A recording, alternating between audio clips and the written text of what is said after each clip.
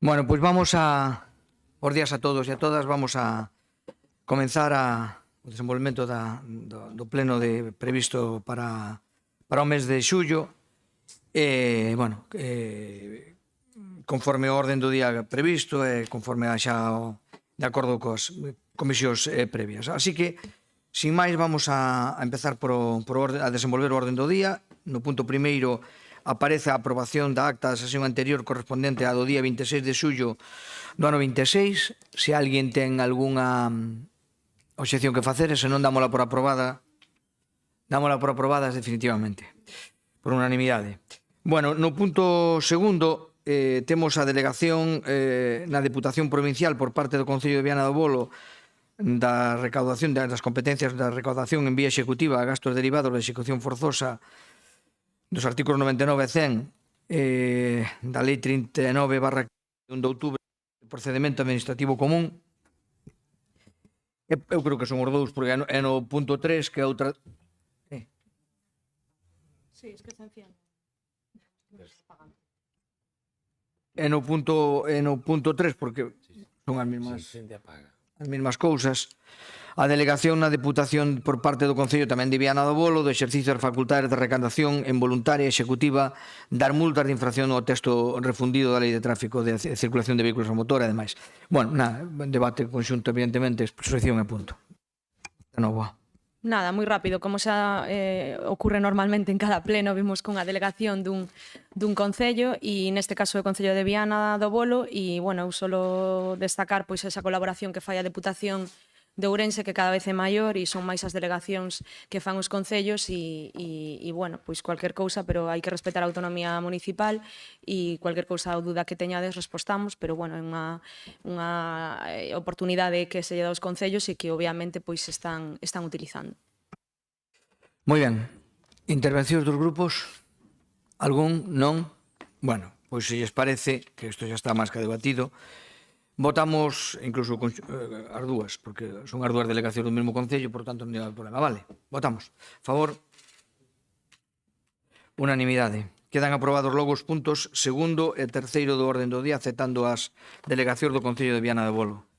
Bueno, no punto 4 temos a aprobación do expediente número 7 de 2026 de modificación das bases de execución de suplemento de crédito por importe de 75.000 euros financiado con cargo ao Fondo de Continxencia e outros imprevistos no orzamento vixente da Deputación Provincial de Ourense. Xa comentamos que isto é para afrontar os traballos de desentullo en Bouza e Pixeiros. A modificación explico Marta Nova. Gracias, presidente. Bueno, aparte do que comentaba o presidente, que é o título do punto, hai máis modificacións nas bases de execución, vale? O punto titúlase polo Fondo de Continxencia, pero hai máis modificacións das bases de execución e que no tocante a distintos temas que vou a ir enumerando un a un.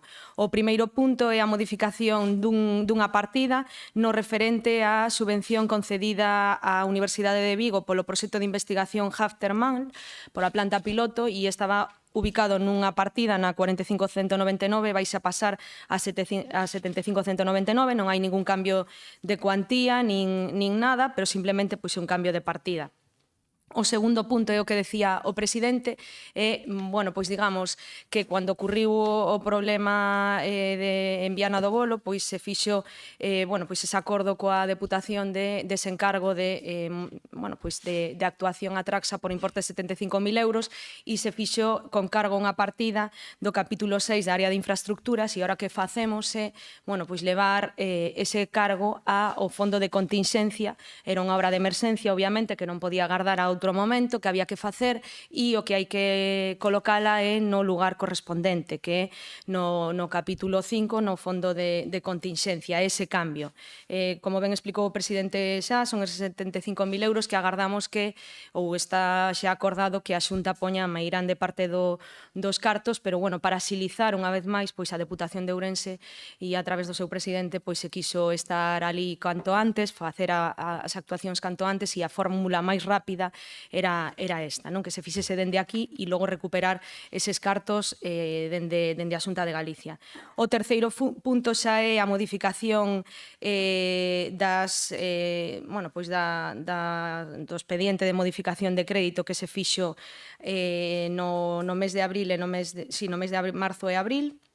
E hai distintas cuantías, non? Pois hai modificacións solicitadas por concellos e modificacións solicitadas por entidades.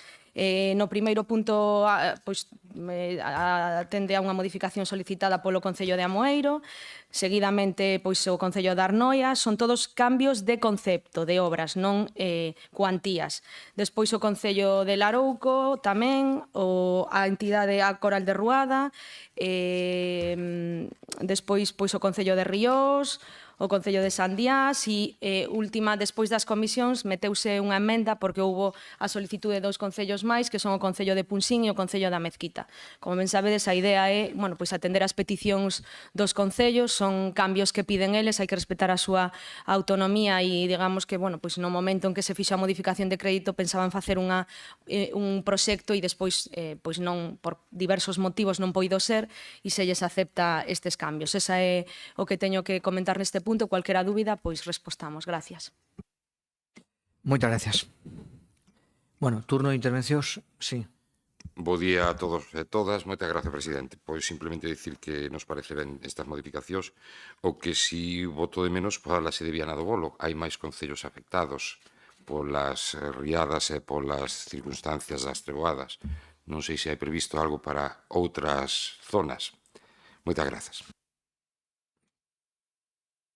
Sí, vamos a ver, isto é unha referido únicamente á obra de emerxencia, vale? Depois está a Xunta de Galicia que en principio vai atender as emerxencias nos outros concellos, que a quen lle corresponde, vale? E logo nós, pois cando se faga, se fai, que eu espero que sí, a modificación de outubro, pois evidentemente pois tamén se atenderá, vale? Atenderás a medida do posible, pero intentamos que realmente isto era unha cuestión puntual, había que facelo e máis áxil era que o fixéramos nós e así foi.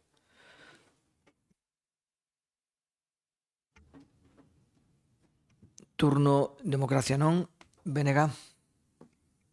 Sí, bueno, nos vamos a absternos, xa saben vostedes que, bueno, isto ven da propia modificación de crédito anterior e estivémonos, por tanto, é lógico que nos absteñamos nela, respetando, por suposto, a autonomía municipal. Respecto aos 75.000 euros, bueno, pois o trasladamos tamén á comisión. A nos parécenos que bueno, que evidentemente se había que facelo, se a Xunta non era menos áxil, pois bueno, facelo dende aquí. Con todo, eu creo que a Xunta debería ter mecanismos tamén, porque igual que nós, ao final, temos o mecanismo de encomenda directa a taxa, pois a Xunta tamén entendemos que o debe ter, e isto xa nos acontecera co da Rúa, co incendio do vertedero da Rúa e que eu saiba daquelas non se recuperaron fondos ou polo menos non se trasladou que a Xunta puxera fondos para isto a favor da Deputación de Ourense. Neste caso, vostedes dicen que hai o compromiso, pois agardemos que sí e que incluso sexa polos 75.000 euros. Decía o compañeiro, efectivamente, que aí hai máis zonas. Entendemos o que dice o presidente, que isto era xusto para a retirada dese material de entullo que hai nesta zona, bueno, que habían outras zonas, pero xa máis en estradas e tal, en outras zonas tuvo que facelo a Consellería a Cotopo, que era a antigua Cotop, en outras zonas está actuando Confederación Hidrográfica. Home, nós queremos deixar aquí tamén a reflexión de que o mellor tería sido bon que esas outras administracións, en este caso non falo da Diputación, falo tanto da Consellería de Medio Ambiente e Consellería de Medio Rural, como a propia Confederación Hidrográfica, se tuveran posto de acordo fai uns meses para evitar este problema agora, non? Ao mellor, incluso hubiera sido bastante máis barato e, sin dúbida, máis eficaz. E, bueno, aquí houve moita sorte de que non houbera desgracias persoais. Houve xente que lle pasou a auga por riba da súa... Entendemos que agardemos que non sexa necesario. Aínda hai zonas que están agardando esas actuacións do ano pasado, ás veces incluso con fondos destinados, pero que non se dan posto de acordo en que fai cada un. Entón, o ideal sería que se puxeran de acordo e que estes 75.000 euros non tuveran que ter sido empregados para isto, sino que xa se houberan tomado as medidas previas por parte das administracións que teñen esa responsabilidade. Insisto que neste non era precisamente a administración que tiña unha, digamos, actividade prioritaria para resolver estes problemas con carácter previo e bueno, e así o queremos deixar de manifesto. Por lo demais, bueno, pois se ao final o fai a Diputación e recupera os fondos, pois é unha opción que non é a mellor, pero bueno, pero aí está. Moitas grazas. Bueno, só un matiz tamén sobre eso. Quero dicir para coñecemento de toda a corporación. A primeira opción que se lle deu ao Concello foi que o Concello contratara directamente as obras a pagarlle ás administracións o 100%. Darlle a opción ela a contratalo. Eran bens municipales, eran rúas municipais, era un pobo, non era competencia de ningunha das outras administracións. Entón, a primeira opción é que ir por vía de emerxencia se lle dera contratara a obra co compromiso das dúas administracións presentes de pagar o 100% da obra. O Concello dixo que non tiña capacidade de contratación e entonces pues, actuou a Diputación, que parece que é a máis dilixente a hora de contratar. Vale, pero a primeira opción foi que o Concello, por tratarse de bens exclusivamente municipais, contratara directamente a obra por vía de emerxencia co compromiso das dúas administracións de pagar o 100% da obra. Vale? Para que tamén quede claro. Siguiente, Soe. Ben, bo día a todos e a todas. Nos anunciar que vamos votar a favor por responsabilidade, primeiro, respetando pois, a autonomía municipal e, sobre todo, pois, algo que levamos perseguido durante moitísimos anos e que agora se conseguiu no plan único do que nos sentimos parte, que é que os propios alcaldes e alcaldesas ou grupos de goberno ou concellos podan definir a súa estrategia en canto á necesidade que teñan en obras, servizos, etc.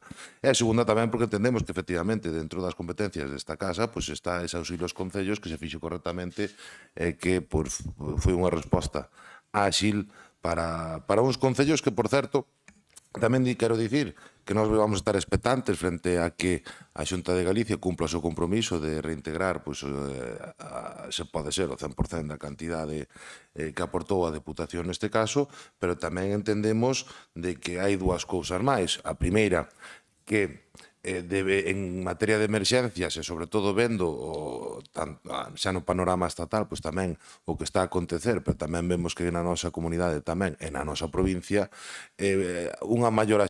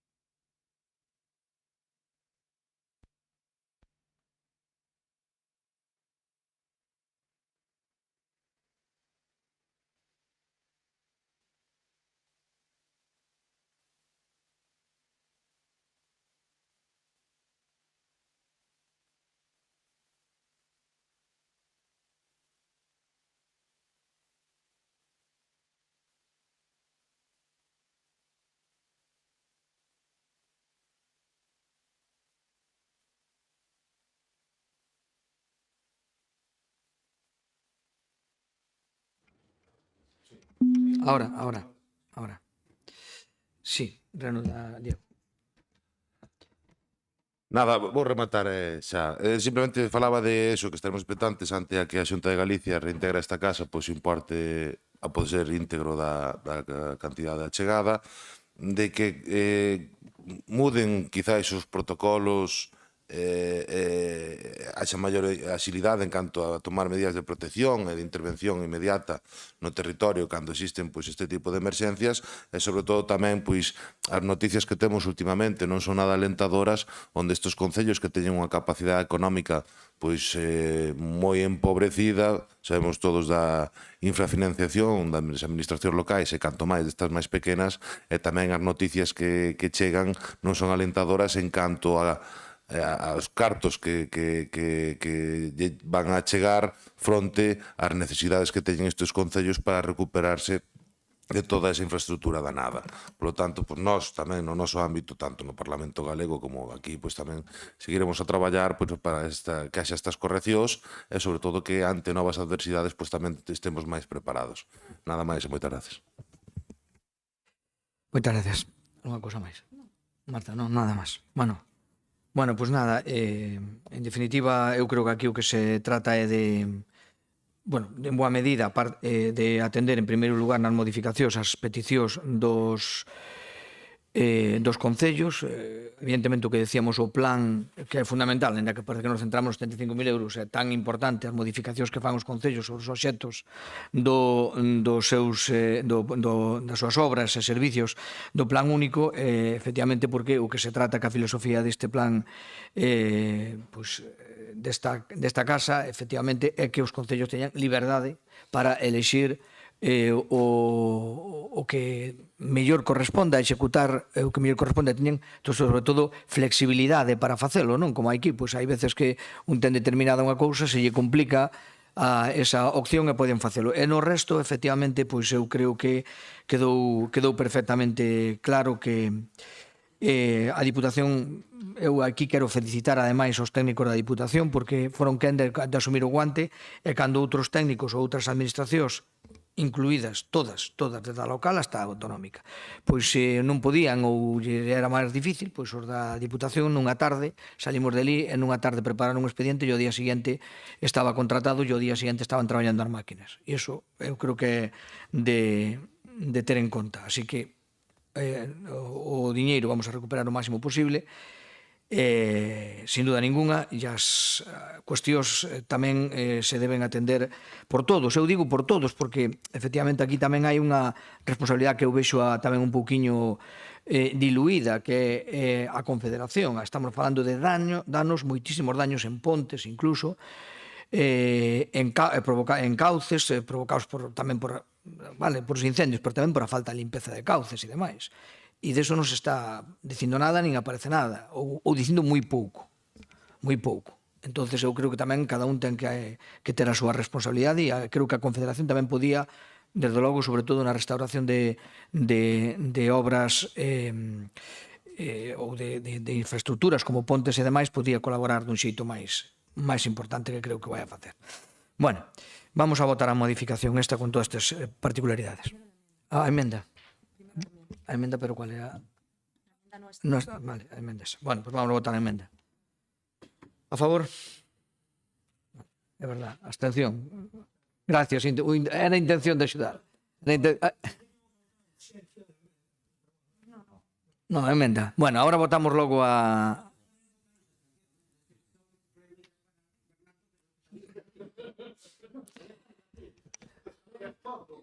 Perdón. Gracias por a abstención. Procurarei mirar sempre primeiro a miña dereita que tendo máis ese parte. Non se preocupe, sempre é máis... Vale, o que pasa é gobernar o da máis guerra. Bueno, ben, gracias. Abstención logo de Democracia e abstención de Bloque. Ben, e agora votamos a proposta, non? Venga, a favor. Gracias. E abstención, Democracia e Bloque. Vale? Gracias. Bueno, termina, neste caso que foi máis corta que de outras veces, a parte resolutiva. Vamos ca asuntos de urxencia que non hai. E vamos logo ca parte de control, que son fundamentalmente as mocións e logo as preguntas e rogos e preguntas. Vamos en primeiro lugar, por orden establecido, no punto 6, a moción do Grupo Provincial de Democracia Ourensana, que tamén existe, e trae mocións. Bueno, pois para reclamar máis ambulancias medicalizadas na nosa provincia. Ten a palabra o seu portavoz. Muchísimas gracias, señor presidente. Me agrada que nos trate con tanto cariño, pero que sepa que es recíproco, porque yo también me sentí muy triste cuando me di cuenta de que, por desgracia, no encontró a su Mbappé y tuvo que poner de candidata pues lo que tenía por ahí. Pero bueno, no pasa nada. Lo siento de verdad. Ainda podemos fixar o mercado de inverno, No creo, pero bueno, no pasa nada, no hay que abusar. Empezamos con nuestra moción, que vamos a pedir más ambulancias para la provincia de Orense, más. Cuantas más mejor, no solo una, más. Y también quiero aclarar antes de empezar que vamos a tratar de ambulancias tipo soporte vital avanzado con médico, porque hay muchas clases de ambulancias, no me voy a poner aquí a contaroslas todas y qué tipo de son, pero son de soporte vital avanzado con médico. A nivel, los trabajadores habitualmente dicen ambulancias medicalizadas y ellos ya lo entienden. Yo voy a intentar simplificar términos profesionales y que sean lo más básicos posibles para que todos lo podamos entender, entre ellos yo.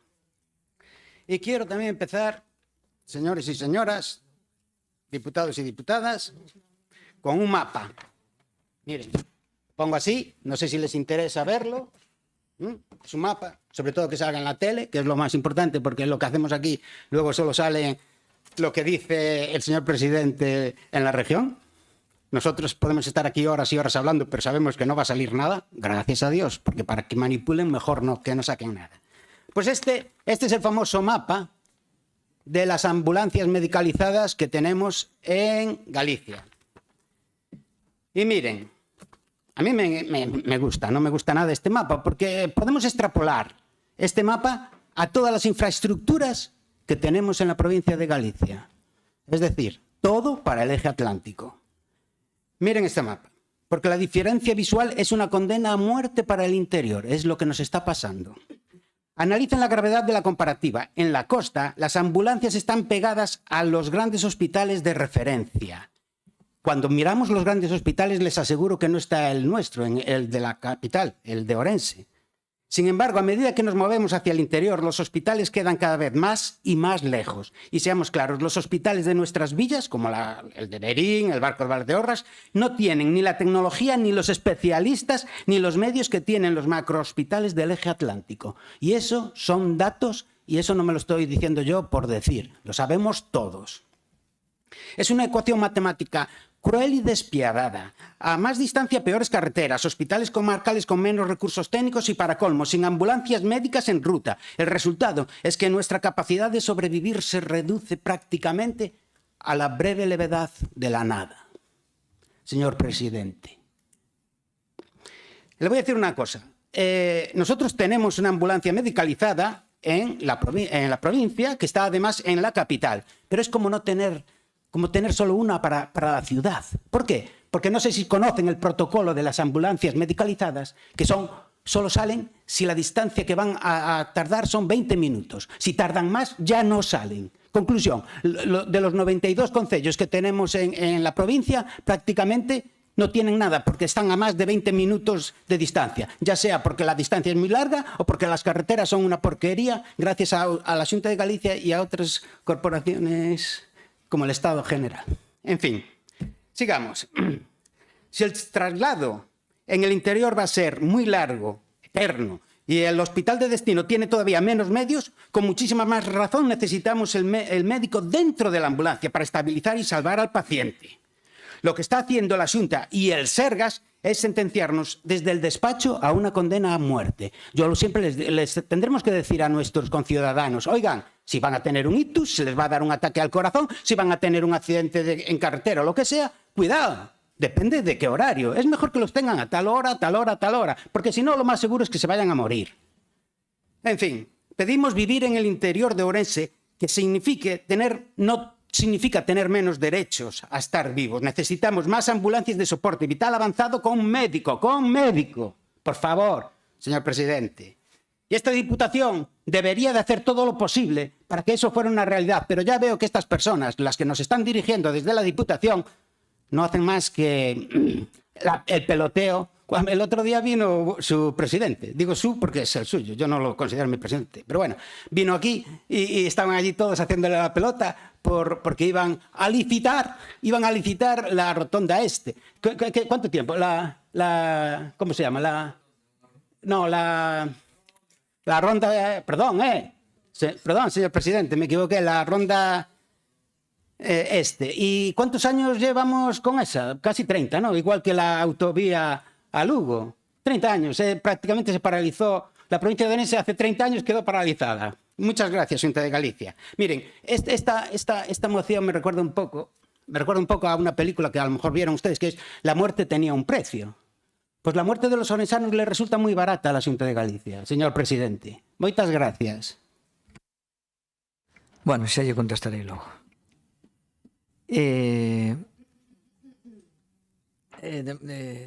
Non escritos. Moitas grazas, presidente. Pois ben, creo que esta moción parte dunha preocupación xeralizada por parte da veciñanza da nosa provincia. Eu non vou a ser tan vehemente como Rafa, pero é certo que é unha preocupación xeralizada. E sí que é certo tamén que cando falamos de urxencias sanitarias non estamos falando de política, estamos falando de vidas humanas, como ben dixo vostede. É unha provincia como Ourense, cun territorio moi extenso, cunha poboación moi envellecida, cunha enorme dispersión xeográfica e cunha rede viaria que tamén puxo de manifesto Rafa, que en moitas zonas condiciona os tempos de desplazamento. É lóxico preguntarse se os recursos existentes son suficientes e se deben seguir adaptándose ás necesidades reais. Todas estas circunstancias teñen que ser tidas sempre en conta a hora de organizar os recursos sanitarios, que ao final son as nosas vidas. Por iso comparto que o obxectivo desta moción e comparto a vontade de que a nosa provincia dispoña dos mellores medios posibles para atender calquera emerxencia. Sinalar que a contratación e planificación destes recursos non corresponde directamente ao Sergas, senón á Fundación Pública Urxencias Sanitarias de Galicia, o 061, que é quen organiza todo o sistema de emerxencias extrahospitalarias. E por outra banda, xa o aclarou, pero bueno, vou non dicir tamén, por outra banda, a moción utiliza expresos como ambulancia medicalizada fixa ou ambulancia de enfermería avanzada.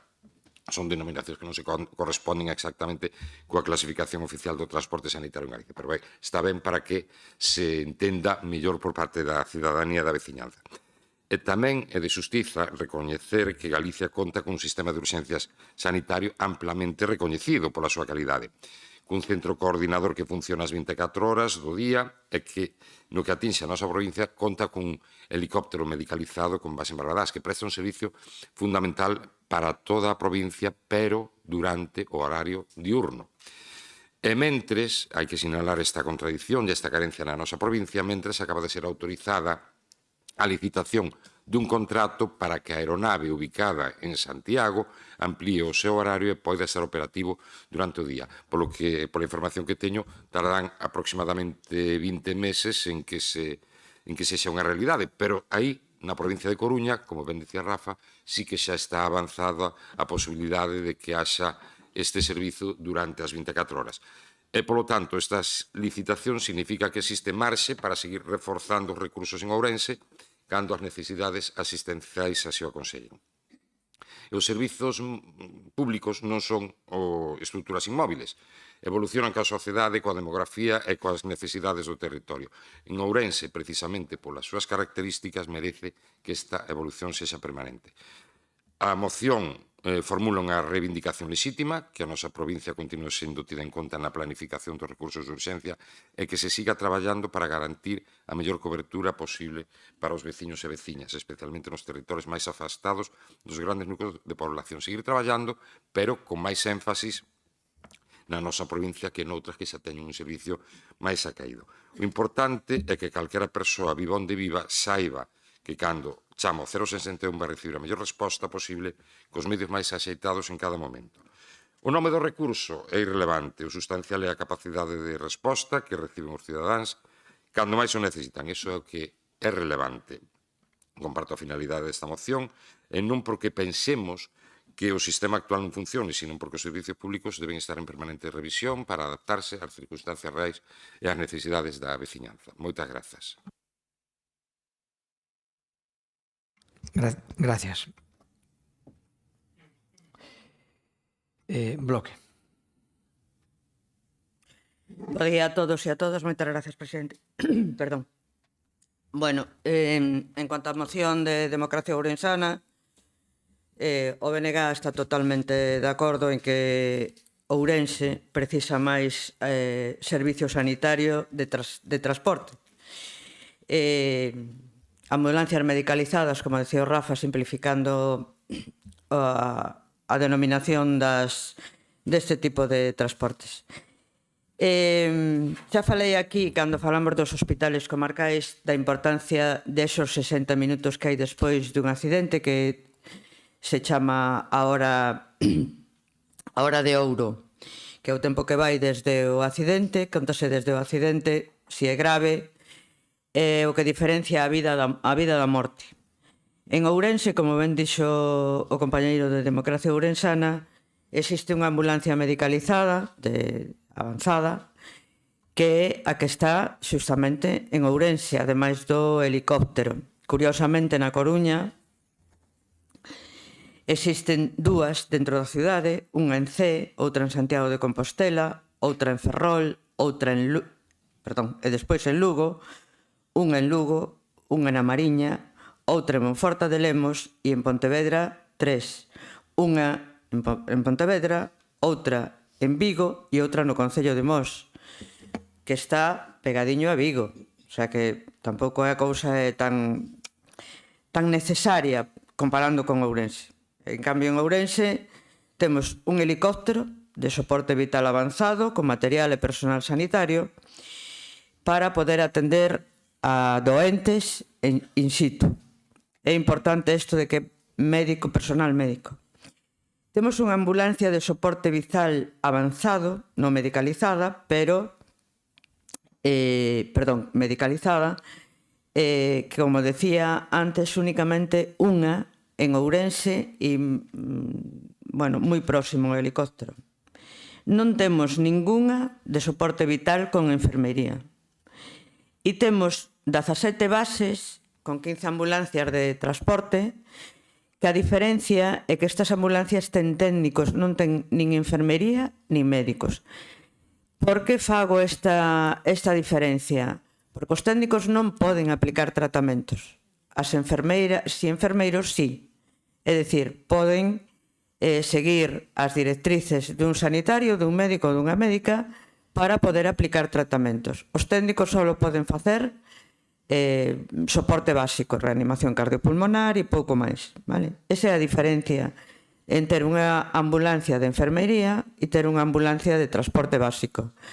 Os transportes básicos transportan, nada máis. E, en último caso, poderían facer maniobras de soporte vital, pero única e exclusivamente. Eu xa sei que outro día, Rosendo, e seguramente nos vai a contestar, falaba de que non solamente existe o transporte terrestre. Claro que non existe o transporte terrestre, porque contamos, como ben dixemos, con 2 helicópteros, un ca base en Compostela e outro con base en Ourense, pero, corrixindo a Xosé Carlos sin ningún tipo de acritude, non solamente o helicóptero de Ourense atende a Ourense, sino que tamén atende a Lugo, e Lugo, como ben sabedes todos, é unha provincia tamén moi grande e que ten unha zona que é a Mariña, que queda bastante distanciada da base do helicóptero. Que pasa co helicóptero? O helicóptero sería o mellor medio de transporte, efectivamente, pero o helicóptero ten moitísimas limitacións, porque ten a limitación da luz e ten a limitación climatolóxica. O helicóptero non voa con neve, o helicóptero non voa con choiva, o helicóptero non voa con néboa. Entón, e treboadas. Entón, esas impedimentos que ten, e máis no noso país, donde a zona que nos preocupa, sobre todo, é a zona de Valdeorras, hai que lembrar que está o macizo galaico, unha zona de difícil aterraxe e que, ademais, según onde se produzca ese accidente que vai a atender un helicóptero, hai que contar con un transporte, se o helicóptero non pode aterrar directamente na zona do accidente, hai que contar con un transporte desde o helicóptero hasta o accidente e desde o accidente ao helicóptero. É dicir, non é a panacea o helicóptero. Entón, por que nos, o BNG, presenta as emendas que presenta?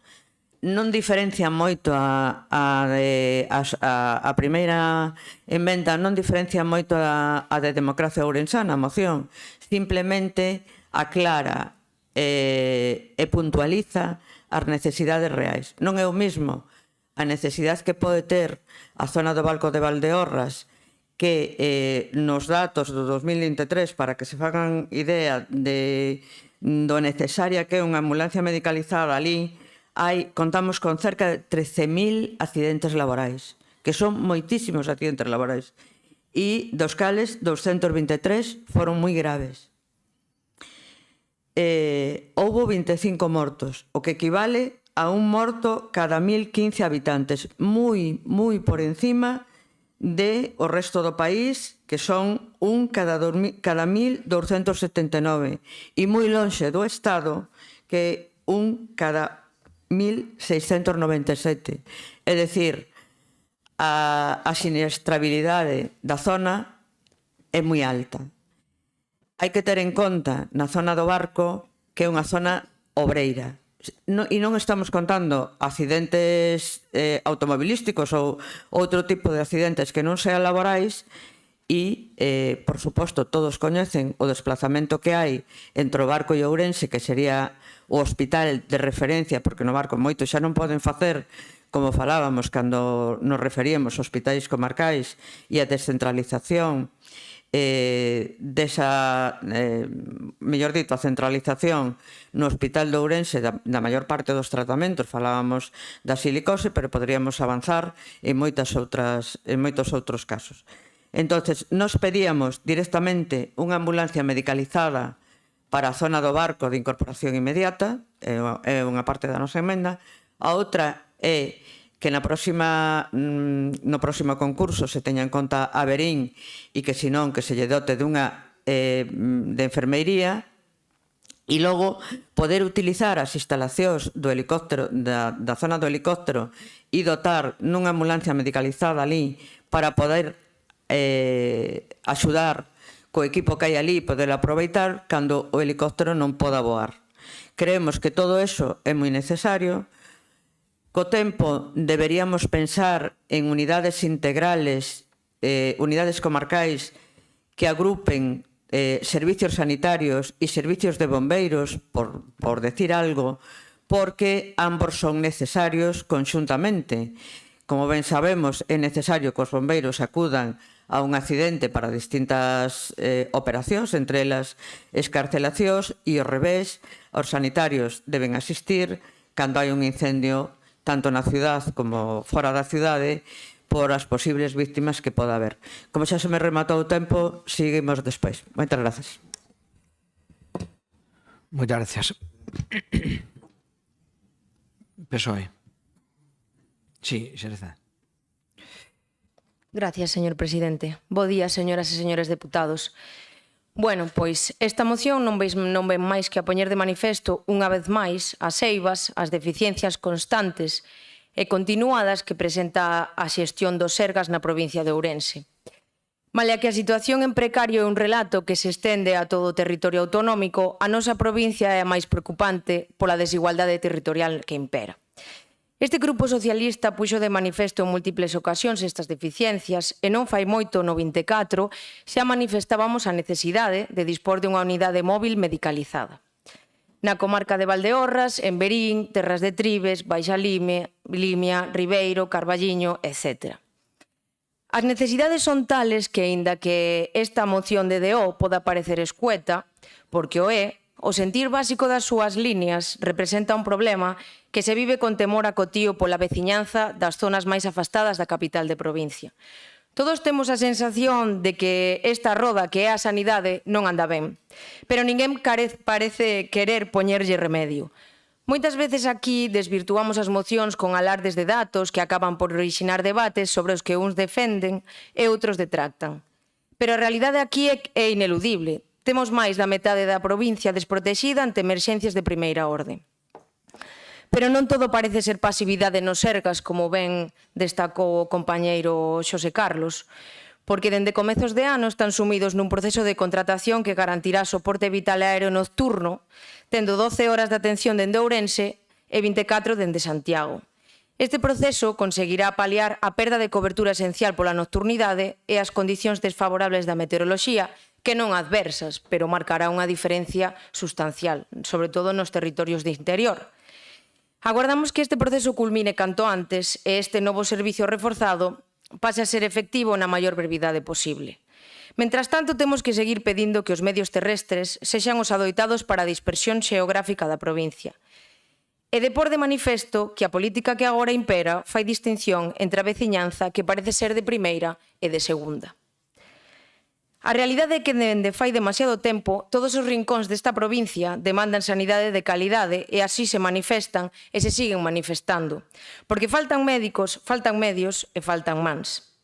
Así que penso que o sensato sería adoptar unha posición institucional entre todos e perseguir unha solución, porque isto é un problema que nos persigue dende o pasado, que seguimos tendo no presente e que van a herdar no futuro os nosos descendentes. Así que, de momento, nada máis. Moitas gracias. Moitas gracias. Grupo Popular, Rosendo. Bueno, gracias, presidente. Saudable día, señoras e señores diputados, medios de comunicación, de información aquí presentes e cuantos os contemplan. A ver, hai moitos sitios por onde empezar. Efectivamente, o señor Cachafero fala de transporte sanitario terrestre, nada máis. Pero non é o único que se debe facer. E tamén me chama a atención que da exposición de motivos dice que a nosa provincia é máis grande de Galicia. Non sei por que é máis grande. Será en superficie. Digo, pero tampouco é en superficie, porque Ourense ten 7.273 km cuadrados, Lugo ten 9.856, Coruña tamén ten máis, 7.950, solamente Pontevedra ten menos kilómetros cuadrados. Bueno, algunha precisión. Penso que o señor Valcárcel está moi enterado, efectivamente, para dimensionar e distribuir os recursos existenciais no eido de transporte sanitario urxente e terrestre na nosa comunidade non é o Sergas, nin é o Insalud, nin é as ocurrencias de cada un. É a Fundación de Urxencias Sanitarias de Galicia. Esta fundación é a que se encarga da xestión, do estudio, da coordinación, da consultoría, a que contempla as variacións demográficas, as variacións nas demandas sanitarias, o tempo de resposta, as isocronas, que aquí só falamos de tempo e de distancia, as isocronas, etc., etc. Por lo tanto, non é un capricho do goberno de turno, senón é da Fundación de 061. Eu podo dicir unha cuestión. O bo facer debe ser dos profesionais deste servicio fai que goce dunha boa percepción por parte da cidadanía. Así amostra a cualificación feita a nivel global da atención recibida polos usuarios do transporte sanitario urxente, que foi o 93%. Este servicio, ademais, é da mellor acollida do día a día dos cidadanos cos recursos que se dedican. É un servicio, ademais, que se coordina cos centros de atención primaria. Non é un servicio aillado, o 061, nin as ambulancias medicalizadas, nin o transporte urxente. Se coordina cos centros de atención primaria que estén máis preto da urxencia, polo que en todos os casos a atención está garantida con máis absoluta inmediatez. Isto significa que a atención sanitaria urxente non só consiste en canto de rápido pode chegar unha ambulancia, que todos queremos que chegue rápido, senón que tamén consiste en dar un tratamento axeitado ao tipo de urxencia. Están falando de recursos terrestres. Efectivamente, dispoñemos de máis recursos, xa que contamos con 2 helicópteros en Galicia, como ben dixo a portavoz do BNG. Son 2 transportes de helicópteros medicalizados que nos axudan a chegar aos lugares onde o transporte terrestre pode admitir ou pode ter unha maior demora. Dos 2 helicópteros a nivel de Galicia, un está en Ourense, ten a base en Ourense. Por suposto que se do momento dado fixera falta mobilizar outra provincia, igual co que pasa co helicóptero que está en Santiago, precisamente por eso, movilización según necesidades. Unha cuestión clara, e o podemos dicir claro e alto. Estamos moi por debaixo dos limiares que establece a normativa europea, que sitúa os tempos máximos para a asistencia sanitaria urxente en 30 minutos. Podemos decir que está por debaixo. Isto fai que a provincia de Ourense non careza de seus recursos, aunque todos queremos máis. A provincia dispón dunha ambulancia medicalizada, efectivamente, con base na capital e, como se dixo, dun helicóptero medicalizado 061 con base en Ourense para atender todas as emerxencias da provincia.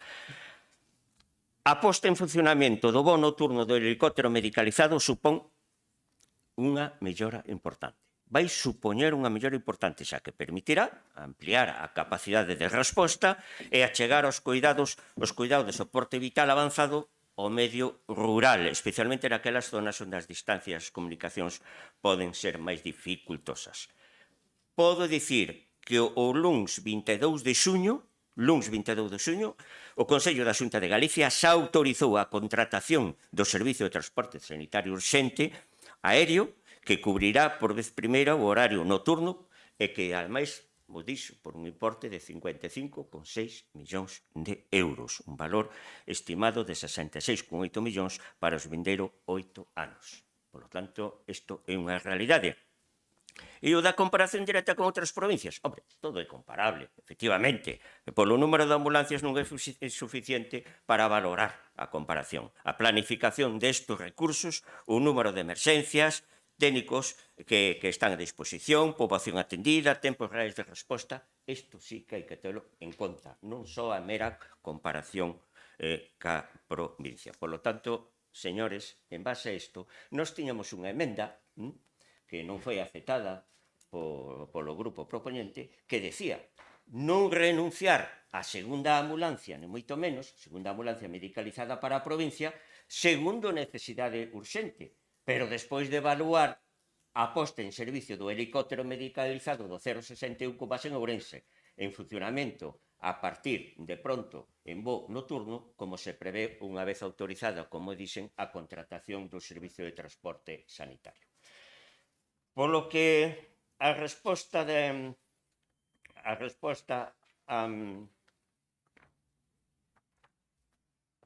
emenda do BNG. Bueno, o papel o pode soportar. E a veces hai brindis ao sol, porque unha ambulancia de soporte vital para a sanitaria do barco, outra para Verín, outra para Trivis Viana, e unha base e incorporar a base de helicóptero 061 unha ambulancia medicalizada. Podo asegurar que conozco sistemas públicos de saúde. Con esta emenda sería o territorio do mundo con máis ambulancias medicalizadas, por metro cuadrado ou por kilómetro cuadrado, como queira. Segundo, e eu diría, como dice aquilo, como era don Plácido, sin acritude. Vou guardar esta emenda, porque se vostedes teñen a lotería de gobernar algunha vez, quero ver se poñen isto a funcionar tal e como piden desta emenda. Porque lles recordo, cando vostedes gobernaron co bipartito, é verdade que sanidade levaba a outra rama, levaba a socialista, pero primeiro que querían quitar, non lle deu tempo porque non chegou a legislatura a 4 anos, foron 3 anos e pouco, querían quitar os PAC, o punto de atención continuada. O sea, querían retirar os puntos de atención continuada e agora queren ambulancias medicalizadas para o barco, para Verín, para Viana e para o helicóptero.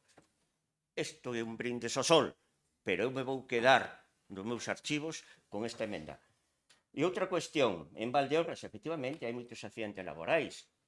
Aquí a alcaldesa onde hai máis canteiras e me di que os impedimentos de accesibilidade das ambulancias é unha certeza que incluso do seu momento se quiso habilitar ambulancias para que pasaran e non foi posible. Por lo tanto, aí ten que entrar o helicóptero como poida. Non é que non se queira, é que xa se estudou para esos accidentes laborais, efectivamente, son accidentes laborais, porque hai canteiras, pero que as ambulancias tal como están é moi difícil, por non decir imposible, a acceder. accesibilidade. Por lo tanto, nos, en vista do cual que non se admitiu unha emenda que nos parece obxectiva e estudada, como non é admitida, pois nos absteríamos ao final, porque nunca vamos a dicir non cando de sanidade se trata, porque o ben máis preciado é escaso. E outra cuestión, saben vostedes, díganme, canto persoal necesita unha ambulancia medicalizada ao cabo dun ano? Do segundo turno yo vou dicir, non sei onde íbamos a quitar os médicos e os enfermeiros, porque se non hai para os centros de saúde, para os PACs, a cantidad de recursos humanos que necesita unha ambulancia medicalizada e vostedes piden por todos os lados, non sei onde íbamos a quitar os recursos humanos. Nada máis e moitas grazas. Moitas gracias. Vamos co segundo turno de intervencións. Deo. Muchísimas gracias, señor presidente. Voy a improvisar, porque después de escuchar al señor Rosendo, casi me da una liposucción. No, una liposucción no, ¿cómo es? Una lipotimia. Una lipotimia. Es lo mismo, es lo mismo. Si te da una liposucción en cualquier ciudad, pueblo de la provincia, estamos condenados. Señor Rosendo, miren, el señor Rosendo, perdonad, yo me río por no llorar, pero el señor Rosendo y el señor presidente y la gente aquí del PP son los que nos tienen que defender en la Xunta de Galicia a todos nosotros. Por el amor de Dios, por el amor de... Prefiero que seáis nuestros enemigos. Yo te quiero de enemigo. Voy a empezar, a ver, poco a poco. Mira, lo dice aquí, mira, las urgencias del Chúo operan con la mitad de los médicos previstos. Y esto viene de vuestro periódico, el de la región, Marta. Tú a la región le haces caso porque crees, mira, la región, Orense, a 1000 enfermeras de alcanzar la media europea. Luego dice, la voz, la situación de urgencias del complejo hospitalario universitario de Ourense es crítica, con una plantilla que apenas llega al 50% de lo establecido como necesaria. Estamos fatal en sanidad. Y escuchar a este individuo, o a esta persona, a este sujeto, a este Rosendo, me indigna, señor Rosendo, de verdad que me indigna. Y siempre me dicen, Rafa, no seas tan exagerado, tan vehemente, pero es que es así. Lo siento, me voy a dar. Mira, señora Serezade, yo soy muy escueto en las mociones porque me gusta ir a lo concreto, a sintetizar. Nosotros aquí en la Diputación solo sabemos hablar, cogemos los datos de todas, soltamos. Yo también me los he tragado todos, ¿vale? Me he tragado todos los datos. Es una manía que tengo. Cuando tengo que leer algo me pongo a leer como un loco. Y entre las cosas que he leído, he tenido que leer la moción del bloque, porque hablé con María.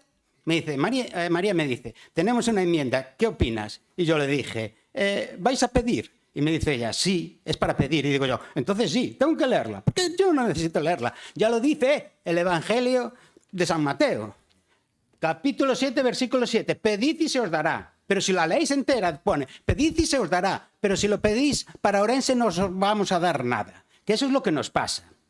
Entonces, sí, vamos a aprobar totalmente la moción del bloque. Yo no sé lo que hicieron en el pasado, pero todo lo que sea pedir para la provincia de Ourense vamos a decir que sí.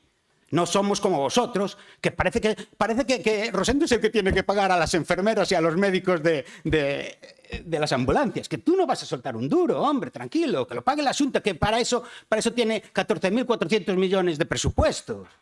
¿Cuánto se gasta aquí? Aquí tendría que gastarse más porque sí, es lo que te decía yo, somos la provincia más envejecida, la que está a más distancias. Yo hablo de ¿qué más da? No sabes lo que es el espacio, el tiempo es igual al espacio partido. No, espacio partido por el tiempo. Entonces, si tardamos más de 20 minutos, no tenemos ninguna ambulancia. Si se tarda más, el protocolo te impide sacarla. Bien, vamos al puñetero helicóptero de las narices. Claro que tenemos un helicóptero, casi un helicóptero, porque este helicóptero, ¿sabes por qué está en Piñor, señor Rosendo? ¿Sabe por qué está en Piñor? Mire para aquí, señor.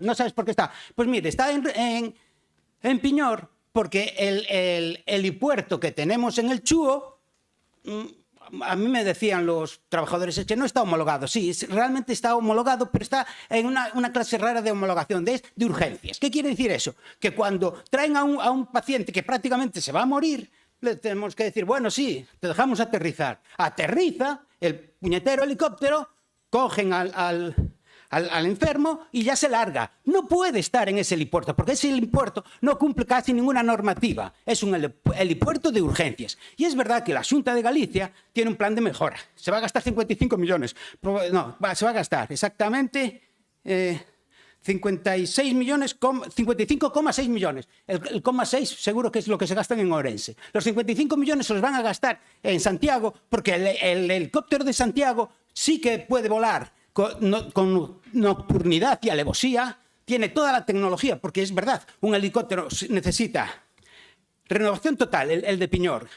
Aeropuerto con tecnología de vuelo instrumental, tripulación certificada nocturna y una red de helisuperficies iluminada, más toda la tecnología de los mensajes y todas estas cosas, ¿vale? Y el nuestro, el de Piñor, va a quedar prácticamente con que va a poder volar 12 horas, pero según la climatología, y desde luego no de noche. Así que, por favor, cuando tengáis un puñetero accidente, os dé un ictus o un ataque al corazón, que no sea de noche, que si no estáis muertos. Mire, es vergonzoso cómo usted tiene la cara dura de defendernos y ya está. Vaya terminando que está fora. Pues ya terminé, venga, hasta después, gracias. No, eu non digo lle vaya terminando, non lle corta a palabra, eso fagarase noutro sitio, aquí non. Eu non lle corta a palabra, se quere continúe, pero digo que vaya terminando, que está fora de plazo. Vale, quere continuar. Sí, solo para decirle que es la primera vez que me alargo un poco, pero yo he estado aguantando aquí vuestros coñazos continuamente y nunca he dicho nada. Muchas gracias porque sé que le toca las cojones. A ver, estou dicindo que leva un rato fora de plazo e que vaya terminando, non lle estou cortando a palabra. Vale, simplemente que creo que levamos un rato fora de turno e eu creo que fago como con todo o mundo. Quere continuar algunha cousa ou non? Non, vale, venga.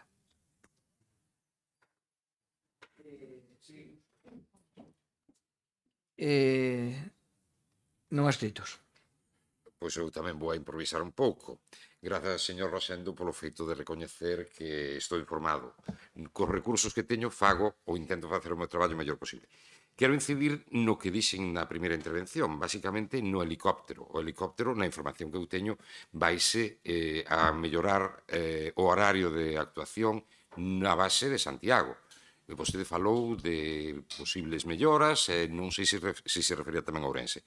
A información que teño é que se sacou a licitación, ou vais a sacar a licitación en breve, as melloras para a base de Santiago. Entón, o que quero insistir é que Ourense tamén merece a posibilidade de que o helicóptero funcione tamén as 24 horas.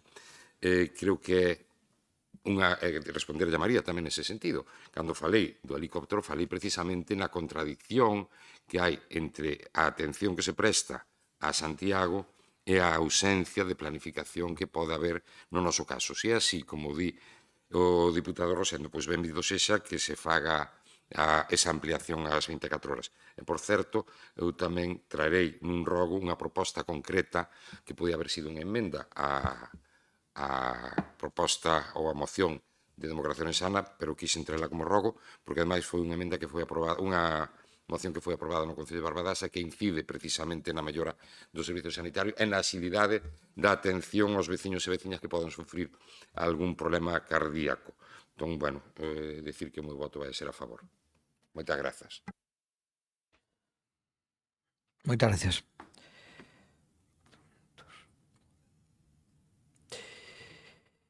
A ver, xa me perdo. Bloque. Bueno, xa saliu o comodín do bipartito. Parece que ese comodín válelle pa todo. Pa todo. E o bipartito xa a xente xa non se lembra, desgraciadamente. En fin, é o que hai. Ben, señor Rosendo, nós non puxemos nunca en dúbida o bo funcionamento do sistema e o bo funcionamento do persoal das ambulancias medicalizadas e demais ambulancias. En ningún momento se puxo en dúbida. O que puxemos en dúbida, e seguiremoslo pondo sempre, é a falta de recursos que hai en Ourense. Antes deille números, simplemente para resumir, por si algún día gobernamos, que eu espero que sea pronto. Vamos, estou segura, incluso, para que logo podan utilizar outra vez o comodín de vez en cando. En Coruña hai 5 máis un helicóptero. En Lugo hai 3. En Pontevedra hai 3. Pero ademais, en Pontevedra tamén hai 2 pescas, 2 helicópteros, o pesca 1 e o pesca 2, que non están dentro do sistema sanitario, pero axudan e non hai que preocuparse do mar. Nós aquí temos que preocuparnos de todo con un helicóptero. De todo. E volvo a decir, por moito que se aumente o horario do helicóptero, hai momentos en que o helicóptero non vai a poder voar e necesitamos ambulancias. O transporte, a poboación que podría atender unha ambulancia medicalizada na zona de Barco de Valdeorras a Rúa sería aproximadamente 30.800 persoas, o sea, casi 31.000 personas, que son moita poboación, para non ter unha sola ambulancia medicalizada. Non se trata de que cheguen rápido, como vostede dice, ou non cheguen o transporte, eso nadie pon en dúbida. E volvemos ao mismo. A ambulancia medicalizada pode atender dentro da ambulancia e estabilizar a un doente dentro da ambulancia. É un quirófano realmente.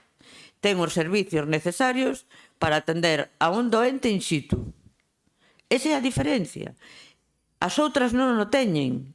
Entonces, por eso queremos ambulancias medicalizadas dentro de Ourense. É certo que Verín non ten tanto problema.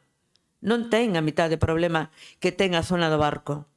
Verín ten unha autoestrada que lle comunica directamente con Ourense e iso facilita o transporte dun doente grave ou non grave. Facilita moitísimo, pero o transporte desde o Barco, e por non falar de algunhas localidades, ponlle un exemplo, pois mire, Barco Xares, 36 kilómetros, tempo aproximado en minutos, 52 minutos. É moito tempo para unha persona grave. Ainda que, se non hai medicalizada, se hai medicalizada, atención, como digo, pode ser dentro da ambulancia, a estabilización pode producirse dentro da ambulancia e o transporte, bueno, pois os 52 minutos sálvanse. Noutro tipo de ambulancias, non. Para unha persona grave, non. E xa lle dixen que según que ambulancia pode haber tratamento ou non. Fala vostede de recursos humanos e tamén sempre estamos con esta leria. Os Sergas que lle pague e os contratos que se fan en Ourense que sean duradeiros. Por que temos tanta fuxida de médicos, médicas, enfermeiros, enfermeiras? Porque non lle facemos contratos seguros. Porque, e isto vivo eu directamente, se teñen que ir de aquí, porque aquí non poden pedir nunha hipoteca, porque non teñen un contrato duradeiro. Se fan contratos de días, se fan contratos de horas, se fan contratos mitad de xornada aquí, mitad de xornada noutro lado. Así é imposible que teñamos facultativos. É totalmente imposible. E a xente escapa de Ourense. E máis, xa non que mires recientes non queren vir a Ourense. Entonces, eso é un problema que temos que atallar e que temos que solucionar. Falaba vostede tamén dos PAC. O mellor os PAC tamén merecen outra moción, porque hai PACs que non teñen equipo completo. O mellor tamén temos que falar de PACs noutro momento. Non vai a ser un momento, porque a min acabouse o tema, o tempo e o tema tamén, e é preocupante. A situación de Ourense é preocupante en todos os sentidos. Gracias. PSOE. Gracias, señor presidente. Señor Rafael, non se enfade, que hoxe está moi alterado. Non se enfade porque, bueno, por un lado, o señor Rosendo está defendendo a súa postura e nos estamos defendendo a nosa e tú estás defendendo a túa. Entonces, vamos por partes. Nos facemos mención a que a moción é escueta, pero a min personalmente gustoume desde o minuto 1 porque a exposición de motivos estaba tan clara, era tan abordable pola nosa parte que non podíamos negarnos. Nos vamos a apoiar esta moción e tamén, si DEO está de acordo, vamos a apoiar esa moción do BNG porque, dende logo, nos parece a caída. Todo o que sea exixir e demandar á Xunta, pois, dende logo. Nós temos un problema moi grande, sobre todo na comarca de Valdeorras, e voulles dicir unha cousa polo tema dos tempos. Eu sei o que é que lle dé un infarto a unha persona no último pobo da Veiga, ao caer o sol, estar 45 minutos reanimando e estabilizando a esa persona e que chegue unha ambulancia de soporte vital básico e mandalo para Ourense, sin saber se vai a chegar. E tamén sei o que é que unha persona que ten un parto de risco se poña a dar a luz pola noite, ya metan nunha ambulancia de soporte vital básico e dé a luz no medio da 120, o bebé nazca cun bronquiospasmo e os manden os dous para Ourense sin saber como van a chegar. Entón, temos un problema moi gordo, e se non o queremos ver, mire, eu digolles unha cousa que aprendí na Escola de Turismo que decía, na porta había un lema que decía, vale quen sirve. E nós estamos aquí para servir, para darlle visibilidade aos problemas da veciñanza, da sociedade, e para darlle visibilidade aos problemas deses anacos de terra que parece que ninguén quere ver e ninguén quere representar. E nada máis, moitas gracias. Sí. Sí, vamos a ver, vou empezar polo final. Eu creo que en Verín e en Valdeorras tamén hai un hospital comarcal. Si é da Veiga, hai un helicóptero e hai un hospital comarcal. Segundo, hai puntos de atención continuada polos concellos da comarca de Valdeorras. Vamos, é que todo ten que vir a Ourense. Home, xa sabemos que estamos con hospitales comarcales, pero para a primeira asistencia para iso están, e son a razón de ser. Vamos a ver, elemento cachafeiro. Eu digo que non vou a pagar, se eu son elemento non sei que máis, eu trato igual, así, trato igual o que me trata. Eu non vou pagar, non falei de diñeiro, iso falou vostede. Eu dixen que é problema de recursos humanos, porque os hai para a asistencia normal, canto máis para iso, que, por certo, aínda non me dixeron cantas persoas se necesitan en cada ambulancia medicalizada ao cabo de ano. E persoas cualificadas, claro, profesionales. Non me dixeron. Fixen a pregunta ao final da miña intervención, pero non me dixeron. A mellor van preguntar por aí, pero sí, pero eu podo yo dicir. Por lo tanto, eu non falei de diñeiro, falei de recursos. Segundo, María, o comodín do bipartito non é comodín o bipartito. Foi unha realidade de goberno, que gobernaron, e punto. E eu sei, porque estaba do Parlamento, exercía de médico, non, da época do bipartito non estaba do Parlamento, exercía de médico, perdón. Eu atendía a xente dos PACs, facía guardia dos PACs de Celarova, e vostedes puxeron en dúbida os PACs. Punto.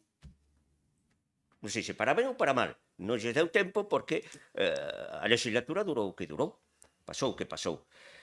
Non me fale vostede de que aquí non se fan contratos. Porque aquí incluso cando non se poden cubrir, se recurre ás plazas de difícil cobertura e se lle dá un contrato sin ningún tipo de oposición. E ainda pasou outro día co servicio de urgencias do Chúo.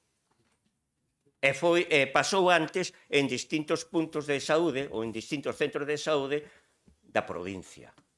Por lo tanto, se fan contratos.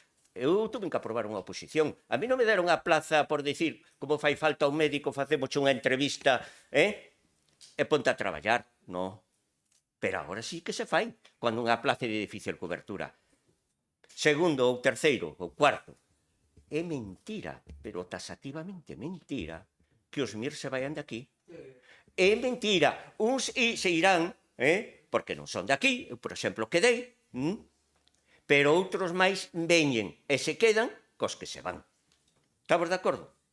Por lo tanto, bueno, eu lle digo que sí, e que este ano se cubriron o 100% das plazas, pois é unha realidade. Por lo tanto, mire, se necesitan 26 persoas para cubrir 24 horas os 365 días do ano. 26 persoas, que non son persoas calquera. Todas son persoas que teñen que ter unha cualificación. Desde técnicos sanitarios, a enfermería e a médicos. Se non temos recursos, porque non os hai, para a cobertura normal dos centros de saúde e dos PACs, como vamos a ter para pôr ambulancias medicalizadas no barco, en Verín, en Viana e do helicóptero 061. Realmente, o papel e os brindes ao sol existen. A realidade é outra. Repito, en sanidade e en asistencia sanitaria non hai precio. A sanidade non ten precio. Ten un coste. Nos tratamos de invertir o máximo posible e por eso digo, non renunciamos a ninguna ambulancia e a emenda que queríamos por é, sin renunciar á ambulancia medicalizada para a provincia segundo a necesidade sanitaria urgente, despois de evaluar a posta en servicio de ese helicóptero que xa temos. Por lo tanto, non renunciamos e por eso nos vamos a abster, porque nós, sujeto cachafeiro, non renunciamos absolutamente a nada, ni estamos contra nada que sea para Ourense, sobre todo cando de sanidade estamos falando. Non diga que non queremos, querémolo, pero con sentidiño, e non con papel que o pode soportar todo e brindes al sol que un queda ben para fora, pero non ve a realidade. Muy bien. Turno de peche para Dio. Muchas gracias, señor presidente. Doña Serezade, cuánta razón tiene usted, ¿verdad? Cuando alguien ha vivido esas situaciones en donde por falta de tiempo, porque se llega tarde y fallece una persona o pierde un ser querido, es duro. Y es cuando se vive ese momento y dices tú, ¿pero por qué sucede esto? Pues sucede esto porque estamos en la provincia de Ourense. Y eso es lo triste. Y lo estamos viendo, lo ve María y el Bloque Nacionalista Gallego, lo ven ustedes, los del Partido Socialista, pero Rosendo y el PP no lo ven. Y ese es el problema. Yo podría entender a Rosendo si realmente estuviera defendiendo sus ideas. Está defendiendo las ideas del PP. Eso es lo triste. Nosotros defendemos a los ciudadanos porque sabemos que somos ciudadanos y lo que nos puede pasar a nosotros o lo que le ha pasado a familiares o amigos o a seres queridos aquí. Y por eso luchamos y por eso me pongo yo tan exageradamente vehemente. Pero este señor está defendiendo los intereses del Partido Popular. Y estos señores que debíamos estar todos juntos, unidos para luchar, porque sabemos que si al final no nos van a dar nada. De todos los millones que se van a gastarse con el helicóptero, los 55 millones se van para Santiago. El helicóptero es otra forma de engañarnos un poco. Sí que pasa de 8 horas a 12, nada más. Pero cuidado, en invierno prácticamente va a hacer el mismo recorrido, pero es verdad que van también a hacer el helipuerto, lo van a homologar, pero para el helicóptero de Santiago. Porque imagínate, oiga, usted tiene un accidente, sí, soy de Santiago, no se preocupe, lo vamos a llevar para allá. Eso es lo triste. Lo triste, yo a veces me tengo que ir al humor porque si no me pongo y me salto muchísimo, ¿no? Se nota que no soy un político profesional. Y espero no serlo nunca. Pero es que tenemos que luchar y defender las cosas de la provincia todos unidos. Aquí se han defendido ciertas mociones y aprobadas por mayoría y no se ha hecho absolutamente nada. Estos señores son siempre unos pelotas del poder establecido en la Xunta de Galicia. Y eso es lo triste. Que al menos, bueno, muchas gracias. Y perdonad por cómo me pongo, pero es que es así. La salud es lo fundamental. Acordaros de mi famosa frase, Señor, Señor, dame salud, y a mis enemigos, dales dinero. Muy bien. Pues para turno de peche. Vamos a ver, tampouco nada novo baixo o sol, estamos xa acercándonos a unhas eleccións e falar de sanidade, co que sempre toca a fibra sensible de todo o mundo e os intereses máis propios de cada persoa, pois é fácil e decir que falta isto, nunca decir, pois, oye, melloramos, fixemos toda esta inversión, aumentamos os números de persoas atendidas, aumentemos máis profesionais, temos dificultades en ter máis profesionais, efectivamente, facemos todo o que podemos para ter máis profesionais. Bueno, iso é unha cousa bastante habitual, sobre todo cando un está na oposición, claro.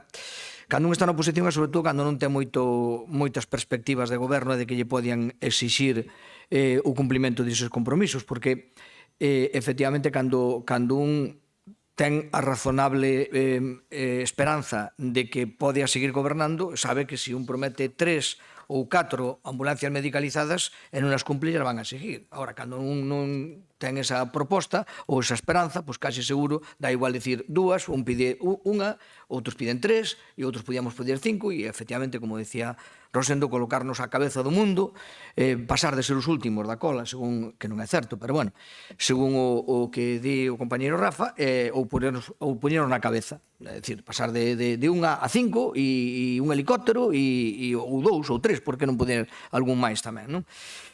Dito isto, decía a Xerezade que efectivamente a proposta servir é o que conta, ser útiles é o que conta, eu añadiría. Por iso nos fixemos unha proposta, nos vamos a absteñer, porque nos vamos a votar en contra de sanidade, pero fixemos unha proposta que creo que é realista, é dicir, oye, vamos a mellorar o helicóptero, evaluemos e vamos a por a segunda ambulancia. Non vayamos, pasemos dun a 5. Eso non é ser realistas, porque sabemos que non vamos a conseguir. Entonces, claro, queda moi ben dicir, no, pido 4 ambulancias máis. Bueno, pero sabemos que é imposible. Ahora, mellorar o helicóptero, pasaron a segunda, pois eu creo que é bastante realista. Por eso facemos unha emenda, non votamos que non, nin non justificamos que non. E efectivamente, eso é o que hai. Despois temos moitas dificultades, efectivamente, porque dice que os MIR non se quedan aquí. Mas si se quedan aquí. En donde non se quedan, en donde en gobernos doutro tinte político, eu, como saben, teño algo na familia, cales son as últimas plazas que non se cubren? As de Cataluña. E se ese modelo de gestión que temos aí e tal, son as últimas plazas que non se cubren e moitas veces quedan desiertas. Non son as de Ourense que non se cubren, son ou noutros sitios de España, precisamente, entonces tan mal non estaremos. E despois eu non quería entrar, porque eu creo que estamos no de sempre, non? E aquí o famoso método método populista, non? Santiago nos roba, Santiago non nos dá nada, e Santiago a veces non dará cousas, pero cando dá cousas importantes, pois tamén as temos que recoñecer. Usted decía que Ourense é a mellor provincia para morrer. Prácticamente, que aquí morremos porque non estamos atendidos e que estamos tirados e que, por tanto, é a mellor provincia para morrer. Oye, que curioso que os servicios que hai aquí fan que Ourense sexa unha das provincias máis lonxevas do mundo. Iso é un dato obxectivo. Donde hai máis centenarios. Donde está a punto de ser declarada zona azul das poucas zonas azules do mundo. Oye, se tiveramos uns servicios tan malos, non daríamos esa media, ou non? Onde o outro día inauguramos ou estambullemos un plan de 16 novas residencias e se di que Ourense é a mellor provincia de España para envellecer por os servicios. Home, como se me pode plantear un panorama como este? Tan mal non o estamos facendo, home, que a xente non é masoquista. Non é masoquista, nin é tonta. Entonces, algo estaremos facendo ben cando, a pesar dos erros e a pesar das faltas que poidamos ter, a xente nos siga apoiando. E, por tanto, non nos veñan con esa retaíla que é a mantra ahora de DO e encima poñéndose como excepcionales xestores. Excepcionales xestores. En fin, cando día tras día vemos exemplos de unha nefasta xestión. Nefasta xestión. Desde logo, non é un modelo. Non é un modelo de xestión, desde logo, para todo o mundo. Non o quero pensar que ese modelo de xestión se estenderá a todo Galicia. Non o quero pensar. Así que eu creo que en sanidade debemos ter, efectivamente, aspirar sempre a mellorar, investir os máximos recursos posibles, e por iso nós facemos unha proposta realista. Lonxe de demagoxia e lonxe de propostas que, bueno, quedan moi ben sobre o papel, pero que son realmente irrealizables na práctica. Que é irrealizable na práctica como, pois, era neste caso a do BNG, porque sería absolutamente irrealizable. Bueno, vamos a votar. Nos presentamos a emenda, pero non se nos admite, por lo tanto, nada, non? Non, falámola. Pero dixeron que non. Sí, ten a palabra, ten. La persona que habló conmigo me dijo, tenemos una enmienda, a ver si te parece bien. Y le dije yo, es para pedir. Y me dijo, no, es de modificación. Y dije yo solamente acepto enmiendas que para pedir, para modificar no. Bueno, pues vale, pues xa está. Explicouse que a emenda que era, a que queríamos presentar, e a que dixeron que non, que era a de que era, quede perfectamente clara a nosa proposta, que era, despois de ver a mellora no helicóptero, as melloras que promove o helicóptero, pois a maiores a de loitar por a segunda ou pedir a segunda ambulancia medicalizada, vale? Se non se estima, por votamos únicamente a proposta súa. Ou a do bloque, non? A emenda do bloque, non? Primeira emenda do bloque. Sí, emenda do bloque. Por favor. Vale. No PP absteñémonos. Vale. E agora a moción. A favor? Vale. O PP, abstención.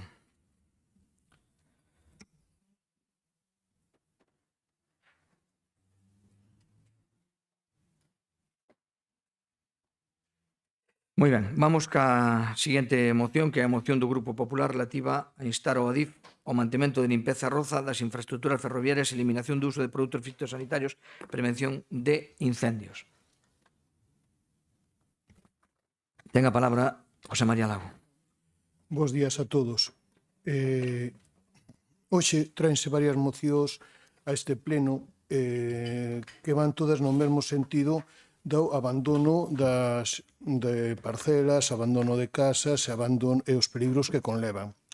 Nos hoxe traemos unha moción sobre o abandono das infraestructuras que ten o ADIF, sobre todo os marxes das vías cando pasan polas vilas, o abandono das antiguas estacións, como eran a Mezquita, a Capela, Campo Becerros, Laza, Vilar de Barrio, Baños, Taboadela, Paderne, que hoxe en día están nunha situación de deterioro, moitas veces con silvas, con riscos de incendio. E, sobre todo, nos tramos urbáns onde non se fai un mantemento non adecuado, non hai unha planificación e faise moito uso de fitosanitarios. Sabemos que os fitosanitarios son necesarios, pero solicitamos, entre outras cousas, o cambio de modelo. Un modelo que pase de usar un fitosanitario que ao final sigue deixando biomasa que é moi factible de arder por unhas rozas mecánicas.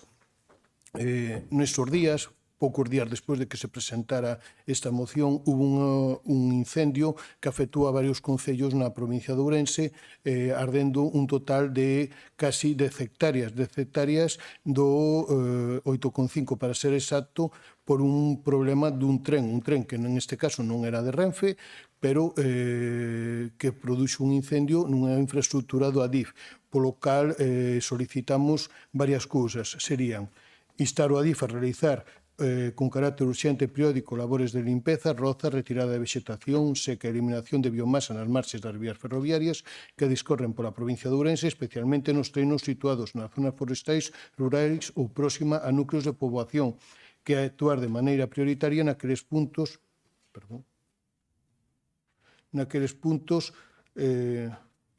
nos que xa teñen producido incendios ou incidencias vinculadas á rede ferroviaria.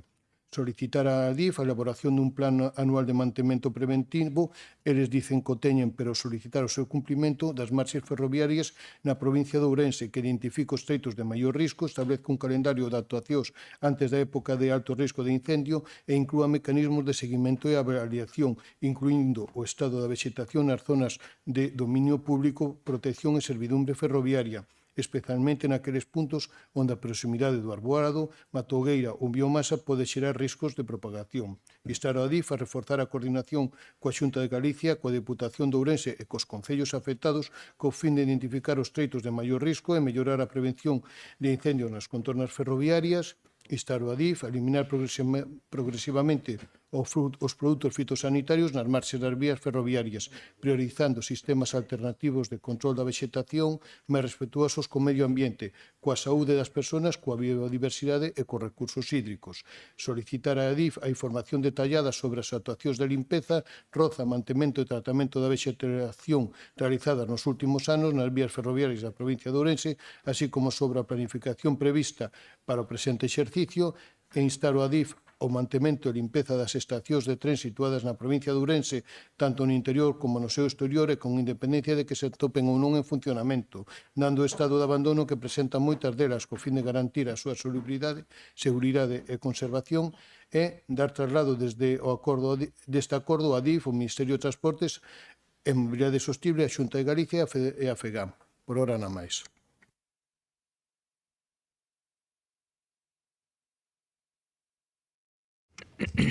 Bueno, vamos a turno de intervención dos grupos non escritos. Moitas grazas, señor presidente. Pois ben, cando falamos de ferrocarril, habitualmente acostumamos a pensar nas vías, exclusivamente nas vías, nos trens ou nas estacións, pero o ferrocarril tamén é territorio. A infraestructura non remata no carril, continúa nas súas marxes, nos montes, como ben se di na moción, polos que discurre os núcleos de poboación cos que convive. Pois ben, esa convivencia leva aparelladas responsabilidades que penso que non son só responsabilidades, son obrigas. As administracións públicas non poden limitarse a construir ou conservar unha infraestructura, tamén teñen que evitar que esa infraestructura se convirta nun factor de risco para o territorio que atravesa. E sí, é certo que nas últimas semanas teñen ocurrido diversos lumes, diversos incendios vinculados e relacionados precisamente con este mantemento. Todos e todas nesta provincia sabemos perfectamente o que significa convivir cos incendios forestais. E cando cada verán comprobamos como o lume condiciona a vida dos nosos veciños e das nosas veciñas, e pon en risco vivendas, interrompe servizos públicos e provoca importantes perdas ambientais e económicas. En ese contexto, todo o que contribúa a reducir riscos merece ser apoiado. E tamén considero que é de xustiza que se reclame un mantemento constante das franxas ferroviarias. Non porque resolver esa cuestión elimine por si só o problema dos incendios, que sería unha simplificación, sino porque toda medida preventiva suma. E a prevención non depende dunha única actuación, depende da suma de moitas pequenas decisións ben feitas, limpar cando corresponde, retirar biomasa, conservar as zonas de servidume e actuar antes de que apareza o problema. E hai outro aspecto que a min pareceme sumamente importante. As administracións teñen que actuar con planificación e non a golpe de emerxencia. Non é eficiente que a limpeza se produza só despois dun lume ou cando aparezan denuncias dos concellos ou da cidadanía. O que dá resultado é o traballo constante, continuo e organizado. A moción tamén introduce unha cuestión que para min tamén resulta relevante e considero caída. Avanzar e implementar métodos de mantemento máis sostibles desde o punto de vista ambiental. A protección do monte e a protección da biodiversidade non son obxectivos incompatibles. Ao contrario, deben avanzar da man sempre que exixan alternativas eficaces. E o mantemento das estacións ferroviarias tamén é algo relevante, porque moitas delas constitúen a primeira imaxe que recibe quen chega a un concello. Unha estación abandonada transmite abandono, unha estación limpa e ben conservada transmite respecto polo patrimonio público e polo propio territorio. De feito, nesta provincia temos moitas estacións de ferrocarril que están abandonadas e que discurren polo noso territorio os convois e que ademais son historia da nosa provincia. Falo, por exemplo, da estación de Peares, por un exemplo. Por lo tanto, o seu mantemento non é unha cuestión estética, tamén é unha cuestión de seguridade, de conservación e de identidade, xa que en moitas ocasións as estacións son o referente dun lugar. Nesta moción falase de prevención, pero tamén de responsabilidade. Responsabilidade de quen administra unha infraestructura pública para que non cause problemas engadidos ao seu territorio. Creo que anticiparse sempre será moito máis útil que reparar, porque a prevención sigue sendo a mellor política pública e porque o cuidado das infraestructuras tamén forma parte do compromiso co medio rural e coa veciñanza da provincia de Ourense. Moitas grazas.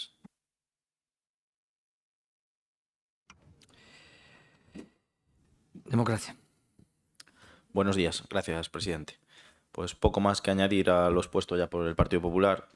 Cuando hablamos de prevención de incendios, cualquier medida que ayude a reducir riesgos pues merece nuestro apoyo. Además, en una provincia como la nuestra, donde cada verano vivimos con preocupación esta amenaza, el mantenimiento de las infraestructuras no debe dejarse para cuando ya haya ocurrido una desgracia.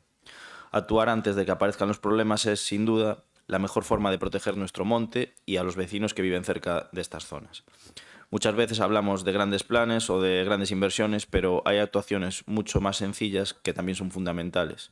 Un mantenimiento adecuado o una limpieza a tiempo pueden marcar la diferencia y evitar consecuencias mucho más graves. Precisamente por eso creemos que hay que actuar con previsión y no esperar a que surjan los problemas. Por eso entendemos que ADIF debe asumir esa responsabilidad y mantener en condiciones las zonas que dependen de su gestión.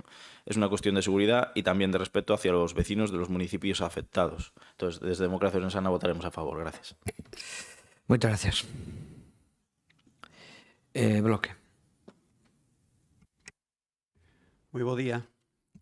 Pois sí, cando se chega a época do verán todos lle temos medo ao lume, lóxicamente, porque despois das experiencias que temos vivido, por desgracia, nos últimos anos, especialmente o ano pasado, pois sí que nos teñen que facer temblar o corpo, sobre todo vendo tamén o que está acontecendo en outros territorios do Estado español.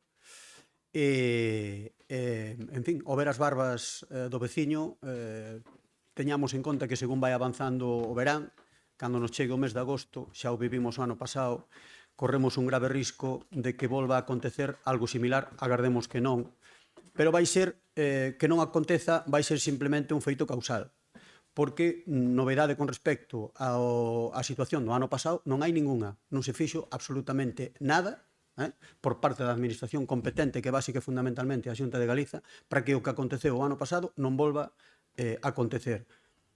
E efectivamente, a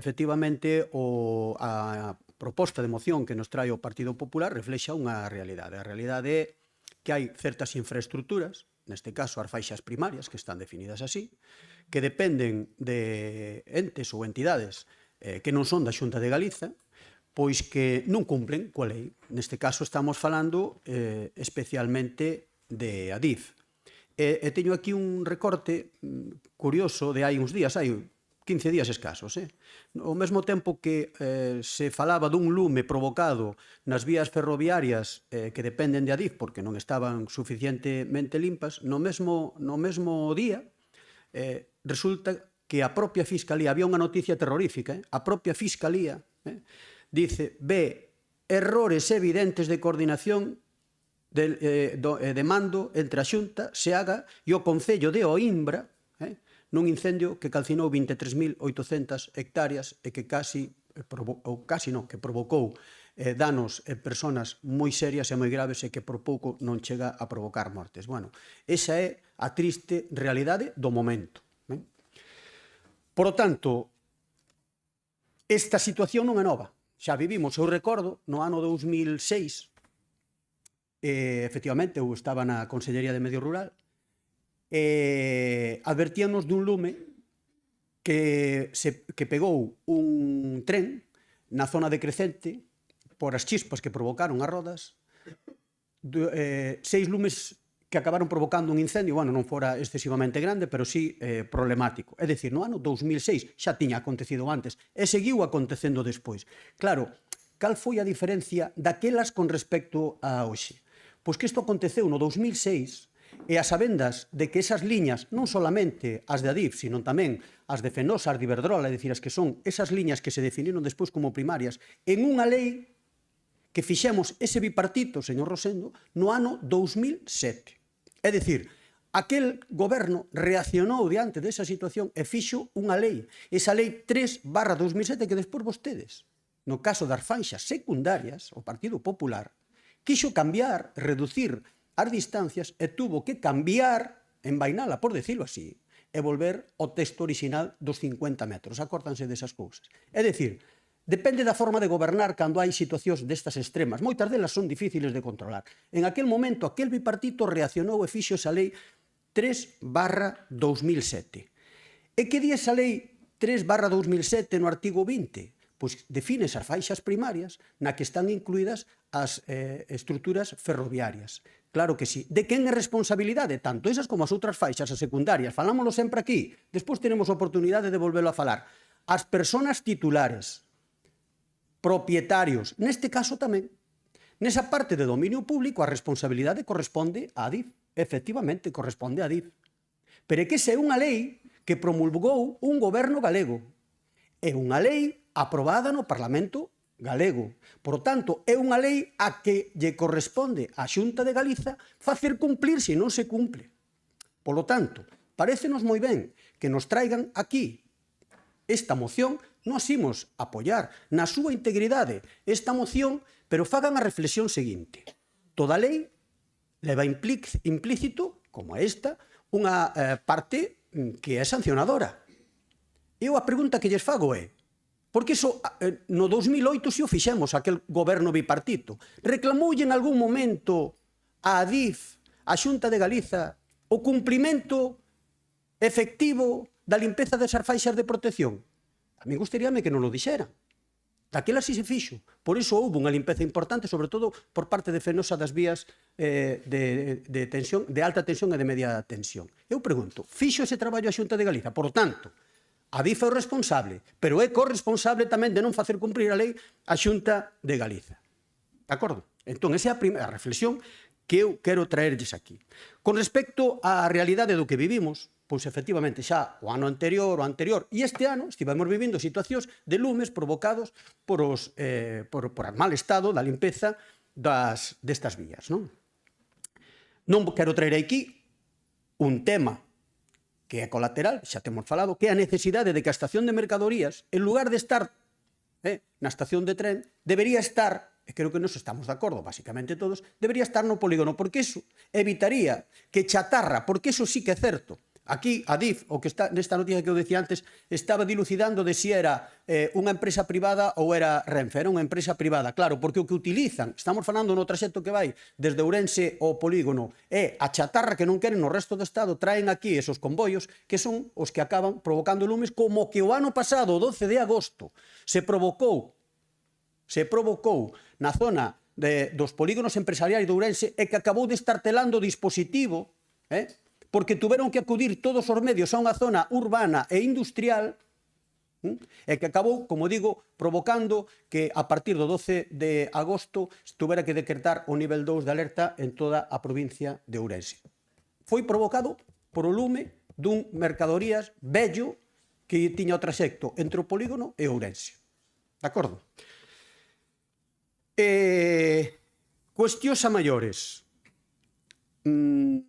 A información que eu teño, que eu dispoño, é de que efectivamente, aquí non está a Adif, pero non sei se alguén nos podería explicar, a Adif ten un plan de limpeza. A Adif, como é unha empresa propietaria dese dominio, ten un plan de limpeza. Cúmpleo. Habría que saber se teñen presentado ese plan de limpeza desos viales, se o cumplen ou non os cumplen.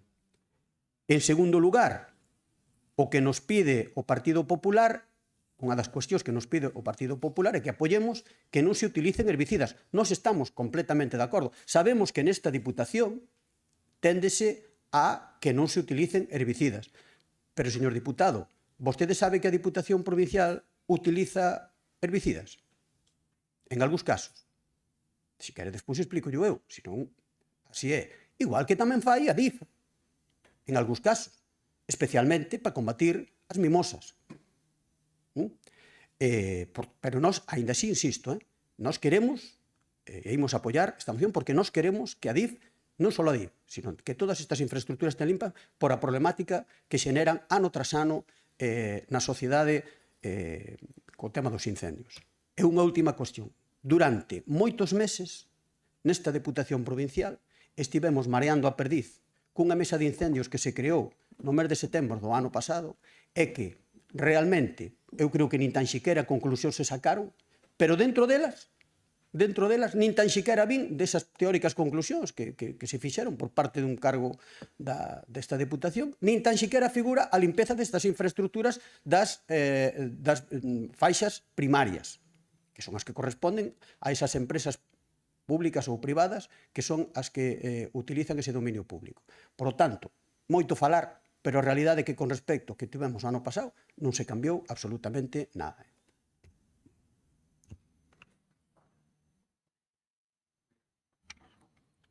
PSOE. Sí, bo día, presidente, moi bo día, compañeiros. Bueno, pois estamos a finais de xulio e o Partido Popular donde pon o foco dos lumes en as medidas que poden artellar as outras administracións, pero non nas donde ustedes gobernan e onde teñen responsabilidade. Obvian, entendo que obvian intencionadamente a inacción da Xunta e da propia Diputación durante todo o inverno. Nunca mellor dito, que os lumes só nos acordamos na época estival. Só nos acordamos dos lumes na época estival. Desde a vaga dos lumes do ano pasado, charlas, mesas, conferencias, máis charlas e promesas incumplidas. Desde logo que a DIF ten que facer o seu traballo de mantenimento tanto no trazado, especialmente nos trens, e tamén exixir ás compañías externas, ás empresas privadas, que cumplan ca normativa e poñan as medidas necesarias para que estes acontecementos non volvan a pasar. Pero chámanos a atención que se queira singularizar a orixe dos lumes e as súas consecuencias nos lumes que provocaron o tren, os que provocaron os que se imputan que provocaron. Nestes meses vimos como primeiro se poñía o foco en que prácticamente todos os lumes eran provocados. Máis tarde se responsabilizaba os veciños e veciñas do estado dos predios e dos montes, e agora se señala os trens como feito de causante principal. Tamén falamos da maquinaria agrícola, falamos dos tractoristas. Pero que a realidade é que o monte vai arder. Sea a causa que sea, o monte vai arder e está ardendo. E chámanos a atención que ante a preocupación dos problemas que podemos considerar xa estruturais da nosa provincia, a día de hoxe a Xunta de Galicia teña simplemente o 70% das actuacións previstas de limpeza e de broce sin realizar. O 70% sin realizar. Falamos dos 12 km de estradas conveniadas cos concellos. Falamos das 10 hectáreas de franxas prioritarias nos concellos. Falamos dos convenios con particulares para a limpeza e de broce das fincas conveniadas.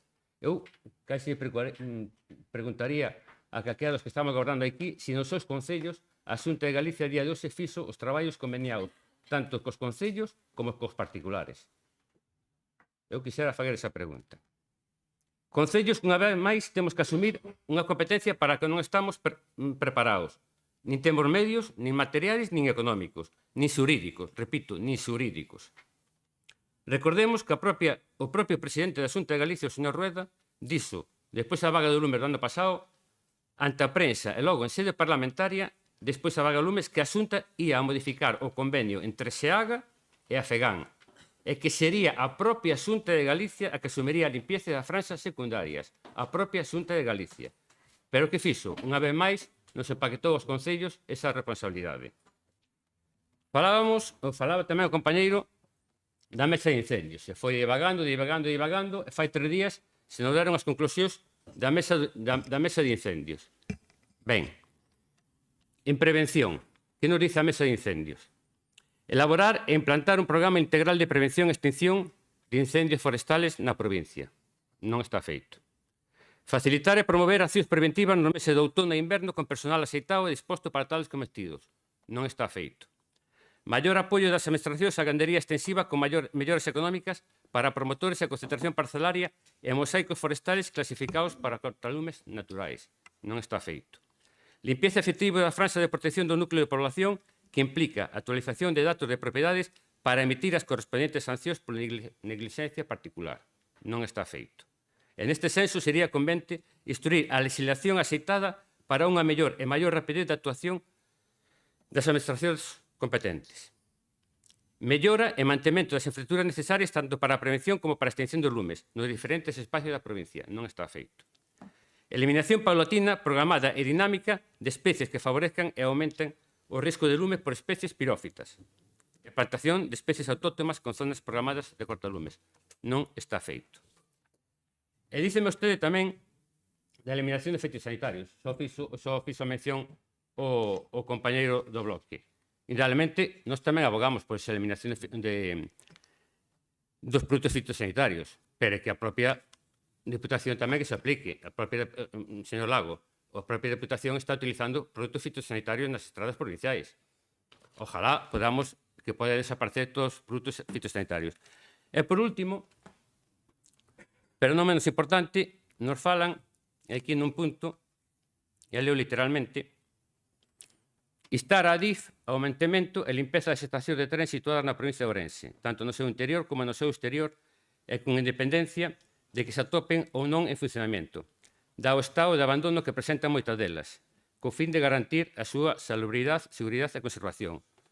Me imagino que cando fixeron este punto estarían pensando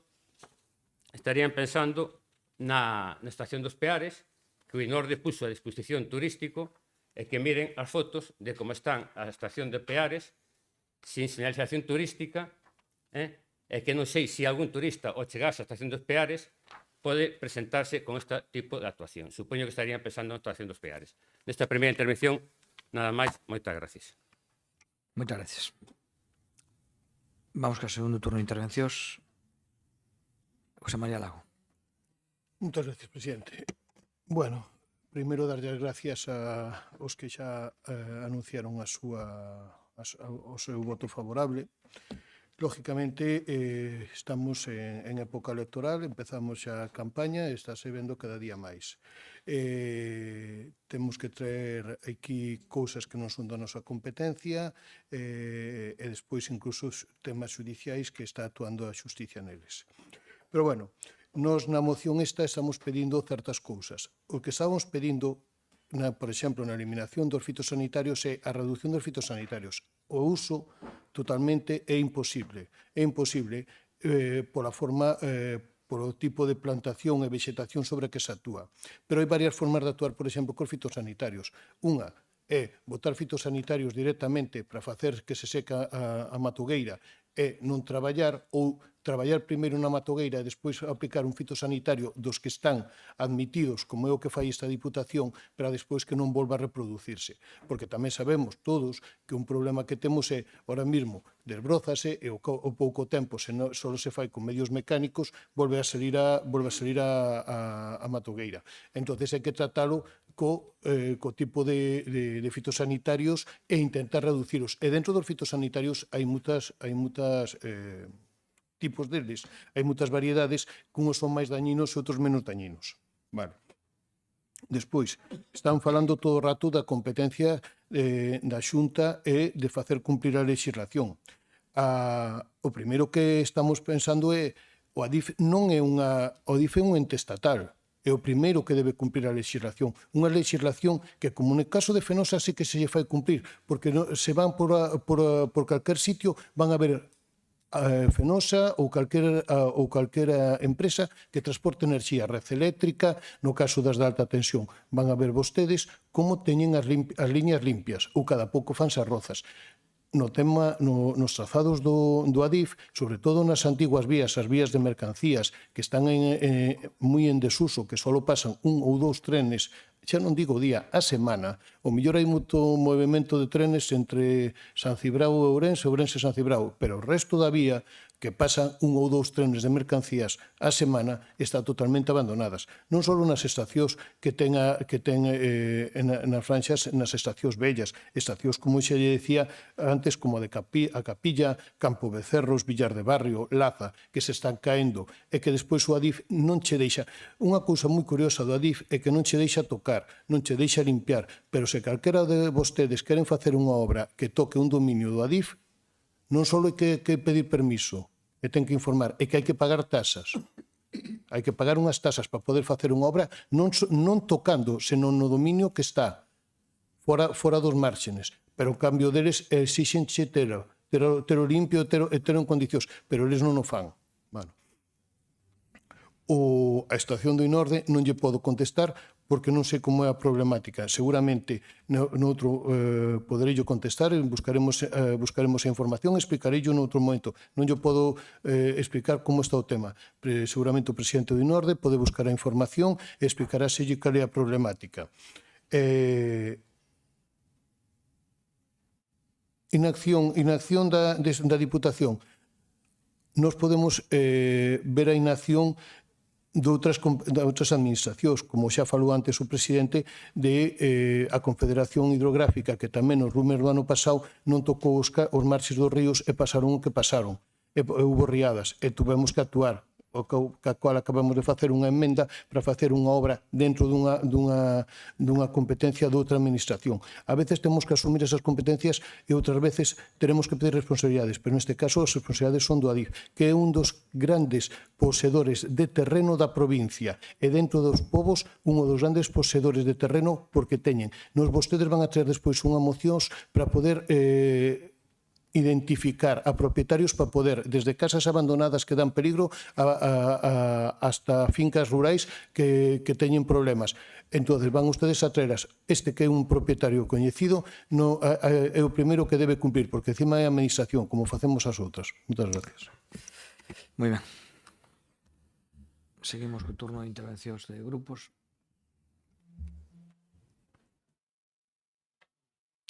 Moitas gracias, presidente. Pois ben, é unha mágoa que os incendios sirvan para a confrontación. É francamente triste. En lugar de chegar a acordos, que é o que nos demanda a veciñanza desta provincia, que somos unha das máis afectadas a nivel estatal con relación a esta problemática, e é, polo tanto, unha das máximas preocupacións da veciñanza e, sobre todo, no rural. Entón, creo que debemos reflexionar sobre eso, sobre utilizar os lumes nese ámbito de confrontación en lugar do de chegar a acordos, e todos teríamos que poñer algo da nosa parte. Pois ben, Despois desta reflexión, creo que tanto a Administración como a veciñanza temos que ter claro que o foco ten que estar, e nunca mellor dito, o foco ten que estar na cultura da prevención. Con demasiada frecuencia falamos dos incendios cando están activos. Basicamente sempre falamos cando están activos ou cando ocorre unha desgracia. E o realmente importante é reducir as posibilidades de que cheguen a producirse. E iso require que cada administración cumpra coa parte que lle corresponde, ca súa obriga e co seu traballo. E a DIF sí que administra unha importante rede ferroviaria que atravesa a nosa provincia e, polo tanto, ten unha responsabilidade no mantemento das súas marxes e das zonas de servidume. E non se trata de buscar responsables dos incendios, porque todos e todas sabemos que a súa orixe pode ser moi diversa. Trátase de eliminar factores de risco que son perfectamente evitables. E o ferrocarril estáse demostrando que é un factor de risco importante. Levamos moitos lumes ao longo deste ano que precisamente teñen a súa orixe no ferrocarril. E tamén considero acertado que se aposte por métodos de conservación máis respectuosos co medio ambiente e por manter en condicións dignas as estacións ferroviarias da provincia. Falamos de boa xestión, de prevención e de responsabilidade pública. Moitas grazas. Moitas gracias. Volvemos aí. Democracia non, o segundo turno, Bloque. Bueno, primeiro vamos a aclarar unha cuestión, porque xa saiu varias veces, non? E é de que estamos en campaña electoral e que estamos levando os debates cara aí.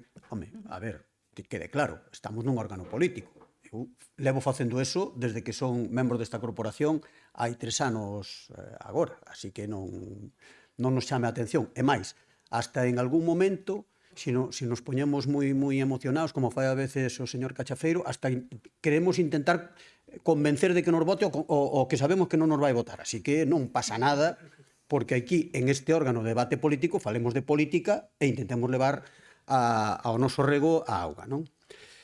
Porque, entre outras cousas, efectivamente, por desgracia, o tema dos lumes é un tema tan primeiro, complexo, e segundo, tan serio e delicado, que o primeiro que fixo eso foi Feijóo cunha mangueiriña, acordadevos, no ano 2006, vale?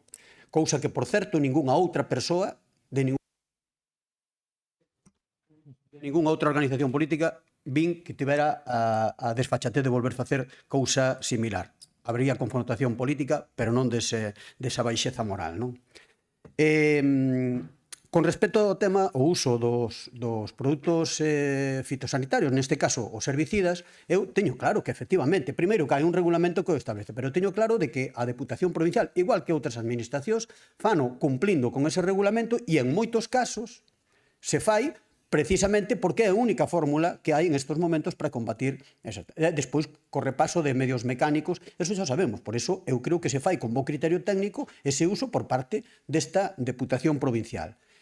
E, por tanto, o que digo é, se a quen lle corresponde tutorizar todo eso, porque así o di a lei, que é a Xunta de Galiza, gústelles ou non lles guste, porque o artigo 22 de esa lei establece as responsabilidades que temos todas as persoas que somos propietarias de predios urbanos ou rurais, é exactamente igual, teñen a mesma obriga a DIF. Por lo tanto, podeselle facer cumplir co mesmo procedimento que está establecido en este artigo 22. Pois que se faga cumplir. Que se faga cumplir. Claro que lle corresponde e é moi grave que de motu propio unha administración non o faga. Claro que sí, pero hai esa outra parte de corresponsabilidade da Xunta de Galicia que é facer cumplir a lei, porque ten as ferramentas para poder facelo. E non vale despois aquí vir a chorar. En todo caso, habrá o debate político, despois, a posteriori, ben no Parlamento de Galiza ou ben no Congreso e no Senado ao respecto de si a DIF está cumplindo con eso ou non. Pero a nivel procedimental é así de claro. Eu quixera que me aportaran as comunicacións que ten feito a Xunta de Galiza ou a DIF para exixir a limpeza de esas zonas de uso e dominio público que durante todos os anos están provocando incendios. Gustaría metelos. Por lo tanto, insisto, de todo isto, que é o espírito da proposta que nos trae o Partido Popular, nos estamos total e completamente de acordo. Por iso imos apoiar. O que non nos vale é a responsabilidade de poñela única e exclusivamente en a DIF, porque a Xunta de Galiza tamén ten a súa parte importante de responsabilidade. Moi ben. PSOE. Sí, bueno, eu da época electoral xa non vou incidir máis, porque tanto o presidente como o señor Lago sacou, non sei en que están pensando, pero bueno, supoño que estarán pensando en algo. Con respecto aos fitosanitarios, indudablemente, o sea, nós non, ademais, no seu momento, fixemos a nosa pregunta parlamentaria que na Diputación de Ourense, non criticamos que a Diputación pode utilizar os fitosanitarios naqueles casos. Na resposta que se nos daba naquele momento, leo literalmente, dice, en todo caso, se o control da maleza coa roza manual e mecánica é insuficiente, en especial no caso da planta invasora a acacia de abalta e a acacia melanolxilón, e sempre dentro do marco legal, pois se utilizarán, vale, perfectamente, pero este é o mismo que está facendo a DIF, entonces, se queremos suprimila paulatinamente, pero mentras é necesaria a utilización, pois non pidamos aos outros o que non podemos facer nós. O mesmo das tasas. Eu en Taboadela, en actuación concreta na estación de Taboadela, eu a DIF que tuvo que facer ali inversións e algunha pequena obra, pagou as tasas correspondentes do Concello de Taboadela, indudablemente, pois viceversa. Se o Concello de Taboadela ten que facer algo na estación de ferrocarril, pois supoño que estaremos como calquera administración pública, pois e tal.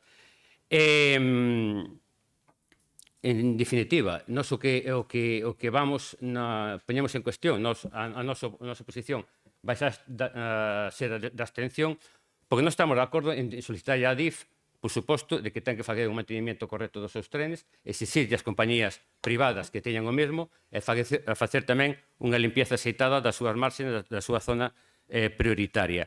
Pero o que non vemos é o envoltorio que se nos fai nesta propia moción, onde faríamos antes mención especial a poñer o foco, digamos, no orixe dos lumes cando non fixemos o noso traballo durante todo o inverno, e nesto tamén quixera poñer o foco, ou por lo menos fazer referencia a mesmo tamén as conclusións que fixo a mesa de incendio desta propia Diputación, cando o técnico, bueno, non é precisamente unha conclusión, pero sí fai referencia a medidas que adoptou a Xunta de Galicia e a propia Diputación de Ourense.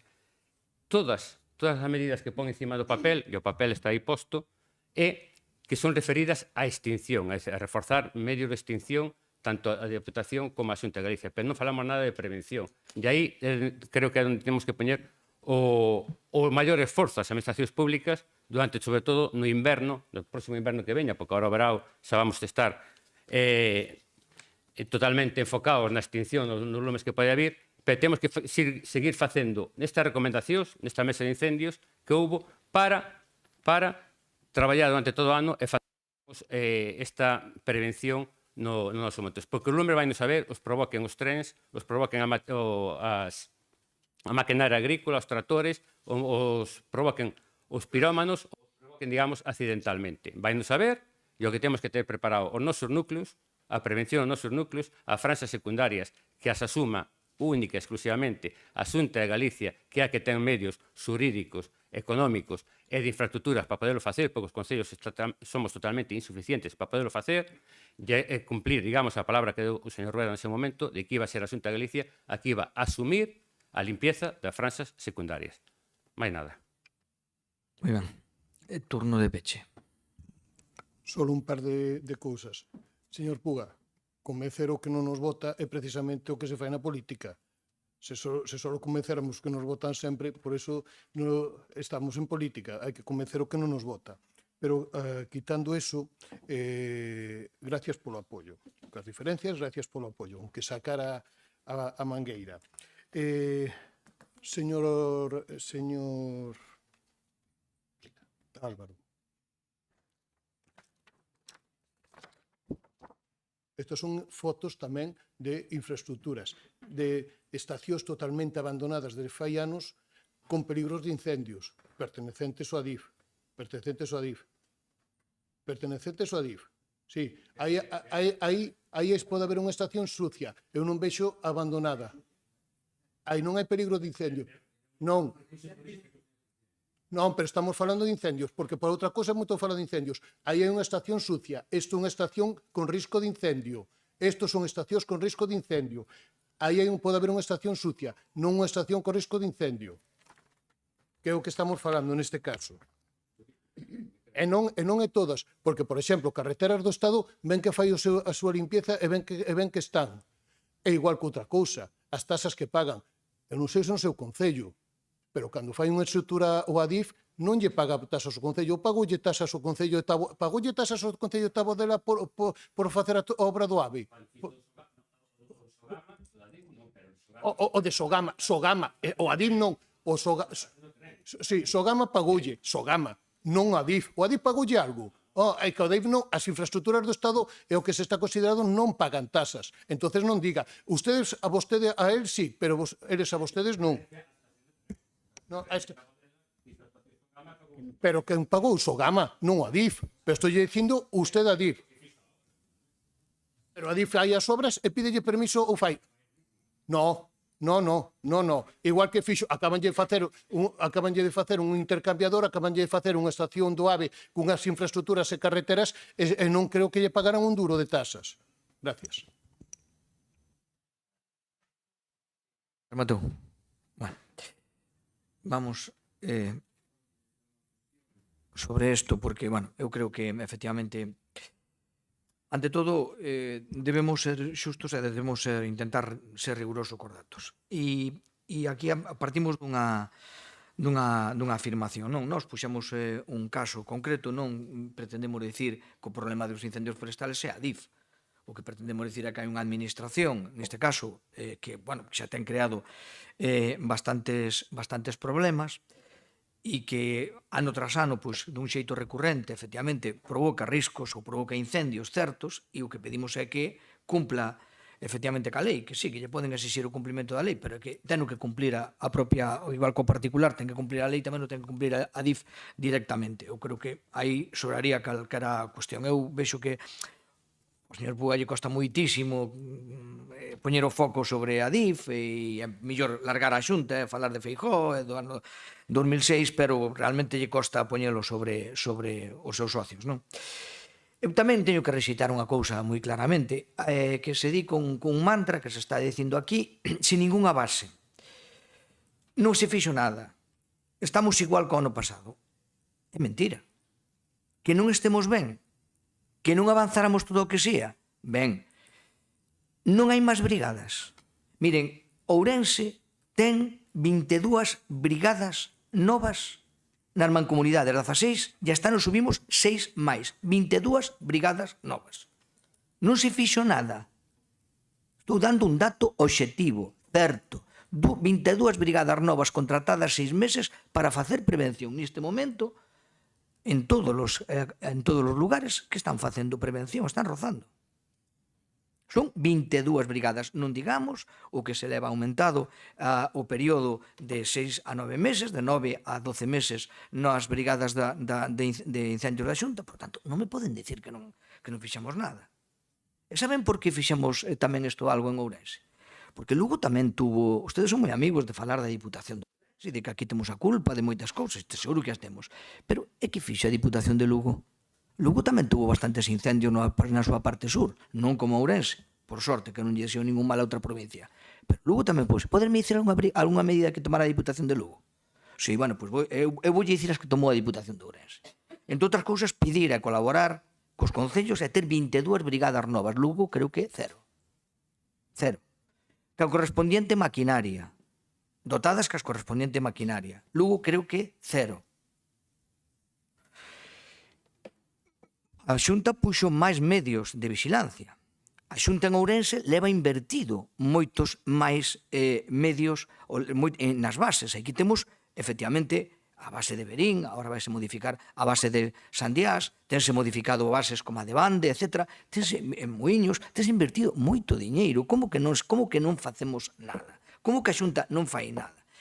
E na parte que nos corresponde a Diputación, como que a Diputación non fai nada? A Diputación leva dando medios e colaborando ca Xunta, que é o máis importante, sendo a última en orzamento, e leva investido moitísimo hasta dotar en medios como son os tractores rozadoiras que lle permiten aos concellos facer prevención. Como que non levamos feito nada? Se cada ano metemos 1,2 millóns de euros neso e vai aumentar agora 1,5. Como que non facemos nada suscribindo convenios ca Xunta de Galicia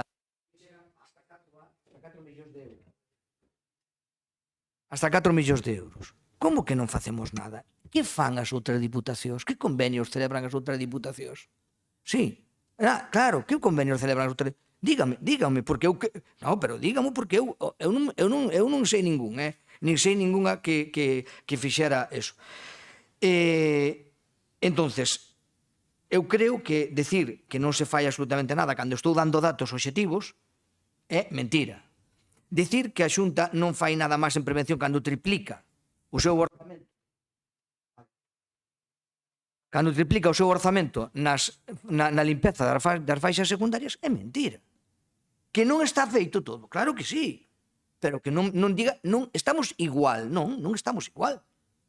Estamos millor en canto a medios, non sei como será o resultado, pero millor, bastante millor en canto a medios. Logo, hombre, hai que ser un pouco rigurosos, Dicir que o ano pasado a razón de que prácticamente se descontrolara todo o dispositivo de incendios foi porque se interveño. Parame. Como resiste eso? Pero como resiste eso? Señor Puga, houve 18 días incendios. O incendio do que usted refere extinguiuse nunha noite. E me está dicindo que eso descontrolou o resto dos incendios, moitos dos cuales xurdiron días despois, en lugares que non teñen nada que ver. Home, por favor, estuvera no CECOPI. Vira como se distribuían os medios. Eu si estuven, prácticamente todos os días. E sei como se distribuían os medios e sei o que se facía. Eso é unha barbaridade. É unha barbaridade. Non é outra cousa máis que unha barbaridade poñer prácticamente un incendio como a razón por a que descontrolou toda a provincia. É unha auténtica barbaridade. Vale. En canto a mesa de incendios, efectivamente, eu máis alá de algunhas disfuncións, como foi o tema das conclusións, que eu creo que estaban rematadas. E demais, a mesa de incendios que fixo foi chegar a unhas conclusións sobre as aportacións que fixo a xente. Non, efectivamente, innovar nin aportar. Era o que habíamos quedado, escoitar a xente e facer as conclusións. Bueno, digo algunhas disfuncións porque creo que pudo ser entregado o...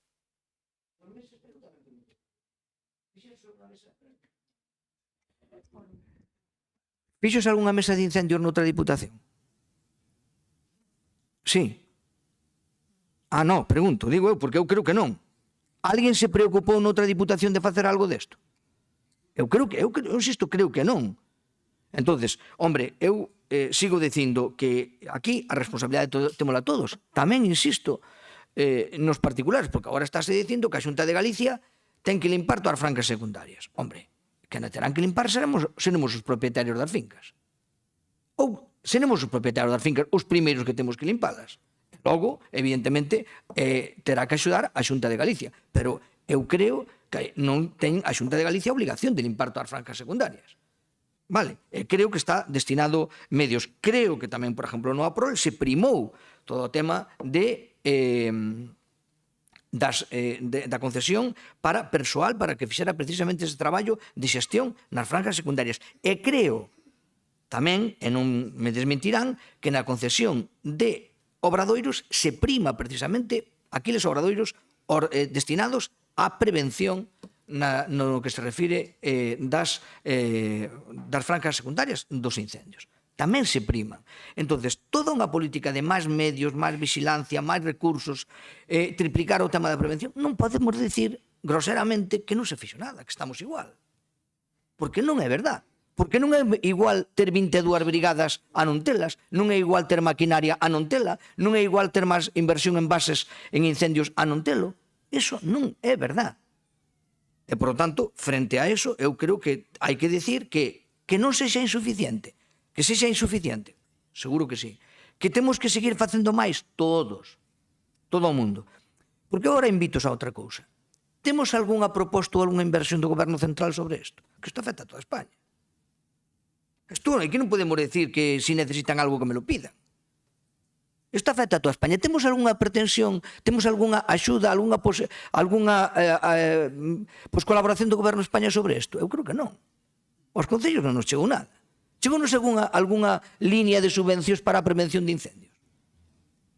Ou chegou algo? Cero. Bueno, pois entonces creo que cada un debemos facer os deberes que temos que facer, pero non nos podemos facer trampas ao solitario. E insisto.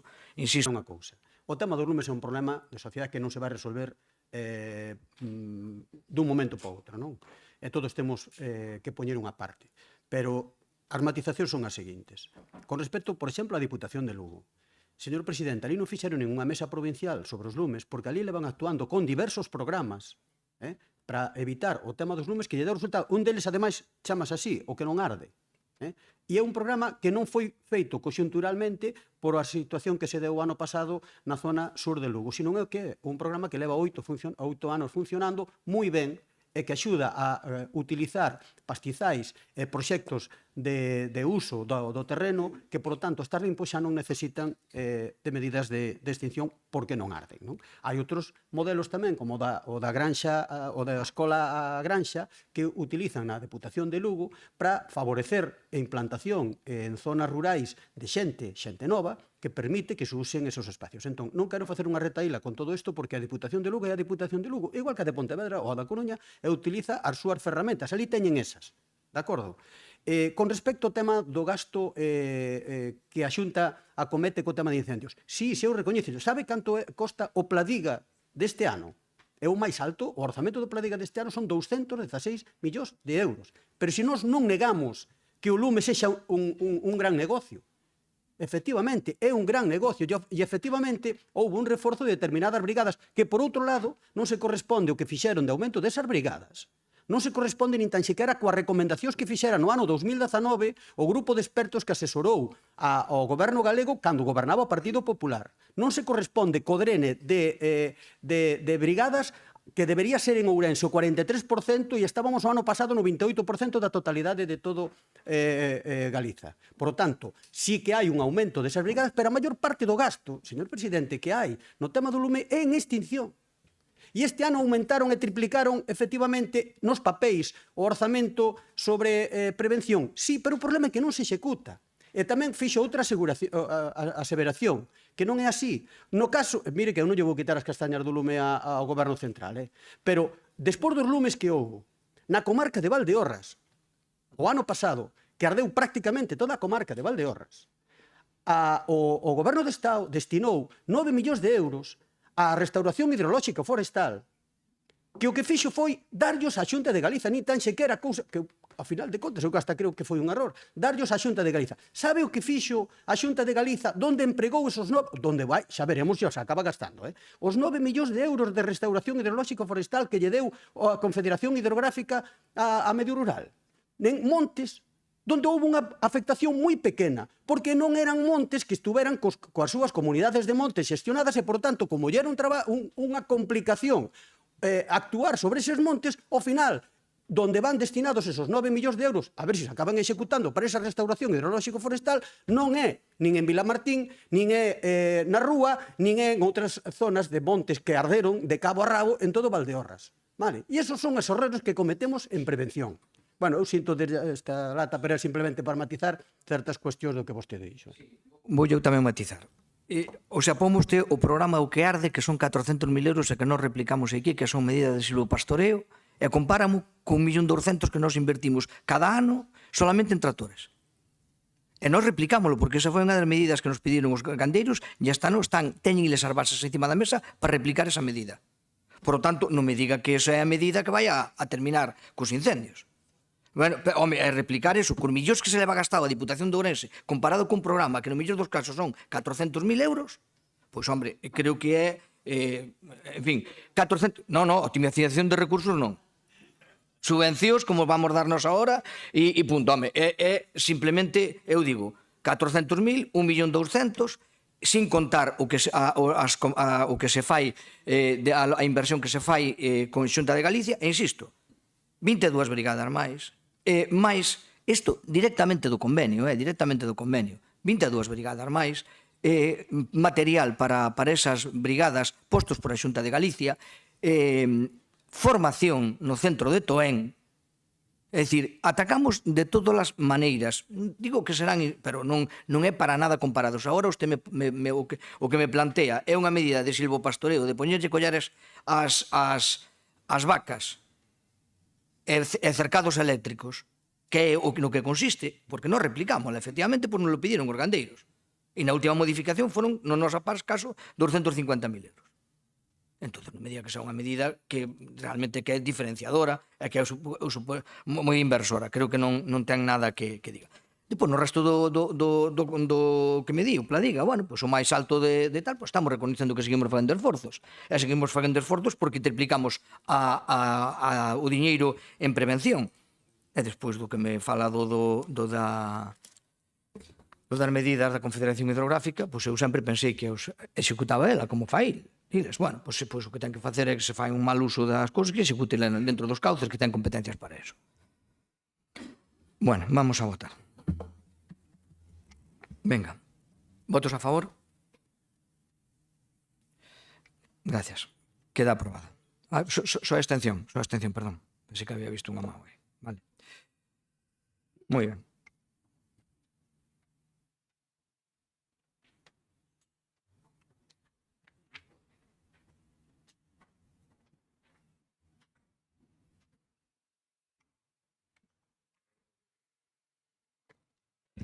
Vamos co seguinte punto do orden do día, que é o octavo, a moción do Grupo Socialista para impulsar un plan de apoio aos concellos na xestión de edificacións en estado de ruína ou risco de derrube.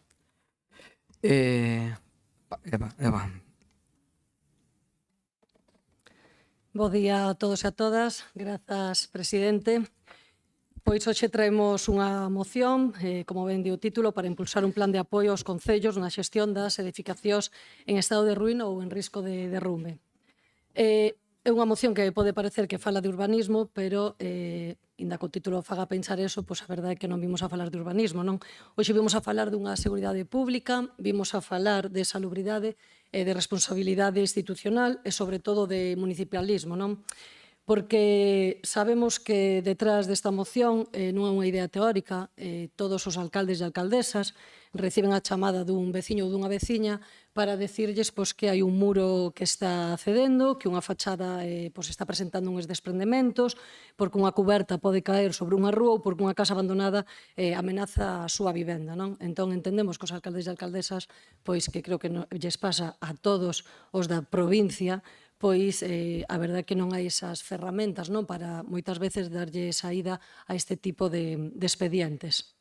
En ese momento, pois, cando chaman, xa non importa de quen sexa esa propiedade, porque o primeiro que importa é protexer, dar esa seguridade, non?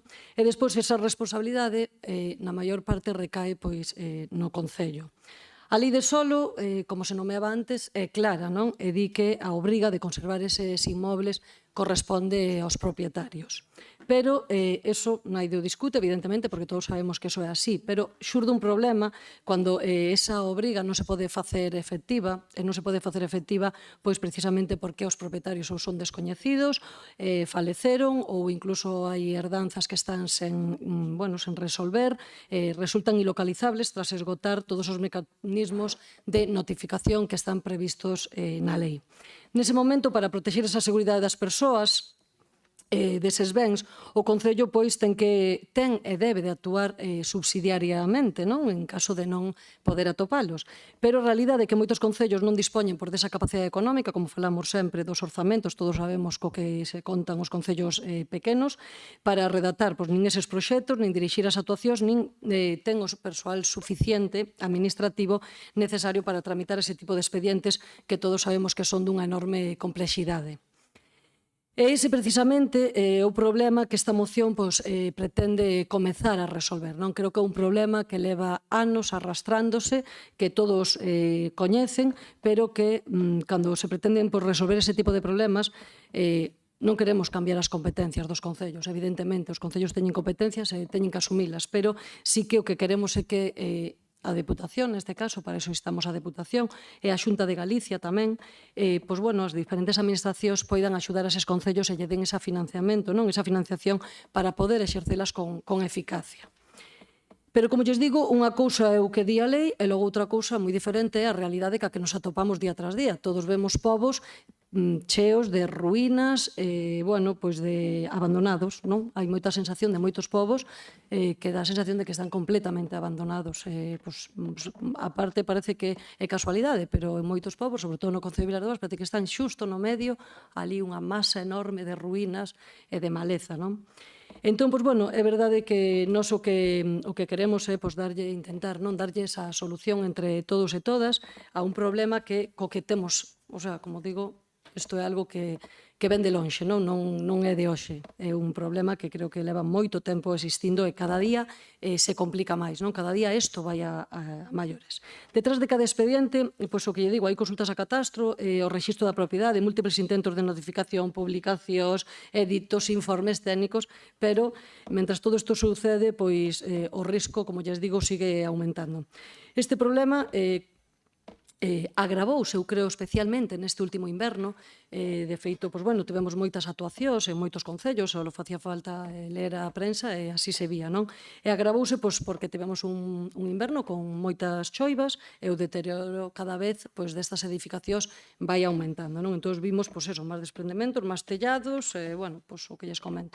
Entón, como sabemos que isto non vai ir a menos, isto cada vez vai a máis, pois, se non actuamos agora, pois cada inverno vamos a ter máis expedientes parados, porque os concellos non dan resolto este problema, o sea, non o damos feito. Como moito faz un expediente, si che sale, pero moitas veces nin eso somos capaces. Despois, claro, cando te chaman os veciños ou as veciñas, can estas vivendas, estas ruínas, pois evidentemente o concello ten que ir, ten que limpiar, bueno, notificar, pero logo queda un problema, que moitas veces, como pasou por neste caso, no Concello de Vilar de Bos, e pasou no meu pobo e noutro pobo do lado, caíron as vivendas xusto na carretera, pero as vivendas, cando fomos a mirar, estaban en investigación. E claro, non puidemos, non fomos quen de sacar aquelas ruínas que ahora quedaron ali, hasta que non demos feito eses expedientes, toda esa tramitación, que pode incluso ser un ano ou dous, ou veremos se somos capaces, e non o podemos quitar. Entón, aquelo convirtes ahora mesmo, pois, bueno, nun montón de ruínas que incluso, pois, ali o que hai ahora é, pois, de todo, non? Desde ratas, bueno, pois, ao final é algo de insalubridade, non? Nos entendemos que precisamente as deputacións existen para eso, non? Para prestarlle esa cooperación económica, técnica e xurídica aos municipios, especialmente cos de menor capacidade. Por iso propoñíamos un plan provincial de apoio con financiamento e unha asistencia técnica. Tamén pedíamos a Xunta de Galicia a elaboración dun plan galego que dote de financiamento estable aos concellos e impulse cambios normativos que permitan axilizar expedientes extraordinariamente complexos. E propoñemos un banco galego de edificacións en estado de ruína ou de abandono para identificar inmobles, facilitar a súa recuperación e contribuir precisamente á revitalización dese rural, dese mundo soñado co que todos soñamos pero que non damos feito. Sabemos que existen subvencións por parte da Xunta para a vivenda, tamén por parte da Deputación, pero entendemos que eso non nos resolve o problema do que hoxe aquí estamos a falar. Nos estamos a falar non de recuperar eses inmobles que sí poden ter unha segunda vida, senón que estamos falando desas ruínas que se nos caen e temos que actuar, e os concellos teñen que pôr diñeiro para esas demolicións que moitas veces non teñen. Entón, bueno, como comentaba antes, sabíamos que este é un problema xeral de todos, que nos incumbe. Entón, eu confío que esta Deputación hoxe aquí seamos capaces de, por lo menos, iniciar na solución ou en resolver, empezar a resolver ese problema. Así que creo que temos unha boa oportunidade para elo, entre todos e todas, de construir esa resposta coordinada, como sempre falamos, desa cooperación entre administracións que para o que precisamente hoxe estamos aquí. Así que eu agardo que este pleno este á altura e que poida apoiar esta moción. Sabemos que nos presentan unha emenda o Partido Popular, que está consensuada na Xunta de Portavoces, vamos a aceptar esa emenda, decilo por diante, despois no seguinte turno xa falamos desa. Moitas grazas. Moitas gracias. Turno dos grupos non adscritos, José Carlos. Moitas grazas, señora vicepresidenta. Pois ben é certo, como di a señora Perdigamote, que é un problema que existe e que todos e todas coñecemos. Non coñecemos tan só, sino que ademais vivímoslo no día a día dos nosos concellos con moita frecuencia, con demasiada frecuencia. Porque en prácticamente todos os concellos sí que hai vivendas, palleiras, cortes e outras edificacións abandonadas que co paso dos anos acaban convertíndose nun risco para a seguridade das persoas, nun problema para os propios municipios e tamén nunha perda de patrimonio que forma parte da nosa historia, pero non é menos certo que, ademais deso, a maleza que hai no interior desas vivendas, palleiras, cortes e edificacións abandonadas tamén supoñen un risco de incendio. Por iso creo que é unha iniciativa boa, oportuna. É certo que os concellos, especialmente os de menor tamaño, pero na nosa provincia prácticamente todos temos esa problemática, topámonos con enormes dificultades para actuar. Os expedientes son complexos, como ben dixo a señora Gamote, hai herdanzas sin resolver, propietarios descoñecidos ou ilocalizables, e os procedementos administrativos alónganse durante meses ou mesmo anos. E, mentras tanto, os inmobles continúan deteriorándose e o risco aumenta.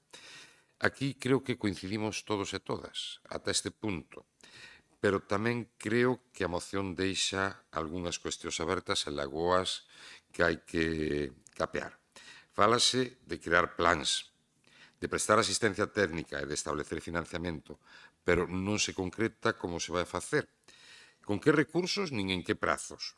Esa parte tamén é importante, porque os concellos non necesitan só boas intencións, que son benvidas sempre, pero necesitamos ferramentas eficaces para actuar. E a Deputación ten unha función clara de cooperación cos municipios e pode reforzar ese apoio técnico e económico. Pero a Xunta tamén ten competencias importantes en materia de vivenda, rehabilitación, conservación do patrimonio, pero voto en falta nesta moción unha referencia a outra administración que tamén debe implicarse o Goberno de España. E fala a señora Gamote de colaboración, pois entón na súa moción debía contemplar precisamente a implicación de todas as administracións que podan ter competencia neste ámbito. A recuperación de edificios abandonados, a rehabilitación do patrimonio construído e a rehabilitación ou revitalización do medio rural non poden recaer únicamente nos concellos, ou na Deputación ou na Xunta. O Estado tamén dispón de programas de rehabilitación, de políticas de vivenda, de recursos económicos que podan e deben contribuir a afrontar este problema. Se queremos ofrecer solucións reais, as tres administracións teñen que colaborar, cada unha desde as súas competencias e cos seus recursos, pero colaborar. E tamén comparto a idea de crear un banco de edificacións abandonados. Pode ser unha ferramenta útil para coñecer a realidade e planificar actuacións, pero ese banco de datos só terá sentido se despois vai acompañado do que precisamos sempre, de financiamento, de asistencia técnica de programas que permitan recuperar eses inmobles, porque facer inventario por si só non acaba con esta realidade. E quero añadir unha reflexión máis. Cando falamos destas edificacións non debemos pensar só en derrubalas. Sempre que sexa posible debemos apostar pola súa recuperación. Un edificio rehabilitado pode converterse nunha vivenda, nun espazo social, nun equipamento cultural ou nun proxecto económico que contribúa a dar vida aos nosos povos. Eso tamén é política a realizar e que contribúe no desenvolvemento do rural. Comparto basicamente o obxectivo da moción, pero creo que debemos ser exixentes para que non quede nunha declaración de intencións. Debemos implicar a Deputación, pero tamén a Xunta e tamén ao Goberno de España, porque estamos diante dun problema estrutural que require a colaboración de todas as administracións. Se esta iniciativa serve para avanzar nesa dirección, contará con meu apoio e benvida sexa, pero verdadeiramente importante comezará mañá, no caso de que haxa unha aprobación desta proposta, cando haxa que convertir as propostas en actuacións concretas para os concellos. Moitas gracias. Moitas gracias. Democracia Lensana, Fran. Bueno, buenos días a todos, gracias. Cualquiera que haya estado ligado o haya tenido que gestionar temas de disciplina urbanística sabe lo dificultoso y lo farragoso que es todo lo que conlleva y todo lo que supone para cualquier tipo de ayuntamiento, da igual que sea de pequeño que grande, y da igual el tamaño o la administración que sea. Yo creo que el sistema que tenemos es tremendamente farragoso, costoso, y no es el sistema ideal y por eso no funciona y nos ha llevado a esta situación.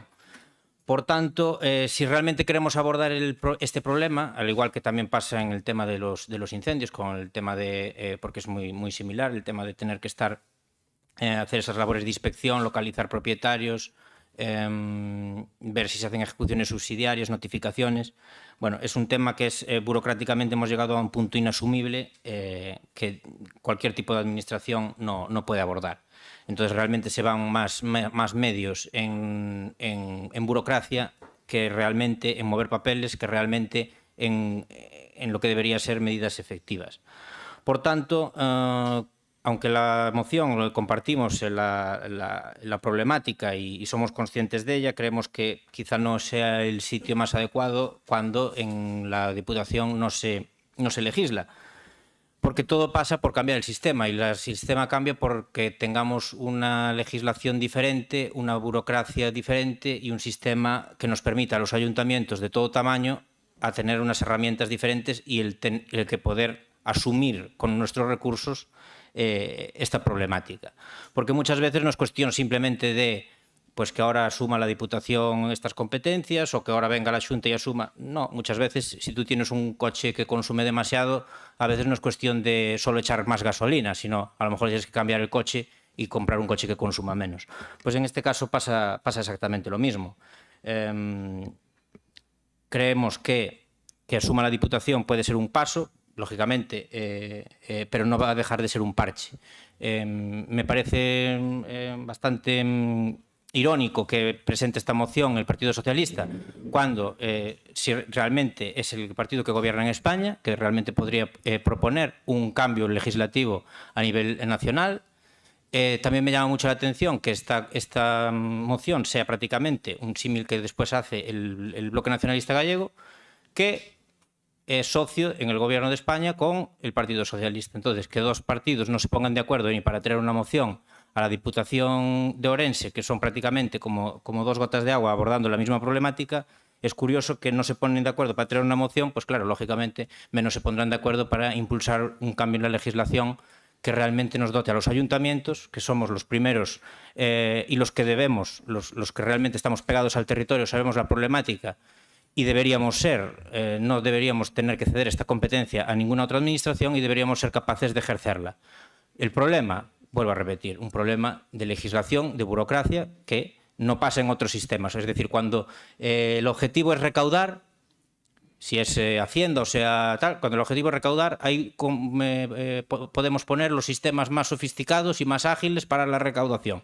Ahora, cuando el objetivo es otro, como recuperar patrimonio, el evitar incendios, ahí la administración va a otra velocidad.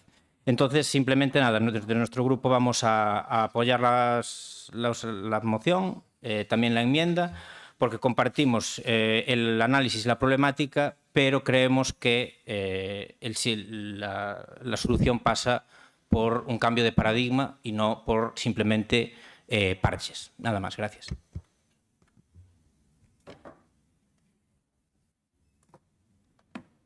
Bueno, seguimos. Bloque.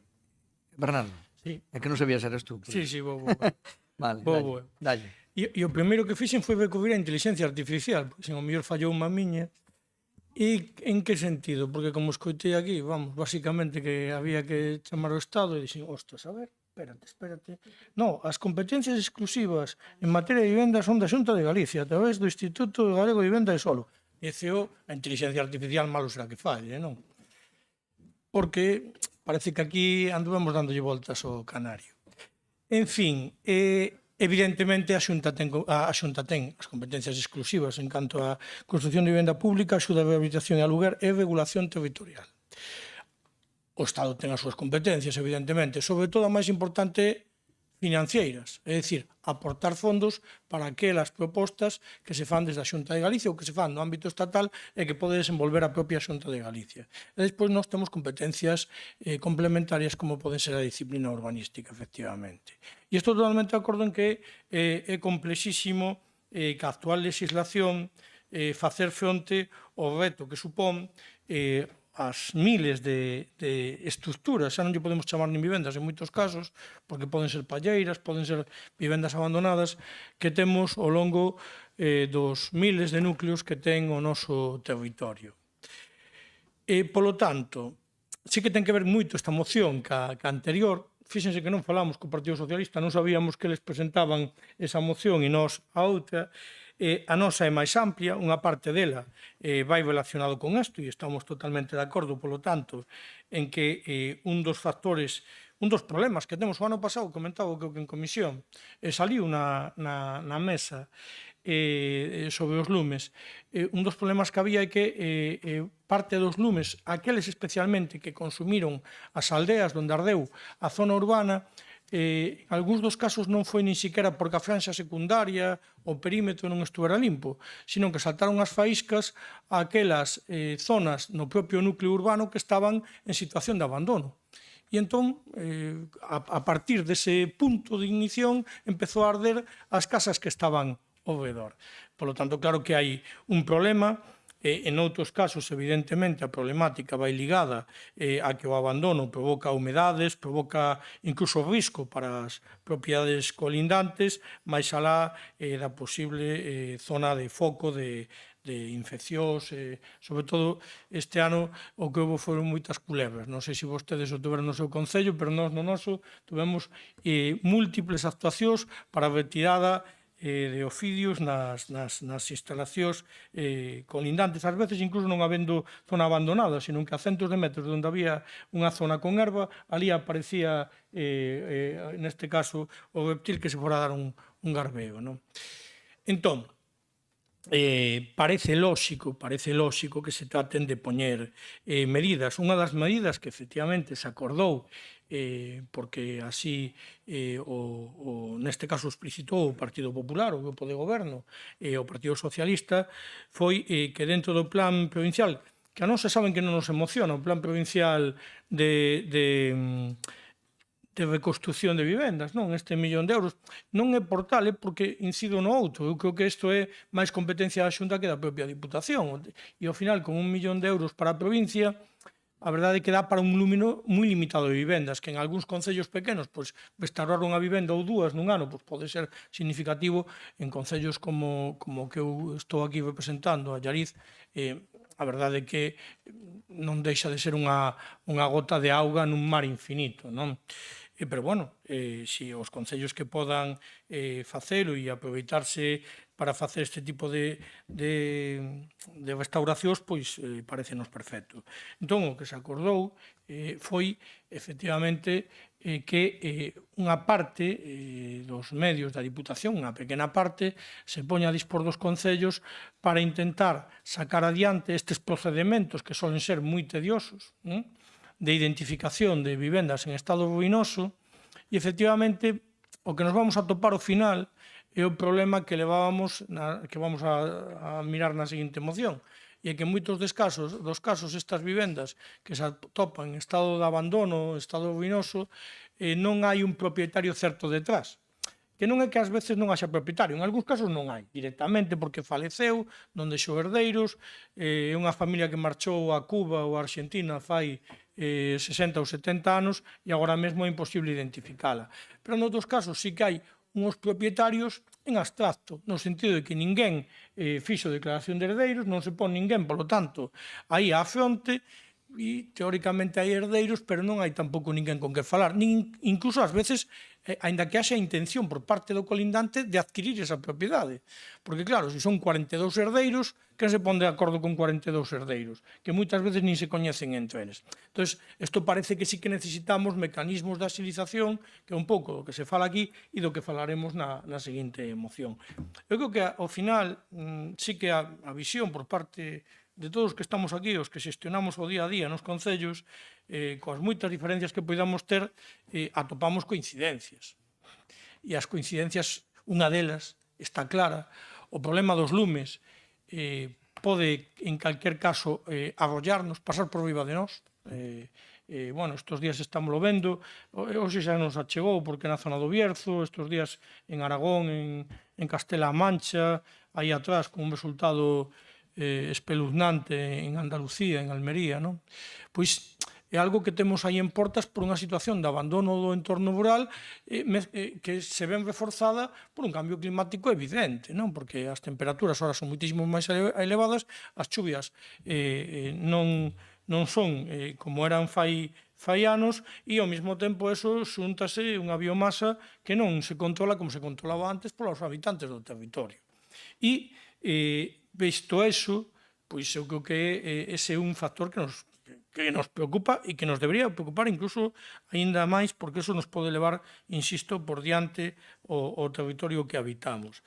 E despois, pois este é un deses problemas engadidos de abandono do territorio que leva a un problema social e a un problema tamén de fondo que son os lumes, que agora xa non son lumes forestais, son lumes de interfaz, son lumes que se trasladan ao territorio urbano e que, dende logo, pois poden ser, xa o están sendo, pero ainda poden ser un factor de abandono do propio entorno rural do noso territorio, e que é o que nos preocupa, que efectivamente por eso estamos aquí a debatir tres mocións que en parte falan do mesmo, e que nos temos que tomar absolutamente en serio e trasladalo así a aqueles, neste caso, pois sexa Estado, sexa Xunta de Galicia, para que máis alá do que nós podamos facer, que debemos facelo, por suposto, eles tamén teñan en consideración que temos que sacar isto adiante e rápido. Non podemos seguir dándolle voltas ao peixe, porque o peixe xa non ten máis volta. Nada máis, moitas grazas. Moitas gracias. Grupo Popular, Patricia Torres. Gracias, presidente. Bueno, bo día a todos e a todas, que ainda non falara.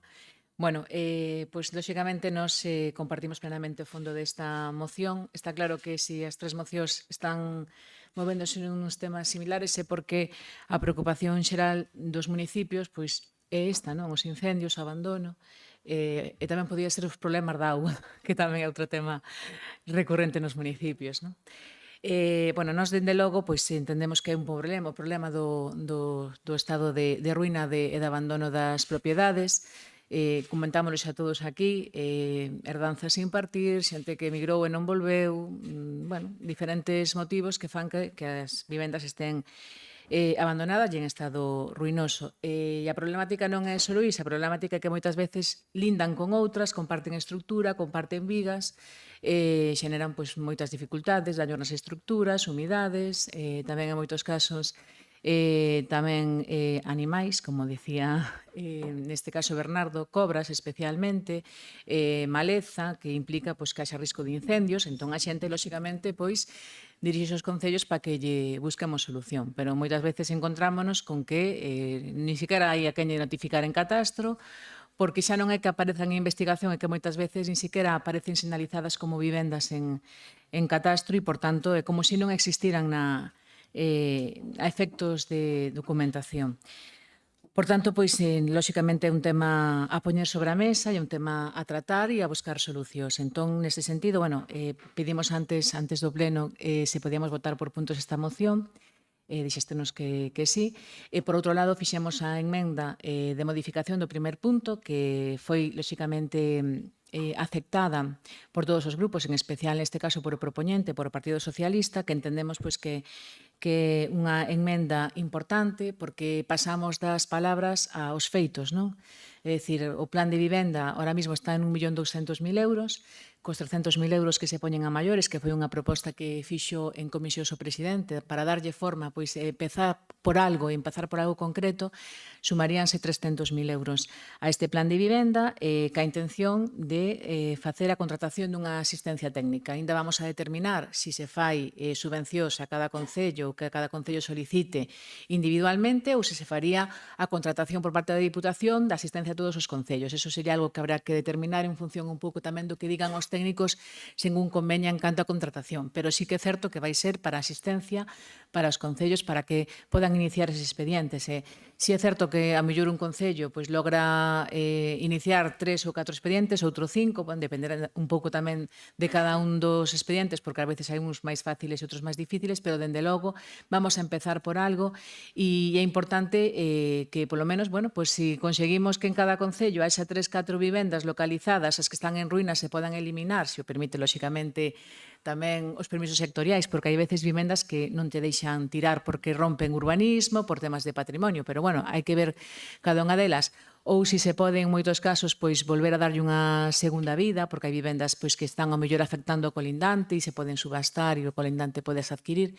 Quero dicir que así é unha maneira, bueno, polo menos de regular e polo menos de empezar e de poñerlle, de coller pois o problema directamente coas mans e empezar a traballar sobre el. Entón, creemos que é importante nese sentido pois esta moción, a enmenda que se incorpora, porque aí se llevamos a dar forma precisamente a esta problemática e neste ano pois poderemos poñer o ano que ven os 300.000 euros que se indican, pero quizáis se isto funciona, pois igual se pode dotar de máis diñeiro e, dende logo, pois atender un problema que a todos os que temos responsabilidades municipais nos preocupa moito e os veciños tamén, porque os veciños tamén non entenden moitas veces a burocracia e pensan que non hai vontade de facer, e realmente non é que non hai esa vontade de facer, é que non hai capacidade administrativa de facelo. Nós, como comentábamos, o de votar por puntos, no caso dos puntos 2 e 3 vamos a votar abstención porque entendemos que xa se está facendo algo ao respecto, tanto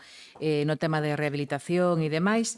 No punto número 4, que dar traslado, neste caso, pois ás diferentes administracións implicadas, vamos a votar a favor, pero dende logo que por a nosa parte a moción vai sair adiante. De momento non teño nada máis que comentar.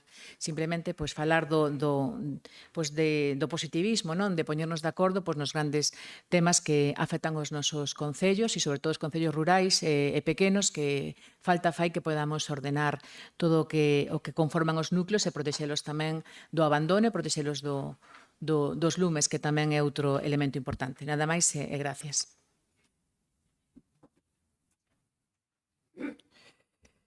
Moitas gracias. Vamos co segundo turno de intervencións, non? Cando queira, diputada. Grazas, presidente. Bueno, comezar dicindo, pois a mí pasoume como Bernardo, non? Enseguida fun a mirar, a ver, porque eu tiña constancia de que as competencias son da Xunta de Galicia directamente, entón, para responderlle ao compañeiro de O. Tamén entendemos que o Estado, por suposto, ten que cumprir ca súa parte, eso está claro. Pero neste caso non é unha competencia directa do Estado, senón que se é da Xunta de Galicia. Nos propomoslo hoxe na Diputación porque sí que consideramos que a Diputación sí pode asumir ou pode colaborar cos concellos pois dotándoos pois de ferramentas para poder solucionar o problema. E como decía antes, é un problema que leva pois moitos anos e non había ningún tipo de solución a toda agora, ou polo menos os concellos pequenos e tamén os grandes, porque como tamén decíades, isto tamén pasa nos grandes, pero non éramos capaces de darlle esa solución. Entón, pois bueno, a verdade que me alegra escoitar a compañeira do Partido Popular, sí que nos alegramos de que, bueno, pois se vaya a dotar, non? Xa de que se vaya a incrementar o plan de vivenda que estaba en 1.200.000 a 1.500.000. Vamos a aceptar a proposta, como xa chegou ao acordo na Xunta de Portavoces, como dixen antes, e, bueno, consideramos positivamente, repito, que isto se incremente para poñer en marcha pois, esa asistencia técnica especializada, non? Por algo temos que comezar, porque vir aquí, traer unha moción, levantar todos a mao, votar a favor e logo non facer nada, pois é seguir no mesmo. Entón, sí que hoxe, pois, escoitando que xa se vai a dotar, pois alegrámonos. Pero, bueno, entendemos, como digo, que é un primeiro paso necesario, porque unha das principais dificultades que atopamos pois, os máis pequenos, sobre todo, digo os máis pequenos porque somos os que menos orzamento sempre temos para chegar a tantos servicios e a tantas cousas. Por eso, refirome un pouco máis aos pequenos, pero tamén, evidentemente, nos grandes pasa que can as tellas dos tellados e podelle caer a calquera persoa. Pois, como decía, precisamente identificar e localizar eses propietarios, que é unha tarefa moi complicada que temos os concellos, e, bueno, pois esa capacidade técnica de que moitas veces non dispoñemos e ora a Diputación vai asumir facela, pois entendemos que é algo favorable. Queremos deixar claro que aceptamos esta moción como un primeiro paso, pero evidentemente non é a solución definitiva nin de lonxe ao problema que estamos a formular nesta moción, porque unha vez identificado o propietario e tramitado correctamente ese expediente, queda unha cuestión fundamental non por resolver, que é quen asume o custo cando o Concello ten que actuar subsidiariamente ante unha situación de risco e non consegue que o propietario cumpra coa súa obriga. Por iso aceptamos esta moción, esta proposta, porque supón comezar a actuar e porque incorpora novos recursos para atender á realidade que estamos a levar neste pleno, non? Pero, como digo, entendemos que isto non pode só quedar aquí cun compromiso da Diputación, senón que sexa efectivo. Entendemos que o seguinte paso, unha vez como di a compañeira Patricia, que se isto funciona, pois o seguinte paso é ir incrementando e avanzando de cara a darlle esa solución efectiva para os concellos, non? E dotándoos pois co financiamento necesario para poder despois darlle saída, que non só queden resolver uns expedientes, que despois non seamos capaces de limpar pois esas demolicións, de poder executar, non? Entón, bueno, os 300.000 euros para asistencia técnica pois son un avance favorable, repito, pero tamén facíamos unha proposta que pode ser pois, que nesa modificación de outubro, xa que en principio estamos máis ou menos todos de acordo, non? Con que con esa dotación nesa partida de vivenda, pois que xa na modificación de outubro se poidan incorporar pois estes 300.000 euros para xa iniciar e darlle solución a isto, non? E, bueno, sí que é verdade que hoxe pois entendo que é a Deputación, para contestarlle ao compañeiro do escrito, que é a Deputación, como ben di Patricia, a que terá que valorar e mirar como se vai a facer, pois, como se vai non, a facer esas medidas, a tomar esas medidas e como se vai a resolver o problema. Nós, evidentemente, xa demos aí varios puntos, que un deles era instar a Xunta instar a Deputación, que é o que vamos a cambiar. O segundo, a Xunta de Galicia, pois é un plan galego de apoio aos concellos na xestión. E, por último, pois crear ese Banco Galego de Edificacións en estado de ruína, porque moitas veces os concellos nen tan siquiera damos feito pois ese inventario pois dunha maneira pois bueno, que ben recollida. Grazas. Venga, seguimos non escritos. Pois ben, este debate puxo e pon de manifesto algo no que prácticamente todos e todas estamos de acordo, que coincidimos. O problema existe e os concellos levamos moitos anos reclamando máis apoio para afrontalo.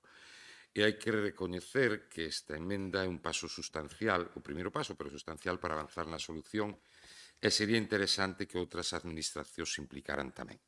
E aquí, como di a señora Gamote, o compañeiro Xosé Carlos Valcárcel considera tamén que esta proposta pode chegar ao grupo parlamentario, aos grupos parlamentarios do Parlamento de Galicia e tamén aos grupos parlamentarios do Goberno do Estado. Polo tanto, avanzar, como di a señora Gamote, sí, pero realmente hai que levar estas propostas tamén a onde procede leválas, non traelas só aquí á Deputación, que xa hai un compromiso para avanzar na materia. Pero realmente temos desde a Deputación capacidade para xestionar isto máis alá ou de unha asistencia técnica ou de unha cuestión de índole económica. O ámbito competencial na legislación creo que non é aquí. Os municipios necesitamos máis asistencia técnica, máis financiamento, é certo, e procedementos máis áxiles. E iso é o que será o que nos permita actuar con eficacia. É tamén importante lembrar que esta responsabilidade non pode recaer nunha única administración, aínda que, como dixo a señora Gamote, sexa indirecta. Pois ben, esas administracións que teñen que actuar de xeito indirecto, pois que se impliquen tamén. A Deputación debe ter o seu papel de cooperación cos concellos, a Xunta de desenvolver as súas políticas de rehabilitación do patrimonio e o Goberno de España vai. Algún está incluído por aí.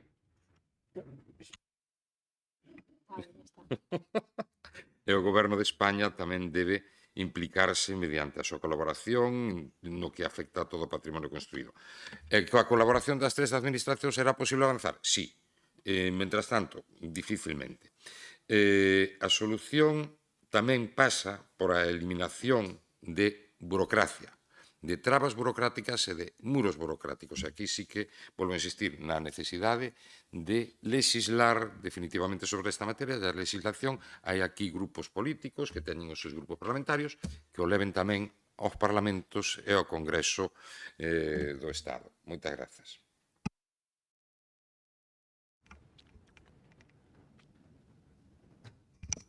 Dio. Sí, bueno, simplemente responder a los compañeros de Bloque Nacionalista Gallego y Partido Socialista que sí, está muy bien echar siempre balones fuera, pero bueno, y contestar y que hagan sus mociones a golpe de IA, pero si realmente conocieran el problema del que le han hecho la moción, sabría que hay mucha más normativa y mucha más legislación aparte de lo que pueda hacer simplemente las competencias en materia de vivienda. Nada más, simplemente decir eso.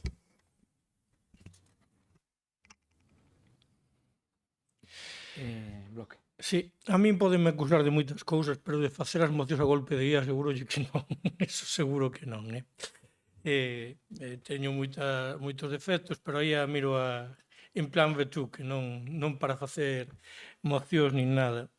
E iso que seguramente aí en pouco tempo non superará. Esta semana había que a estes que fan a IA escapáronselle dous programas e fixeron xa teñen capacidade para ir xa de piratas as propias IAs, o sea que a verdade é que o sistema dá un poquinho de medo, eu por eso da IA o tomo con bastante reserva. Pero bueno, a partir de aí eu creo que estamos todos de acordo no básico, e entonces non vamos diría, esa palabra, escarallalo, sí, pois non vamos a torpedear noso propio acordo. No fondo, é un problema que afecta á ciudadanía e que temos que tratar de resolver. E que levamos moitos anos vendo eu digo incluso con incapacidade pola nosa parte, porque a xente ven ao Concello e dixe que ten a casa do lado abandonada as silvas e despois resulta que ti non dá unha solución. E ese é o problema real. Entón, o que temos que sentar son as bases para ver como solucionamos eso. E digo que ás veces incluso é un problema que é de vivendas que están ben. Eu teño un caso paradigmático para min que na rúa San Lázaro, no pleno casco de Allariz, un casco histórico que ten un valor económico moi importante, unha casa que está aínda bastante ben conservada e que as silvas salen por enriba da parte axardinada e que temos que ir a cortar cada 2 por 3 as silvas que nos veñen para a rúa. O problema que hai é que cando consigues falar con un familiar, despois de buscar nese inmenso mundo, che que son 42 que non se coñecen entre eles e que vamos, para poñerse de acordo para tomar unha medida respecto da casa. Entón, eso non pode ser. Non pode ser. Non podemos estar a ese albur. Eu, é máis, eu creo que, e digo xa non estou falando nin como bloque, digo pola experiencia que podo ter eu como nestes anos de xestión ou de intentar xestionar un concello. Eu creo que teñen que ser os propietarios, e eu tamén son propietario, máis en Lugo que en Allariz, os que se poñan á fronte das súas propiedades. E que digan, isto é meu e, polo tanto, teño que xestionalo. Porque andarnos detrás da xente é moi complicado, polo que comentaba antes tamén. Entón, eu creo que aí os propietarios, e despois aparte temos un pifostio en catastro tremendo, porque hai veces que a xente se deu de alta non é deles, e agora, para revertir esa situación na cual eles non teñen responsabilidade e que os puxeran á fronte e lle quitaran a outro, resulta que agora teñen que facer papeles 1000 para poder facer isto. Cando xe o problema, en xeral, non é que a xente queira poñerse en catastro co seu nome, sino máis ben ao contrario, escove o bulto, vale? Entón, eu creo que de alguna forma temos que e iso sí que é responsabilidade do Estado, que catastro por hora é do Estado. Ainda que eu diga que deberíamos de conseguir ter un catastro galego, cando menos que a xestión fora galega, porque a nosa realidade é moi distinta do resto de territorios do Estado, non? É moito máis complexo. Bueno, pois aí, eu creo que eso hai que buscarlle unha solución. A solución é unha solución, sí, política. En boa medida unha solución legislativa, que nos temos que pôr de acordo entre as forzas políticas, non andar a paus en estas cousas que son de comer, así de claro, e sacar adiante unha proposta que, dende logo, viabilice para os concellos e para a propia Xunta, porque neste caso a Diputación, eu creo que, bueno, non ten a responsabilidade principal, pois sacar este tema adiante.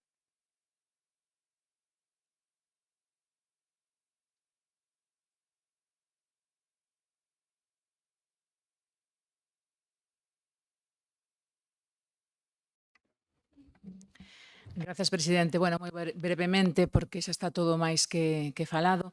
Nós, sobre todo, poñemos o foco neste acordo unánime, sobre todo no primer punto, que coa enmenda na que se van a ampliar ata 1,5 millón de euros, neste caso, o plan de vivenda, e que vai a permitir que pasemos das palabras aos feitos. Pasemos á acción. E que podamos iniciar a través desta contratación das asistencias externas pois a consecución de eliminar esas ruínas e poñer todo en orden. Eu creo que iso é importante e a mensaxe que temos que transmitir á poboación, que por fin vamos a iniciar un trámite para poder darlle solución a esa situación de ruínas que hai nos núcleos dos nosos aldeas. Nada máis e gracias. Moitas gracias. Turno de peche. Bueno, pois para rematar, bueno, aí já está ben porque é unha ferramenta ca que contamos, pero logo hai que estar no territorio para ver, non fai falta aí.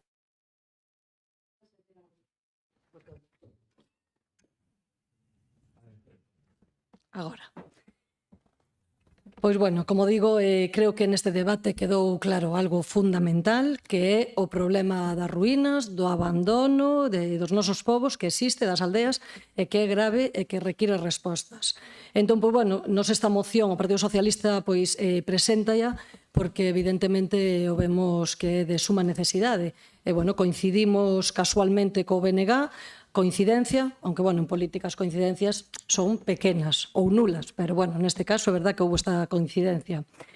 Nos presentámola para buscar solucións, non para que queden nun papel e despois isto pois quede aquí nun papel mollado e non fagamos nada. Entón, por eso decimos que boa iniciativa pois, incrementar ese plan de vivenda que tamén xa no seu día o Partido Socialista o había formulado.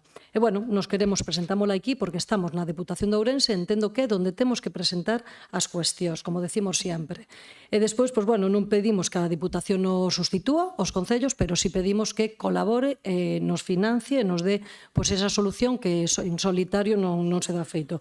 Así que hoxe temos a oportunidade, como decía antes, de deixar de discutir de quen é a culpa, porque non nos vai levar a ningún lado e cada un diremos o que nos corresponda, pero sí de empezar a asumir, pois, neste caso na Diputación de Ourense, que é onde estamos, de asumir, pois, neste caso, a parte que lle poida corresponder ou desa axuda que nos vai a prestar aos concellos.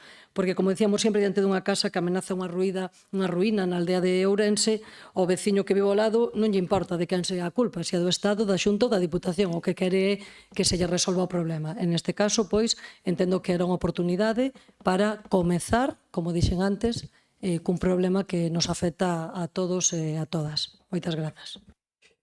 Moitas gracias. Rematamos logo. Eu simplemente un par de matizacións ou de engadidos a isto. Bueno, cando efectivamente nadie cuestiona que a competencia exclusiva en materia de vivenda lle corresponde á Xunta de Galicia. Nadie o cuestiona, non? Creo que tamén é difícil de cuestionar que a política en materia de vivendas da Xunta de Galicia é unha das prioridades. Eu creo que cada consello da Xunta sale o presidente anunciando unhas medidas, sobre todo en grandes cidades, que optan, evidentemente, por dar esa maior cantidad, e hai un objetivo claro de 8.000 vivendas de promoción pública nesta legislatura, duplicando a promesa inicial. Non digamos que eu creo que hai creo que ademais nesa materia si a conocemos ben, hai un amplio programa de axudas para compra, para rehabilitación, para eficiencia enerxética, para alugueiro, e, por lo tanto, creo que, sinceramente, aí, ou mellor noutras cuestións, non se están facendo tan ben os deberes, pero creo que aí resiste a comparación con calquera outra comunidade autónoma. A política de vivenda da Xunta de Galicia creo que resiste a comparación con calquera comunidade autónoma. Non me vou a meter nas que se prometeu por parte do Goberno do Estado, non houve ninguna, pero eu creo que os feitos están aí. En canto a Diputación, efectivamente, bueno, pois nós temos un plan de vivenda. Eu tamén coincido con Bernardo, temos falado máis veces, e creo que con outros compañeiros, que cada un temos as nosas sensibilidades. Evidentemente, nun concello de 7.000 ou 15.000 ou habitantes, ou 12.000 habitantes ou tal, ou 5.000, pois unha vivenda non che solventa nada. Nun concello de 500 habitantes, unha ou dúas vivendas che axuda, ou de 1.000, e entonces, bueno, eu efectivamente creo que, pero en todo caso, é unha decisión que adoptamos dende a Diputación e na que comprometemos unha parte importante. Nós temos 110 millóns de euros de orzamento, se o sacamos todo o que temos comprometido previamente, a nosa capacidade inversora non é tanta, e metemos 1.200.000, pois creo que é unha cantidade porcentualmente importante, sobre todo se temos en conta na parte que podemos dispoñer dela, porque se sacamos persoal, sacamos gastos correntes e iso todo, o que nos queda non é moito, e se aí metemos 1.200.000, pois creo que é importante. Eu digo isto porque non todas as diputacións lo fan, ni moito menos, e agora xa non vou dicir para que non sabemos que o señor Puga as de Galicia, non vou dicir de Galicia, que tamén. Pero vou non dicir, no encontro que tuvemos de diputacións, de presentes de diputacións, esta cuestión da vivenda, pois, lógicamente, é unha cuestión pois moi viva, non? Que en todo o mundo está, e fixemos unha explicación de que facíamos as diferentes diputacións, e hai poucas, e algunhas con moita capacidade económica, que non estaban facendo absolutamente nada, e máis, que non iban a facer absolutamente nada, porque dicía que era meterse nunha competencia de outros, que era gastar unha cantidad de recursos inmensa, e por outro estamos os que decimos que efectivamente se é case a primeira preocupación da cidadanía, pois nós non podemos estar máis alá dos recursos ou máis alá de que podíamos facer máis ou menos, non podemos estar alleos a isto. E por eso, cando dicemos, pero vos metedes de 110 millóns, 1.200.000 nun plan destes? Pois sí, os metemos. E agora estamos dando un paso para adiante. Por lo tanto, creo que estamos facendo correctamente os nosos deberes. Tamén temos, que non é exactamente vivenda, pero creo que tamén axuda un poquinho, un problema que temos, que tamén saben que todos os concellos rurais temos, que é o tema dos rueiros, o tema da numeración das vivendas, que tamén axuda. Eu, dende logo, falo como alcalde, tiña un grave problema no meu concello, porque somos casi 7.000 persoas repartidas en povos onde o pobo máis importante é unha urbanización de 500 habitantes e onde era moi difícil localizar as propiedades, e gracias a ese programa pues conseguimos numerarlas, xeolocalizalas, e a verdade é que a prestación dos servicios mellora, e ese programa tamén o temos aquí na Diputación, e cada ano se van adherindo concellos, e eu creo que o estamos facendo tamén razonablemente ben. Ahora, creo que o que fixemos aquí, contra o que a veces parezca,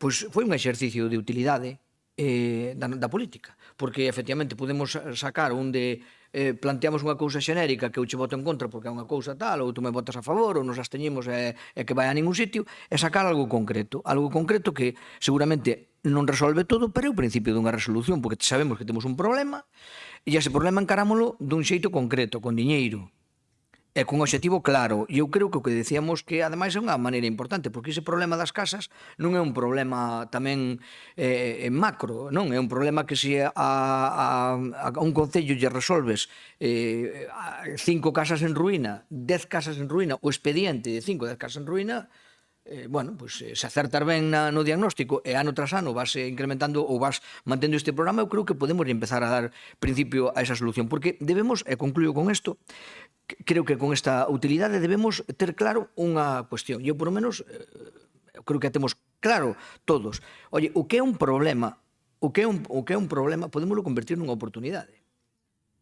É dicir, o problema de vivenda en España, que non diría hai 5 ou 10 anos que estábamos neste problema, é un problema, é o primeiro, agora mesmo, a gran distancia dos outros, digamos nas grandes cidades. E a nós temos unha oportunidade, que é que temos moitísima casa baleira, e se somos capaces, en algún caso, de mobilizala, noutros casos habrá que facer modificacións legislativas que creo que son necesarias, que tampouco axudan para a seguridade xurídica que debe de ter calquera propietario. Hai moitas cuestións, pero, dende logo, mobilizar esa vivenda e tendo-a identificada, andando encima dela para que non se caiga no abandono, pois pode ser unha extraordinaria oportunidade dados os medios de comunicación que hai agora, as facilidades de comunicación, de convertir un problema nunha oportunidade e revertir definitivamente esa tendencia demográfica que tan mal nos leva ido, e agora nos vamos remontando modestamente, pero creo que podíamos remontar. Eu fago unha última reflexión. Se os datos non me fallan, hai unhas 100.000 vivendas, máis de 100.000 vivendas na provincia susceptibles de ser habitadas, con maior ou menor grado de deterioro, con maior ou menor grado de habitabilidade inmediata. Pues, ustedes imagínense que das 100.000 vivendas fóramos capaces de poñer no mercado pues 10.000. A unha media de 3 persoas ganaríamos 30.000 habitantes. Un 10% das que hai. Un 10%. Non estou falando nin do 50%, nin estou falando de nada. Estou falando dun 10%. Estaríamos movendo 30.000 persoas para aquí, para a provincia, que sería un salto brutal, evidentemente, porque entonces vámonos dedicar todos a facer o que temos que facer, e nós, pois o que temos que facer é isto, o primeiro que podemos facer. E se seguimos por aí e con medidas claras dentro das nosas capacidades orzamentarias, podemos encontrar. Por iso creo que é o momento de felicitarnos entre todos, porque dun debate ideolóxico terminamos cun acordo concreto que beneficia, evidentemente, aos concellos de maneira clara. Sí, sí. Gracias, presidente. Sí, simplemente quería incidir na reflexión que fixo vostede sobre o tema de vivenda. Cando trouxemos fai 2 anos e pico así esta proposta do plan de vivenda, si é verdad que naquele momento se viu con un certo escepticismo, naquele momento todavía empezaba a manifestarse públicamente, digamos, o gran problema de vivenda. É dicir, si é verdad que agora as distintas administracións públicas, tanto do Estado como da Xunta, como tal, están poñendo todo o énfasis na vivenda, con medidas que a corto plazo non van dar resultado, pero sí esperemos que a medio e longo plazo, cando viron que realmente o problema da vivenda é primordial. Si podemos coincidir en que 1.200.000 euros, como hai neste momento no plan de vivenda, que é apenas o 1% do orzamento da Diputación Ourense, que creo que non lo podemos permitir, non estamos permitindo, vai ter pouca incidencia probablemente en concellos un pouco máis de tamaño, como vai ser Pereiro, Allariz, etc. Pero sí creo que nos concellos pequenos sí vai ter unha certa incidencia e, sobre todo, a mensaxe que estamos trasladando aos cidadáns. É dicir, que a Diputación de Ourense, sendo a vivenda o primeiro problema que hai nestes momentos da sociedade, pois tamén fai, digamos, un impulso. E, ademais, creo que, ademais, usted, ben feito, ademais, está incluso presumindo dese plan de vivenda, digamos, cando vai a outros foros, outras institucións, como ben é así. Entón, neso nos congratulamos. Eu creo que o paso que damos hoxe é un pasiño máis pequeno tamén, pero creo que tamén vai dar os seus efectos. E, bueno, neso estamos en chegar a consensos, en chegar a apostas que realmente incidan no cidadano e no benestar dos concellos. Moitas gracias. Bueno, pois moitas gracias. Eu creo que iso é a clave. Ser útiles, decíamos antes, servir, ser útiles, en definitiva, é o que buscamos todos. Bueno, pois como estamos todos de acordo, aquí despois hai algunhas discrepancias no resto dos puntos, entón aquí vamos a votar por puntos, vale? Creo que aceptan votar por puntos, non? Aceptan votar por puntos, entón vamos a votar por puntos, vale, señor secretario? Bueno, entonces vamos alá. Empezamos... Así, a emenda que plantexamos nós, se aceptamos que modifica o punto primeiro, non? Sí, a emenda, aceptamos, sí. Vale. Entonces o punto primeiro quedaría aprobado con esta redacción. Non, con esta emenda. Vale, queda aprobado por unanimidade o punto primeiro con esta emenda que fixemos, que é a creación deste fondo para acometer esta asistencia técnica. Vale. Punto segundo, instar a Xunta de Galicia a posta en marcha dun plan galego de tal. Votos a favor? Abstencións? Punto terceiro, instar a Xunta de Galicia a creación dun banco galego de edificacións. Votos a favor? Abstencións? E punto cuarto, dar traslado dos presentes a todo o mundo. Xunta, Federación Galega de Municipios, FEGAN, etc. Provincias e demais. Vale, a favor? Bueno, pois queda aprobada.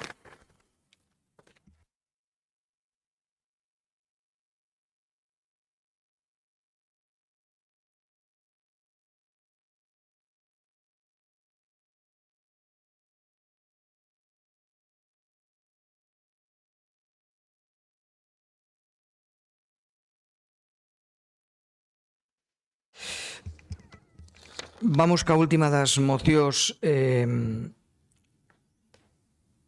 previstas para o día de hoxe, que é o punto noveno, que é a moción do Grupo Provincial de BNG demandando medidas administrativas e legais para a regularización de propiedades rústicas e urbanas en estado de abandono como ferramenta de protección dos núcleos rurais. Esta sí que tes a palabra, Bernardo. Silva, non? Vamos a... Galiza é un dos territorios europeos máis vulnerables aos incendios forestais, ao cambio climático, o incremento das temperaturas extremas e dos períodos de seca, a fragmentación da propiedade, o abandono agrario e a ausencia de ordenación integral do territorio conforman un escenario de risco crecente, especialmente nas comarcas do interior e de maneira singular nas comarcas de Ourense, o que compre engadir ao avellentamento da poboación e o decrecemento demográfico e que xunto coa perda de interese pola propiedade, especialmente en entornos rurais, teñen feito que este proceso de abandono e perda de relación dos propietarios afecte xa non só as fincas rústicas, senón tamén as construcións en chan urbano. A vaga de lume sufrida no ano en agosto do 25 puxo de manifesto a debilidade do actual modelo de política forestal e de prevención. Mais alá das condicións meteorolóxicas adversas, os incendios evidenciaron as consecuencias acumuladas de décadas de abandono territorial, perda de actividade agraria e forestal, expansión de biomasa continua de elevada combustibilidade e falta de implementación de medidas estruturais ao respecto á xestión do territorio. A isto engádese a nova preocupación das zonas de interface urbano, onde confluen os núcleos de poboación e fincas sin uso urbanístico en zona urbana. Nestas áreas, a presenza de parcelas e inmobles abandonados A acumulación de biomasa combustible e un incumprimento das obrigas de conservación e limpeza incrementan notablemente o risco para as persoas e os seus bens, especialmente ao non existir mecanismos que permitan a intervención pública nestas propiedades privadas dun xeito áxil e que evite a eternización do proceso administrativo ano tras ano sen resultados efectivos. A normativa actual atribúe ás persoas propietarias a obriga de conservar os seus bens e manter as condicións de seguridade exixibles. Porén, os concellos atopan importantes limitacións para garantir o incumprimento efectivo destas obrigas cando existen titulares descoñecidos ou ilocalizables, cando a propiedade se atopa excesivamente fragmentada entre múltiples herdeiros en que ningún deles se sinta na obriga de facerse cargo ou cando os procedimentos administrativos resultan lentos e, en moitos casos, inoperativos. Como consecuencia, numerosas parcelas e inmobles permanecen abandonadas ano tras ano, xerando riscos evidentes para a seguridade pública e para a prevención dos incendios, cunha capacidade real de execución por parte municipal prácticamente inexistente. Ao mesmo tempo, esta situación convive cunha crecente dificultade de acceso á vivenda, especialmente nos concellos do interior, onde centos de inmobles permanecen baleiros abandonados durante anos, sen donos coñecidos, mentras moitas persoas, especialmente a mocidade e as familias con menos recursos, atopan enormes dificultades para acceder a unha vivenda digna. A recuperación destes inmobles mediante instrumentos de intervención pública permitiría, polo menos en parte, dar cumprimento á función social da propiedade e contribuir á revitalización dos núcleos de poboación e incrementar o parque público de vivenda en réxime de alugueiro accesible ou, cando menos, por actores privados que estiveran en disposición de acometer a súa rehabilitación e evitar o seu deterioro e as nefastas consecuencias que disto deriva para a seguridade e a habitabilidade dos núcleos. Compre lembrar que a experiencia legislativa galega demostra que o interese xeral pode xustificar a creación de instrumentos específicos para afrontar situacións de abandono prolongado da propiedade. A legislación relativa á movilización de recuperación de a Lei 11/2021 de 14 de maio de recuperación da terra agraria de Galicia, que no seu artigo 19 habilita a GADER, a Consellería do Medio Rural da Xunta de Galicia, a investigar a titularidade de bens situados en solo rústico ou de núcleo rural, dos que non se teña certeza a titularidade. Podendo estes, tras o proceso administrativo recollido na legislación, pasar a públicos en caso de non acreditarse propiedade, así como a Lei de Concentración Parcelaria, a Lei 4/2015 de mellora estrutural da estrutura territorial de Galicia, constituindo precedentes que evidencian a capacidade do ordenamento xurídico galego para desenvolver mecanismos orientados a garantir a función social da propiedade e evitar que o abandono dun ben provoque prexuízo ao conxunto da sociedade, pasando a súa xestión de xeito permanente ou temporal ao sector público tras un período prolongado de abandono. Isto viuse refrendado pola Lei 5/2025 de 23 de decembro de Medidas Fiscais e Administrativas, publicada no DOGA de 31 de decembro do 25.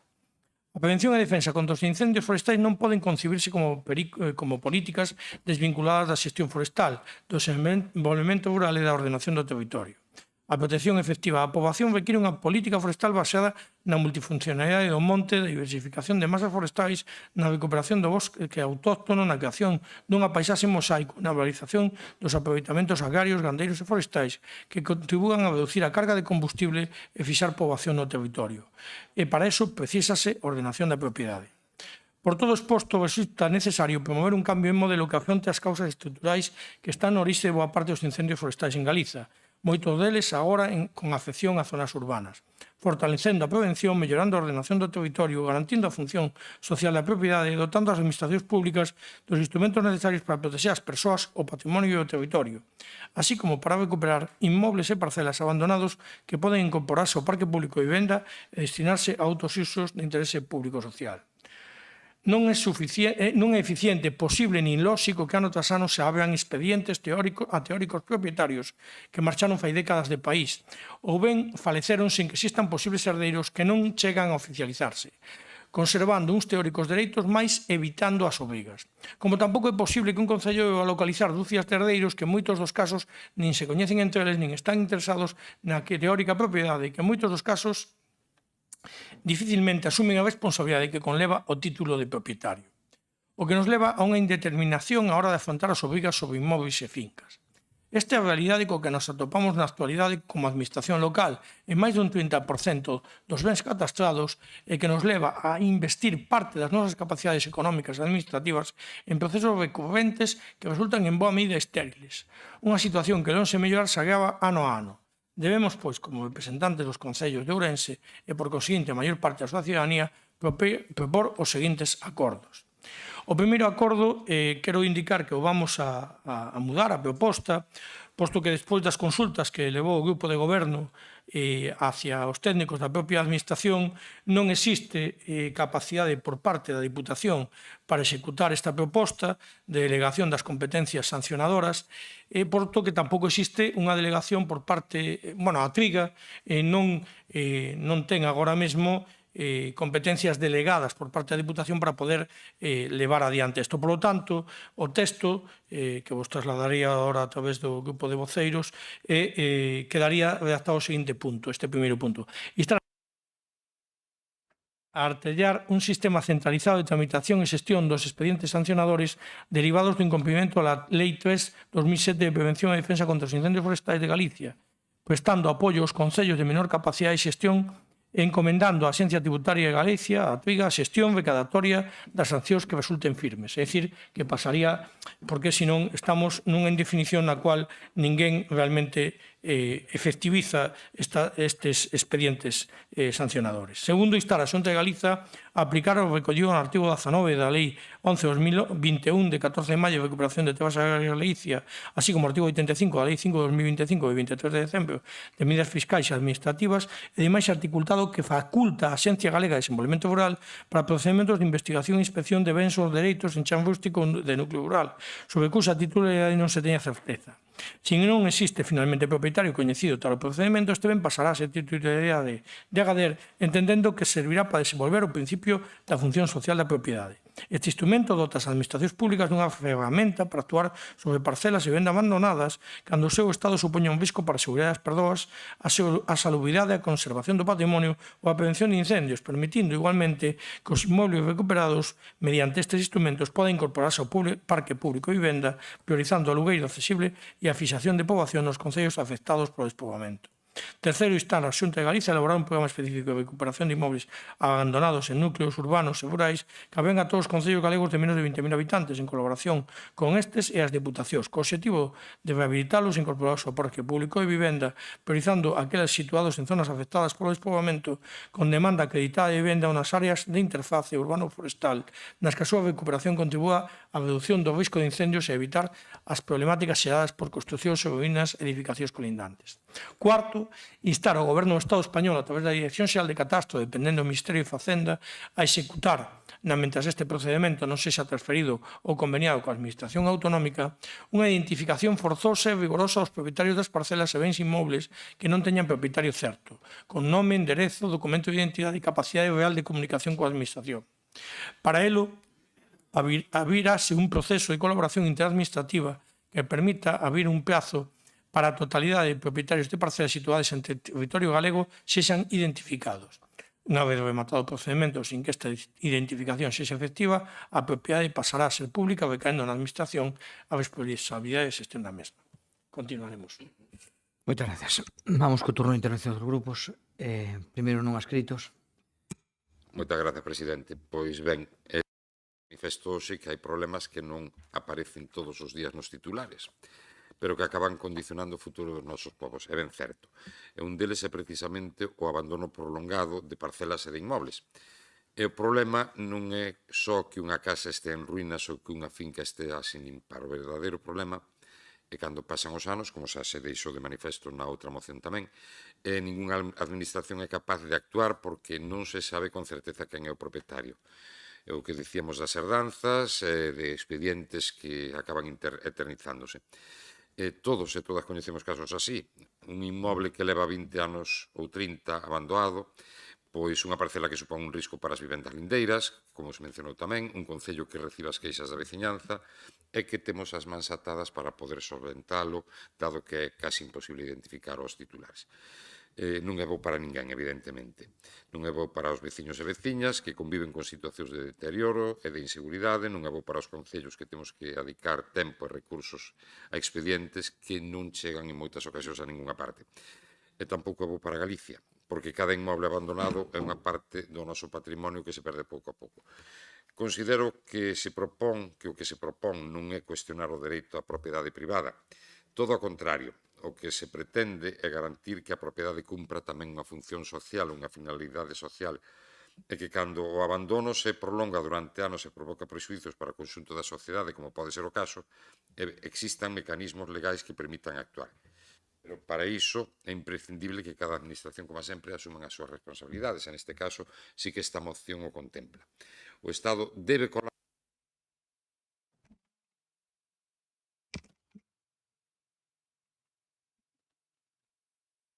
Moitas gracias. Vamos. Grazas. No, que se cortou a intervención polo micro. Vale, pensei que había terminado. Sí, O siga así. Estado é que non está contando o tempo tampouco. No, o tempo estaba contado para sí. ir no eu, porque Vale, pensei que había terminado. vale. Volvemos a contar outra vez, pero 2 minutos ahora. Non tardo moito. A mitad xa.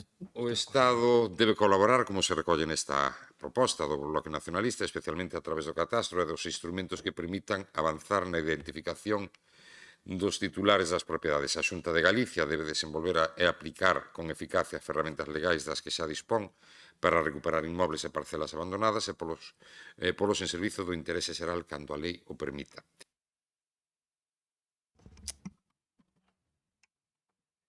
E os concellos, que somos nós, as diputacións, necesitamos apoio técnico, económico e administrativo para afrontar unha realidade que, especialmente nos pequenos municipios, supera con frecuencia a súa capacidade. Creo que non é un problema só dun concello, nin de moitos concellos, sino que eu incluso lle chamaría que é un reto de país. E se queremos un rural vivo, necesitamos povos cuidados. Se queremos atraer novos veciños e veciñas, como mencionou na súa intervención o señor presidente, necesitamos espacios habitables. Se queremos prohibir incendios, necesitamos parcelas limpas e inmobles conservados. E, finalmente, se queremos conservar o noso patrimonio, non podemos resignarnos a velo desaparecer ano tras ano. Esta moción permite un debate importante, como conseguir que as administracións teñan instrumentos eficaces para actuar sin vulnerar dereitos, pero evitando que o abandono permanente siga xerando problemas para toda a sociedade. E ese equilibrio é o que temos que buscar e conseguir, porque defender o rural significa recuperar o que xa temos antes de seguir perdendo patrimonio, oportunidades e poboación. Este é un exemplo, e temos un exemplo moi pertiño de nós, que é Asturias. En Asturias teñen un rural que é habitable, un rural fermoso, un rural que respeta a natureza e que, polo tanto, pode ser un exemplo a seguir. Moitas grazas. Bueno, ahora sí. Vale. Democracia. Sí, bueno, nada, simplemente esta moción es prácticamente una réplica de la anterior, aborda a mayores la problemática de las parcelas, tanto rurales como urbanas, que pueden tener incidencia en los incendios. Desde el punto de vista de nuestro grupo estamos, pues como dije antes, de acuerdo en el diagnóstico, la problemática, somos más que conscientes y que todo pasa por una reforma legislativa profunda que cambie el sistema de funcionamiento y que nos dote a las entidades locales de los mecanismos y de las herramientas suficientes para poder aplicarlas y no una maraña administrativa que es inaplicable. Y esto va más allá de, pues lo que decíamos antes, esto va más allá de que solo sean competencias de vivienda, esto afecta a muchas cuestiones, pues hablaba antes el compañero Bernardo, catastro, hablamos de legislación civil, hablamos de legislación de expropiaciones, vivienda, también medio ambiente, en definitiva, dotar de un sistema ágil a los ayuntamientos y un sistema que nos permita asumir con nuestros medios, que los medios lógicamente no son ilimitados, con los medios que tenemos, pues de un sistema eficaz y que le dé respuesta a las necesidades de los vecinos. Nada más, gracias. Gracias. PSOE. Grazas, presidente. Bueno, pues como decíamos antes, hai moita similitude nas nosas mocións. Evidentemente, pues, é un problema de abandono e un problema estrutural. Creo que a diferencia é que o Partido Socialista o que propuñamos era pues, unha proposta inmediata de actuación por parte da Deputación e o BNG neste caso creo que o que está reclamando é un cambio estrutural, non? Como problema estrutural que, como xa comentamos aquí en moitas ocasións. Dentro do Grupo Socialista imos a votar a favor, como non podía ser de outro xeito, porque compartimos unha realidade, especialmente en toda a provincia, non? Que xa non, como dixemos antes, xa non admite máis demoras. O abandono das fincas, os inmobles, deixou de ser exclusivamente un problema entre particulares para converterse nun problema de seguridade pública, de prevención de incendios, de ordenación territorial, en definitiva, dun futuro para o noso rural. A moción que hoxe presenta o BNG aborda precisamente esa dificultade que coñecemos perfectamente todos os que vivimos no ámbito municipal, pois, como falamos antes, as propiedades abandonadas, titulares descoñecidos, herdanzas sen formalizar e un largo etcétera. Esta realidade pois, ten unha especial incidencia, non, nesta provincia. Detrás dunha casa abandonada ou dunha finca sen limpar, pois moitas veces hai unha historia que se repite, non? Como comentaban os compañeiros, pois os propietarios marchan e os descendentes viven fora e iso pois queda aí, e o problema queda aí. Entón, pois, bueno, entendemos que os concellos, sobre todo, como digo sempre, nos concellos pequenos, pois temos moitas máis dificultades para atallar estes problemas. É fácil decir que a normativa obriga ao propietario, eso faltámonos todos de decir, sobre todo cando falamos de incendios e das faixas secundarias, hai que se nomeou anteriormente, pois claro, que os propietarios teñense que facer cargo, teñemos que facer as obrigas, non? Pero tamén despois, evidentemente, cando non se dá chegado a elas, para eso están as administracións, para que boten man ou polo menos intenten resolver un gran problema que temos todos e todas. E, bueno, isto é unha carreira administrativa, como dixemos antes, de notificación, de expedientes eternos que non se dan feito, entón, pois, entendemos que buscamos axuda máis próxima, neste caso é na Diputación. Por iso debemos falar tamén nesta moción, fala pois, do tema dos lumes, non? Como decía antes Bernardo, o ano pasado moitos problemas de moitas aldeas que se viron afectadas precisamente era pois, porque eses lumes cando prendía pois, cerca dun pobo, incluso esas múxicas caían dentro, pois evidentemente temos as aldeas pois, están abandonadas e cheas de biomasa, non? Nada, un pouco máis, porque é verdade que estamos pois, a repetir xa o que tratamos antes, non? Entón, pois, bueno, intentamos resolver, non podemos ter a 92 concellos da provincia intentando resolver problemas individualmente cando o problema é común para todos. Entón, sí que entendemos que isto pois, pode ser unha cousa que se faga pois, a outras instancias, e, bueno, neste caso a Deputación pois, pode ter moito por facer, non? E neste caso tamén pois, a Xunta de Galicia evidentemente ten un papel moi importante. E non chega con abrir expedientes, non chega con enviar só as notificacións, senón que temos que intentar, como dixen anteriormente, entre todos e todas, darlle unha saída a estes problemas que ao final pois, creo que son un dos problemas máis graves cos que contamos a día de hoxe nos concellos, non? E, bueno, como decía antes tamén, o cidadán espera que a administración resolva, e non de quen sexa pois, esa competencia. No respecto ao punto, un dos puntos, o punto cuarto, compartimos a necesidade de mellorar a identificación dos propietarios de parcelas inmobles, porque sabemos que un dos principais problemas que teñen os concellos pois, a hora de tramitar os expedientes de ruínas precisamente o de localizar os seus herdeiros, os titulares.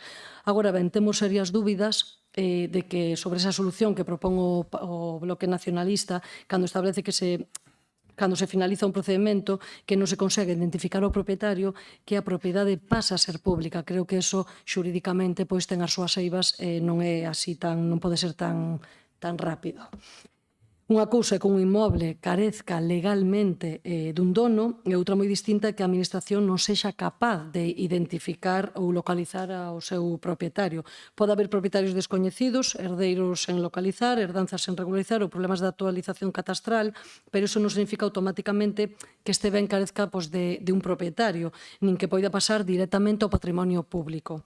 E ademais debemos preguntarnos non, se a administración a que lle trasladamos entón pois, ese problema, porque son miles de inmóveis en ruínas, o sea, non estamos a falar nin de 2 nin de 3, senón de moitos inmóveis, se pasan a ser de titularidade pública, será a administración a que terá que asumir a súa conservidade, a súa seguridade, a consolidación e, polo tanto, pois, entendemos que iso é un custo pois, sobredimensionado que é difícil, non? Dende o Grupo Socialista consideramos máis realista reforzar e colaborar entre o catastro, os rexistros e as distintas administracións para facilitar a identificación deses titulares, pero sempre, pois, evidentemente, mediante procedementos que conten con todas as garantías xurídicas. Non queremos solucionar o problema o que queríamos na nosa moción era solucionar ese problema de ruínas, pero, bueno, non simplemente cambiar de mans o problema. Por iso defendemos que os concellos conten con recursos económicos, con asistencia técnica, apoio administrativo para poder actuar cando existe un risco para a seguridade pública. E, bueno, ese é precisamente o obxectivo da proposta socialista, da cal, como dixen antes, nos alegramos que por fin iniciemos e propoñamos xa sobre a mesa pois esa ferramenta e ese orzamento que era necesario para darlle adiante. E, bueno, simplemente o que entendemos é que é un problema que temos encima e que, bueno, pois tamén hai que darlle unha saída. Moitas grazas. Bueno, vamos logo con o turno do Partido Popular. Bueno, gracias, presidente. Bueno, neste caso, pois, por lóxicamente tamén compartimos plenamente a preocupación, neste caso, pois, por a situación, non, con respecto ao tema do control das fincas que se encontran nas franxas de seguridade, ben sexan fresa secundaria ou dentro de núcleo, pois porque casi todos os concellos facemos toda esa parte de notificar, identificar e demais, pero sempre nos quedamos na parte esa de non poder sancionar cando seguramente xa entramos a limpar en moitos casos esas propiedades varias veces. Si ben é certo que tamén nos encontramos moitas veces, ou polo menos eu no meu caso como alcaldesa, que a xente que limpa os seus sitios e despois llevas limpar o dos que non limpan, non lles gusta. Non lles gusta que lle limpes e non lle cobres. Pero claro, non é que non queiramos cobrarlle, que a veces tamén se di por tema do voto, non é o tema do voto, é que non temos capacidade, porque ao final nos concellos pequenos son poucos técnicos, hai moitísima burocracia, moitísima contratación, hai moitísima subvención, trámites e demais, e dedicarse a este procedimento é complexo.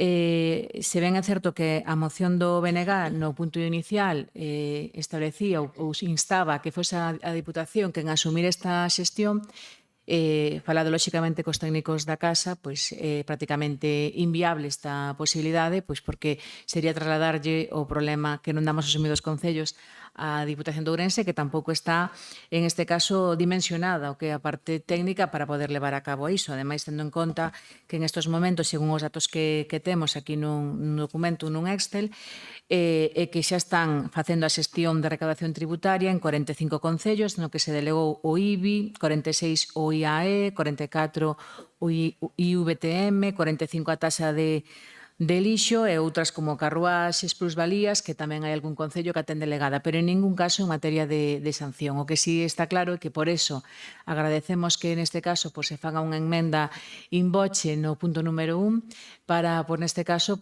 instar neste caso a Xunta de Galicia a que busque a maneira de artellar e facilitar pois que os concellos, sobre todo os pequenos, podamos levar a cabo estes traballos de sanción, porque igual a veces tamén é exemplificadora ese feito de que a xente vexa que efectivamente non limpar ten un coste, pero en estes momentos o coste estámoslo asumindo os concellos cos fondos públicos e en moitos casos tamén é certo que inda que quixéramos sancionar non o imos facer porque a veces ni siquiera hai propietarios coñecidos, están en maus de diferentes herdeiros de xente que faleceu hai moito tempo e que é ilocalizable e non sabemos ni siquiera quen son os herdeiros. Igual tamén pasa porque cando se fagan o que son os repartos de herdanzas se trasladen ao catastro, que moitas veces, eu creo que agora xa é obrigatorio que se faga, pero durante moitos anos non se fixo, entón aí estamos por nun limbo importante. Nós neste punto, coa modificación que se traslada aquí, vamos a votar a favor. No punto número 2, con respecto ao tema da identificación dos propietarios, nos entendemos que a Xunta xa ten unha lei de recuperación en materia da terra agraria e outras ferramentas de investigación patrimonial, entón vamos a absternos neste punto. No punto número 3, en relación coa recuperación dos inmobles abandonados, tamén existen xa liñas de rehabilitación, comentaba antes o presidente, con diferentes liñas que ademais nestes últimos tempos foron ampliadas e dotadas de maior orzamento. E no punto número 4 sí que entendemos, e aí coincidimos co Partido Socialista, en que efectivamente é importante avanzar e colaborar co catastro para poñer en orde o referente ao tema de actualizar e de ver como están esas propiedades, a nome de quen están, e creo que é un traballo que temos que ter todas as administracións, porque moitas veces os concellos tamén sabemos de quen son as propiedades, porque yo comentamos os veciños, e é fácil de localizar, pero sí que aparte tenemos lo que facer con garantías xurídicas, sobre todo respetando o dereito da propiedade. Entón, bueno, quizá aí temos que intentar darlle unha volta para ver cal sería a mellor maneira de poder levar a cabo este punto sin pois cun procedimento que sea garantista e respetuoso, lóxicamente, ca legalidade, porque sí que nos xurde esa dúbida, igual que neste caso comentou a compañeira do Partido Socialista, de que ao mellor pois non estemos actuando de acordo á garantía da lei, e iso é importante, a ver se podemos entre todos aclarar, o presidente que ten conocementos xurídicos, para ver como podemos desenvolver este punto, porque en principio votaríamos ou a abstención ou a ver como poderíamos definilo para poder leválo a cabo. O caso é que sí que creo que esta é unha política útil, a de buscar as solucións, e sobre todo un tema tan relevante como o tema dos incendios e da prevención, pois poñemos neste caso pois o foco nos temas e buscar solucións para arranxalo e para que a xente realmente se dé conta de que sí estamos facendo todo o posible por ordenar estas situacións. O que pasa é que nos faltan ferramentas. Non é falta de interés político, nin medo aos votos, nin moito menos. É falta de capacidade administrativa para levar a cabo, porque seguramente o procedimento é máis complexo do que a xente pense. De momento nada máis e gracias.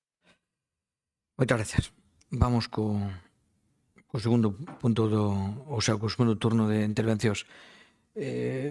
Miradmos este último punto, porque esa última frase é complicada, Eu comento, tanto, a ver, no punto 2, nós o que facemos é instar a Xunta de Galicia a aplicar o recollido, é dicir, non lle decimos incluso que o mellor despois hai que cambiar algo, pero o que decimos é que aplique o que xa está recollido nesto, que resolve tamén as dúbidas, me parece, que plantexan respecto ao primeiro. Sí, vale, bueno, pero eu digo que no segundo o que facemos é instar a Xunta de Galicia a que aplique o recollido. E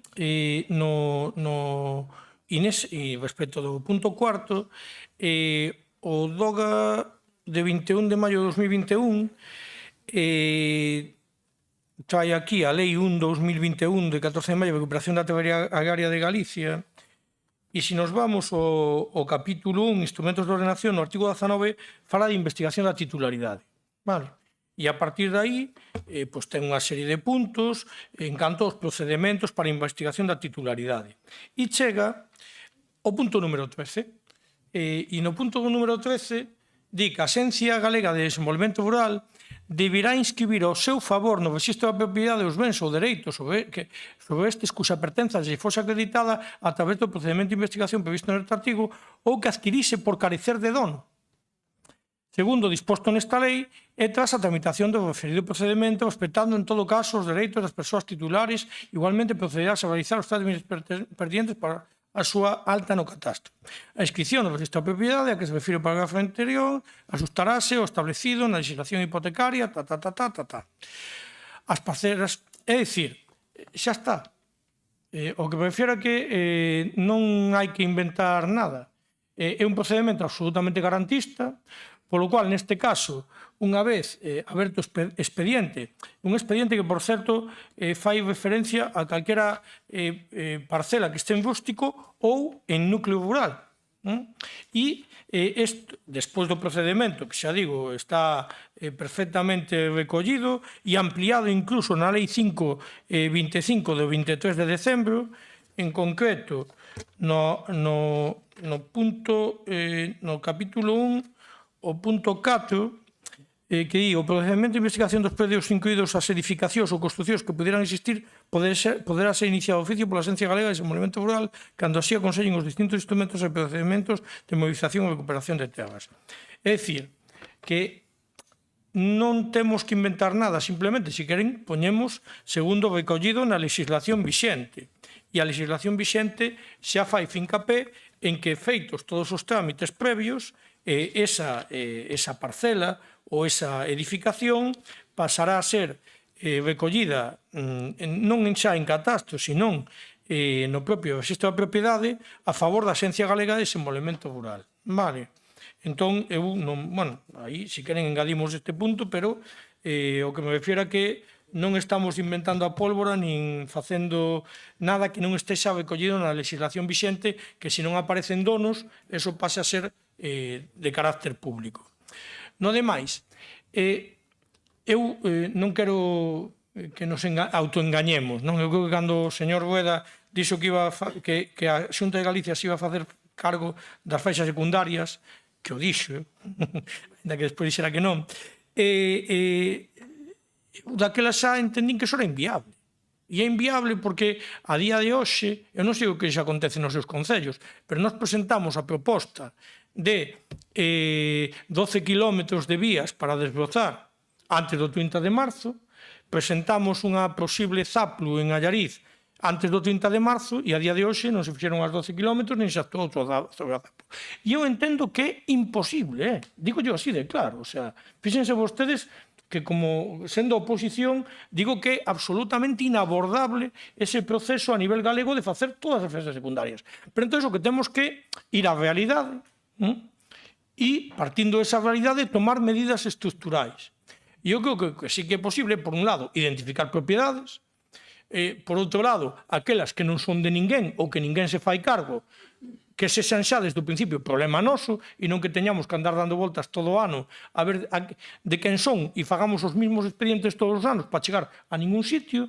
E, por último, buscar medidas de outro xeito. E eu creo que medidas de outro xeito, creo que salen, de feito, nas propostas, porque ademais así se trasladou, se tuviéramos 2 gandeiros por parroquia, non lles digo máis, seguramente, en boa medida, os problemas cas faixas secundarias e cos lumes estarían rematados. Non digo que non ardera, que non hai solucións máxicas, pero sí que ao mellor o que temos que pensar é que se nos gastamos 225 millóns de euros en políticas de extinción, e o proceso é que se veñen mal dadas, como está pasando estes días no resto do Estado, e agardemos que non nos pase a nós, pero desgraciadamente é posible, vale?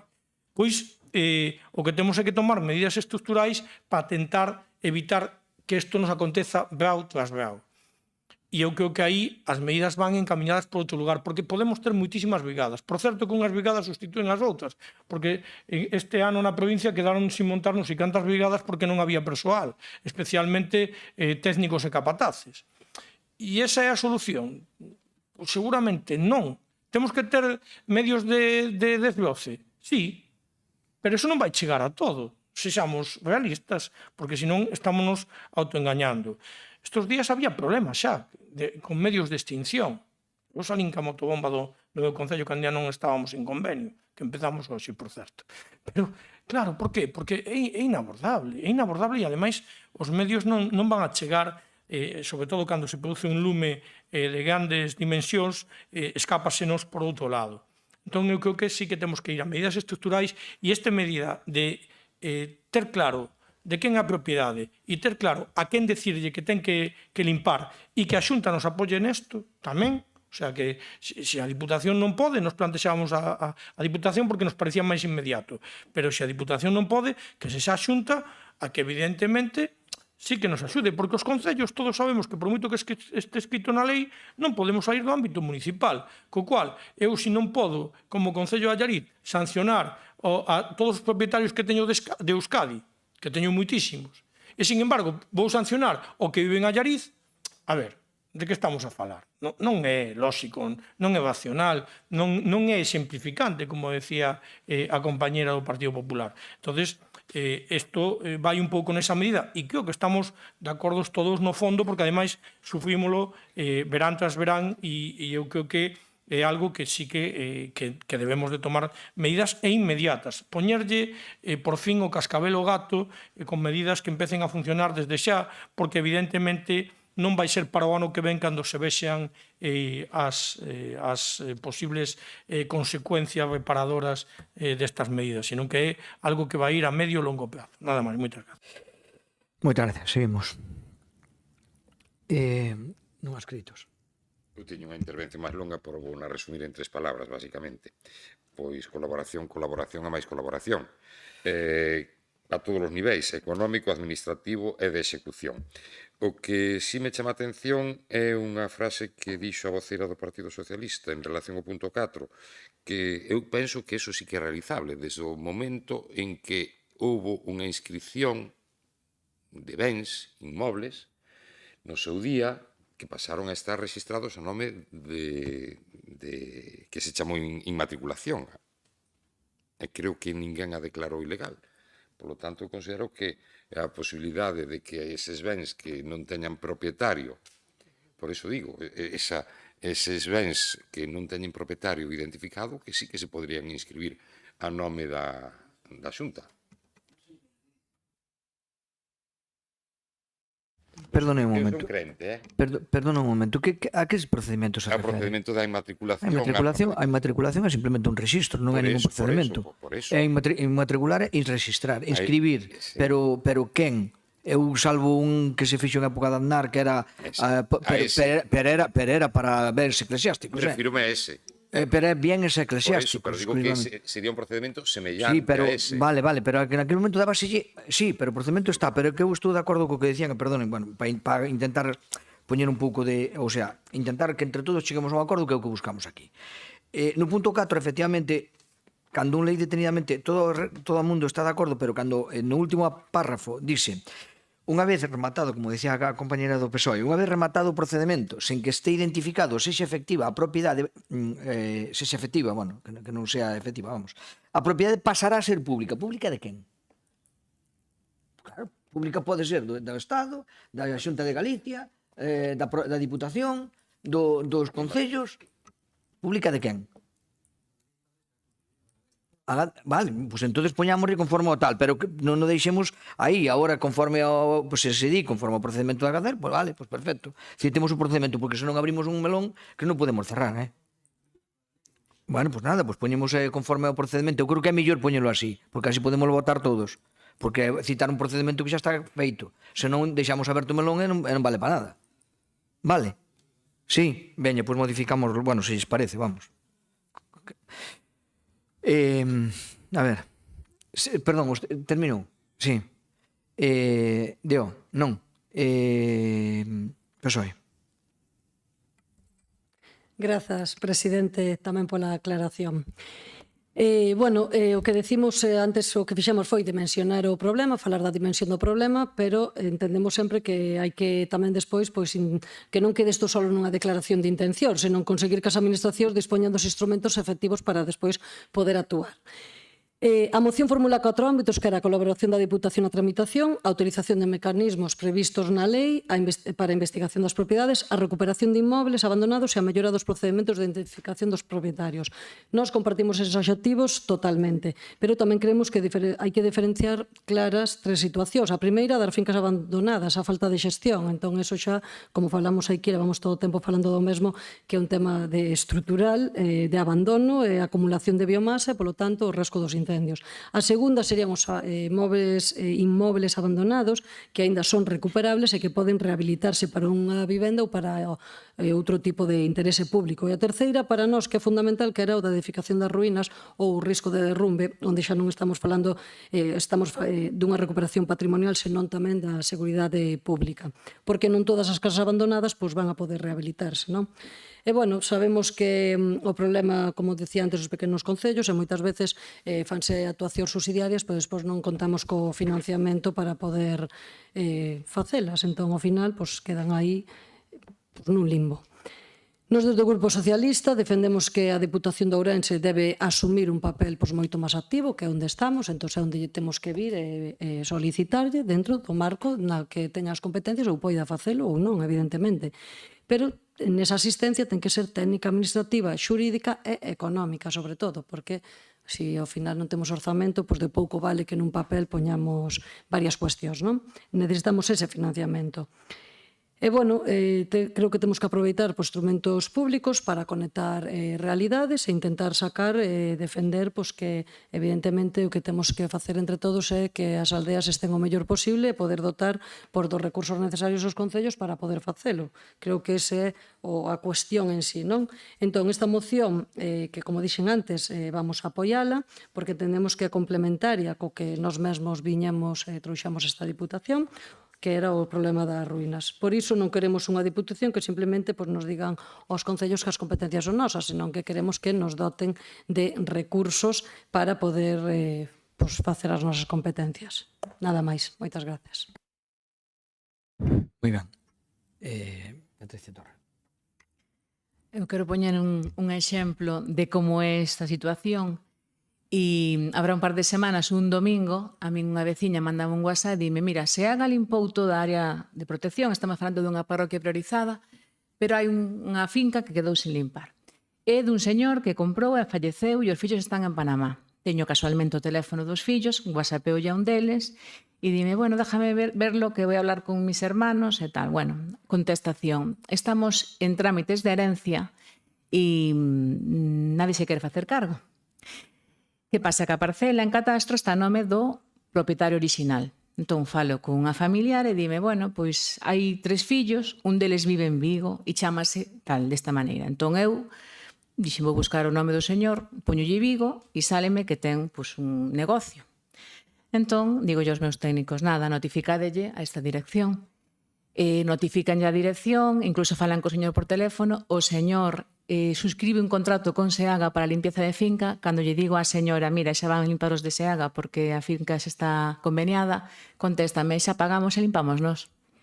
Porque antes de que me arda a casa, ademais é unha parroquia priorizada, onde ten habido lumes constantemente, por eso é priorizada, antes de que me arda, pois paguei eu, pagaron 100 e pico euros. Entón, a situación é complexa e non é falta de vontade política porque xa vos digo, durante un domingo esta gestión que falo aquí resumidamente supón escribirlle a WhatsApp a un que está en Panamá que me contestou máis tarde porque non hai un cambio de horario, buscar en internet, bueno, é un trámite complicado.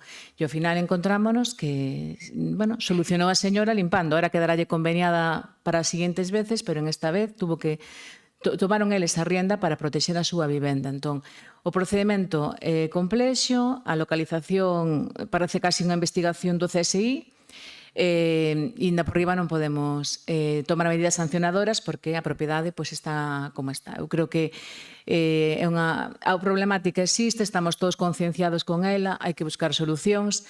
Non sei se esta moción o vai a resolver, pero polo menos hai a vontade por a parte de todos os grupos de buscar solucións porque isto é un problema difícil. E efectivamente, limpar a franja secundaria e tamén o que é o núcleo, porque o núcleo moitas veces non falamos del, pero é competencia dos concellos, é moi complexa e non sei como vamos a facelo, porque incluso na mesa de incendios non houve unha proposta clara. Cal é a proposta clara? Limpar aos concellos todas as áreas de protección con independencia de que se conozcan ou non os titulares. É moi complicado. Poñer en valor a terra, ten que haber xente que a poña en valor tamén. Entón, estamos nunha situación moi complicada, eu creo que non hai solucións máxicas. Lóxicamente, pois, nos imos a votar a favor do primer punto e do último entendo que tamén que a modificación esa de acordo á lei ya estableceu por Agader. Nas outras dúas imos votar a abstención porque entendemos que xa hai ferramentas, pero tampouco vamos a frenar que salga para diante esta moción. Pero a realidade é que é un sistema moi complexo e eu creo que desde que se lle den moitas voltas estamos falando de propiedades privadas e a xente pois tampouco está colaborando, polo menos non todo o mundo está colaborando. E cando moitas veces lle limpamos, porque hoxe entrou o obradoiro de emprego que temos a parte forestal precisamente para franxas secundarias, entrou a desbrozar, algunha xente protesta porque lle limpas a él, non, entón eu tampouco vou limpar, entón imos generar unha complicación importante e estamos fartos de notificar todos os días. Eu mismamente durante o pleno estuve firmando notificacións e é un non acabar, porque hai que revisar, bueno, é un tema moi complicado e non sei nin que expertos, nin os mellores expertos do mundo podrán poñerlle realmente o cascabel ao gato e dar ca solución. Nada máis e gracias. Moi ben, vamos, turno de peche. Moi ben, pois efectivamente é un problema moi complexo, pero por eso penso que canto antes afrontemos algo poderemos ir solucionando, porque senón váisenos das mans, porque isto non vai a mellor, de ano en ano vai a peor. Eu tamén teño casos nos cuales unha persoa quere traballar unha zona que era eminentemente agraria, quere facer un peche para introducir ali rebaños e gandeiría, e resulta que hai tres no medio que non queren, entón non se pode facer, pero a ver, e tú tes a finca abandonada e non permites que... Entón, hai cousas que non poden ser, o sea, que temos que, como administración, ser suficientemente responsables, non sei se valentes, por lo menos, eu creo que máis responsables que valentes, para aplicar medidas que realmente nos leven a algún lugar, porque senón estamos ano tras ano, ca espada de Damocles de que nos vai arder, e despois cando arde, pois claro, despois veñen outros problemas, non? Porque ademais se acabara ardendo, pero non, é que despois ademais veñen outras consecuencias como vimos este ano na comarca de Valdeorras e en Viana. A propia lei, que engadiríamos entón un parágrafo que dixera tal como di a Lei 11/2021 de 14 de maio de recuperación de Tebaria de Galicia, eu entendo que con eso xa sería suficiente. Fíxense que incluso no artigo 21 fala da actualización de datos catastrais e di o punto 2, a Axencia Galega de Desenvolvemento Rural promoverá a formalización dun convenio de colaboración coa entidade responsable da elaboración e mantemento do catastro de bústica na Comunidade Autónoma de Galicia para facilitar a actualización, intercambio, información e modificación dos datos deste. O sea que, digamos que a lei xa está. É verdade que o problema que ten a lei é que para chegar a este punto de modificar os datos en catastro ten 21 artigos antes con non sei cantos puntos en cada un deles. É hipergarantista é o que me refiro, non? Co cual, o desenvolvemento desto, que a cantidade de fincas que temos no país, pois vai ser certamente complicado. Pero, bueno, polo menos que o tente a Xunta que foi a que fixo a lei, porque os concellos non vamos a ser quen de sacar isto adiante, é absolutamente inviable. Se non o fai a Xunta, nós, dende logo, non vamos a ser quen de facelo. E a partir de aí, xa digo, o problema está aí e o afrontamos canto antes, o problema en vez de ir a menos vai a ir a máis. Eu non digo que haxa que ter eso, que haxa que poñer vigadas. Cada vez vamos a ter máis problemas que as vigadas. Bueno, xa as estamos tendo. Cada vez vamos a ter máis problemas de abandono. Cada vez vamos a ter máis problemas de que os propietarios non saben onde están as parcelas e en moitos casos xa non existe esa ligazón do propietario co territorio, non?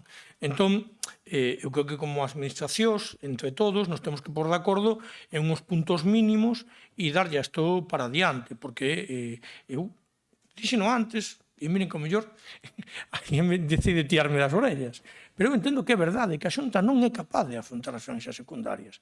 Partendo desa premisa temos que buscar outras solucións.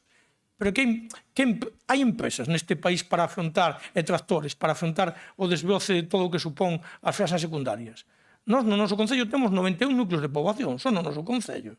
É que eso, a calquera que o vexa, xa entende de partida que eso é imposible. Entón, o que temos é, sí, que se hai unhas persoas que teñen, que queiren emprender no medio rural, poñerlle alfombra de plata e incluso teremos que ver se a través de políticas, se da PAC conseguimos, en vez de, eu non digo nada, que o que queira ter no alto, en zonas de alta montaña, explotacións, a mí me parece estupendo.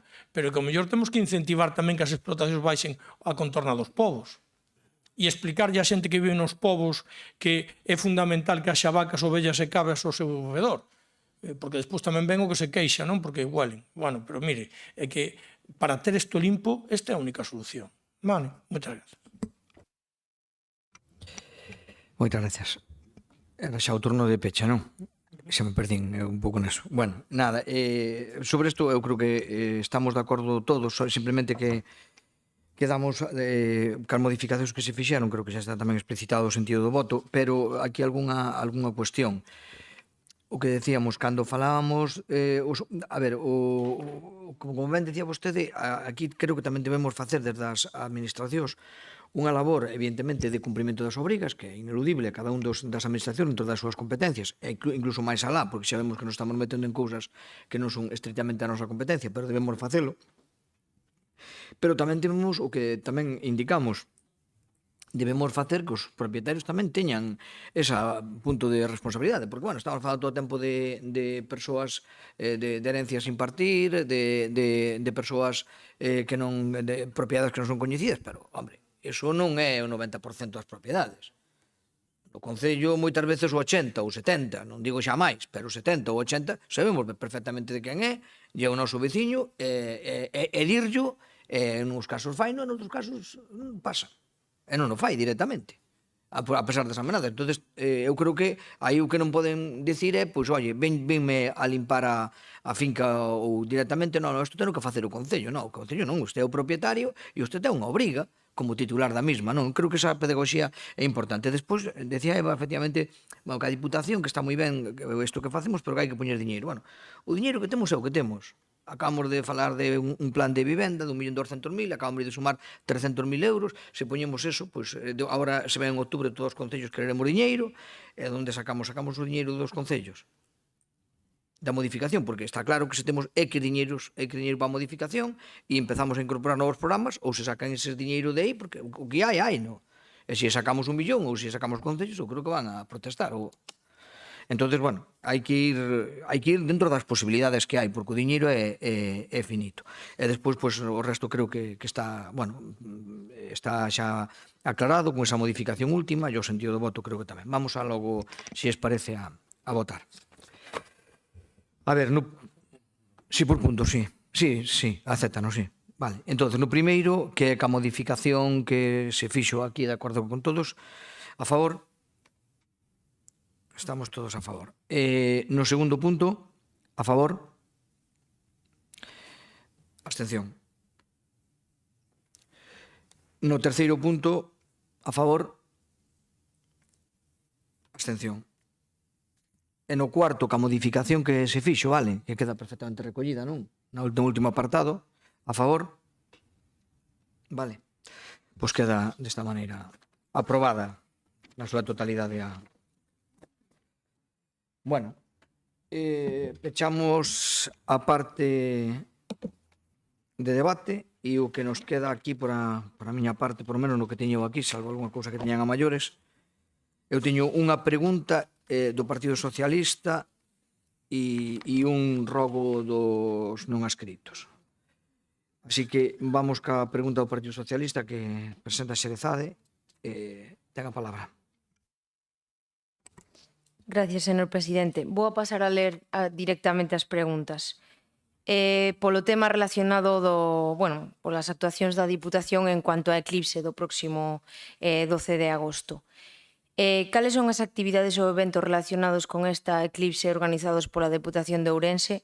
Que colaboración ofreceu esta Deputación de Ourense aos concellos da provincia, ben sexan os que teñen eclipse parcial, como sobre todo para os que poderán desfrutar de forma total? Vai esta Deputación de Ourense polo menos a editar algún folleto informativo de promoción deste evento histórico? Ten previsto a Diputación de Ourense repartir lentes homologadas á veciñanza para poder desfrutar da eclipse con seguridade? En que reunións organizativas con outras administracións participou a Deputación de Ourense e cales van a ser as súas actuacións para o eclipse dese día 12, perdón? Moi ben, bueno, decir que eu creo que nas cousas non se pode facer todos de todo e aquí hai moita xente xa facendo cousas por o eclipse. E eses efectos empezo por a última parte, conforme a un informe elaborado por o INORDE, porque isto ten un componente fundamentalmente turístico e o INORDE pois é o que leva esta materia en parte na Diputación, entonces informe se yo fago chegar, pero un breve resumen do mismo.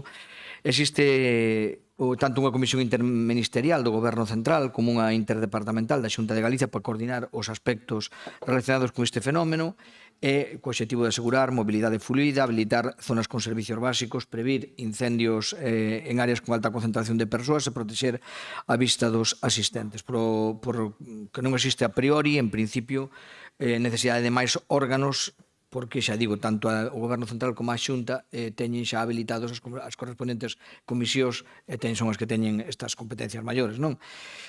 Ademais, tanto a Subdelegación do Goberno como a Xunta de Galicia convocaron as reunións directamente aos concellos, porque toda a información a teñen de primeira mão, todos os concellos teñen a información directamente de primeira mão, que son os afectados. Vale, por parte das administracións que teñen a competencia, vale? E logo, por outro lado, existen múltiples webs, recursos, onde se promociona a información, neste caso da Xunta, observación segura e lugares, horarios en todos os puntos de Galicia, tanto da totalidade como de parcialidade de visión, non?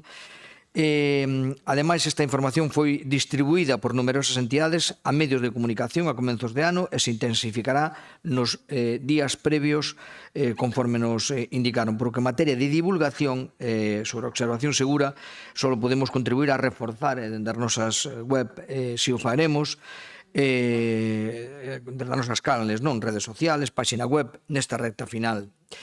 Tamén, concretamente no apartado turístico, o INORDE participou nunha reunión para destinos Starlight certificados convocados por a Axencia de Turismo de Galicia o 5 de marzo, tras a que se solicitou aos servicios turísticos implicados información para trasladar a Turismo de Galicia que recollen na súa página web colectiva.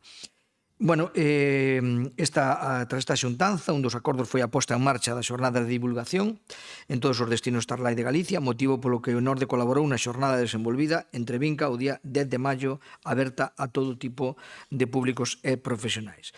E outros os aloxamentos, outro dos obxectivos, vencellados a este fenómeno, manifestaron xa ter as reservas completas. Desde hai meses, polo que non se considerou axeitado incidir evidentemente nunha campaña de promoción para este efeméride, xa que a oferta de plazas de aloxamento é limitada e, por tanto, non vamos a crear unha expectativa que logo non podemos cumplir, senón que a estrategia pasa por traballar de cara ao futuro, evidentemente, no posicionamento dun produto de astroturismo estruturado a nivel de Galicia, no que se integre, por suposto, a provincia de Ourense, aproveitando o impacto que en termos de imaxe que este ano vai a dar, non? Que conte con recursos, personal, etc. E, por outro lado, a nivel de divulgación das actividades turísticas, na maior parte dos casos impulsadas por empresas, como resulta procedente, estáse recollendo toda a información e de ofertas para difundilas nos perfis de turismo da provincia, dependentes da Diputación a través do INORDE. Tamén lle podo mencionar que no seo da xuntanza da Comisión de Xeodestino Trevinca Valdeorras, como poden corroborar os deputados participantes, ningún dos concellos propuxo realizar ningún tipo de actividade vencellada ao eclipse, máis alá de que, como único destino certificado, que a Xunta xa conta co seu traballo. En definitiva, creemos que os obxectivos están cobertos por outras administracións, non se nos fixo ninguna petición directa, colaboramos na promoción a todos os niveles e, bueno, pues en reunións, na promoción e todo eso, pero creemos que aquí xa está bastante coberto o tema. Se hai algunha cuestión que facer ou complementar, pues faguémoslo, pero creo que entre o Goberno Central e a Xunta de Galicia e os concellos a través dos seus destinos teñen feito ese traballo, as plazas están ocupadas e, por lo tanto, creo que xa está bastante coberto este tema, non? Vale, e despois do que teño escrito, pues despois alguén teño... ¿Cómo? Ah, sí. Perdón, no, es un ruego y pregunta. Sí. ¿Ya la hago ya? Sí, como quieran. Espera, se lle parece, faemos unha cousa. Contesto un rogo que teño escrito e logo fagan as rogos e preguntas que quieran. O rogo é de o que teño por escrito de Xosé Carlos Valcárcel, que, bueno, pode... Sí, claro.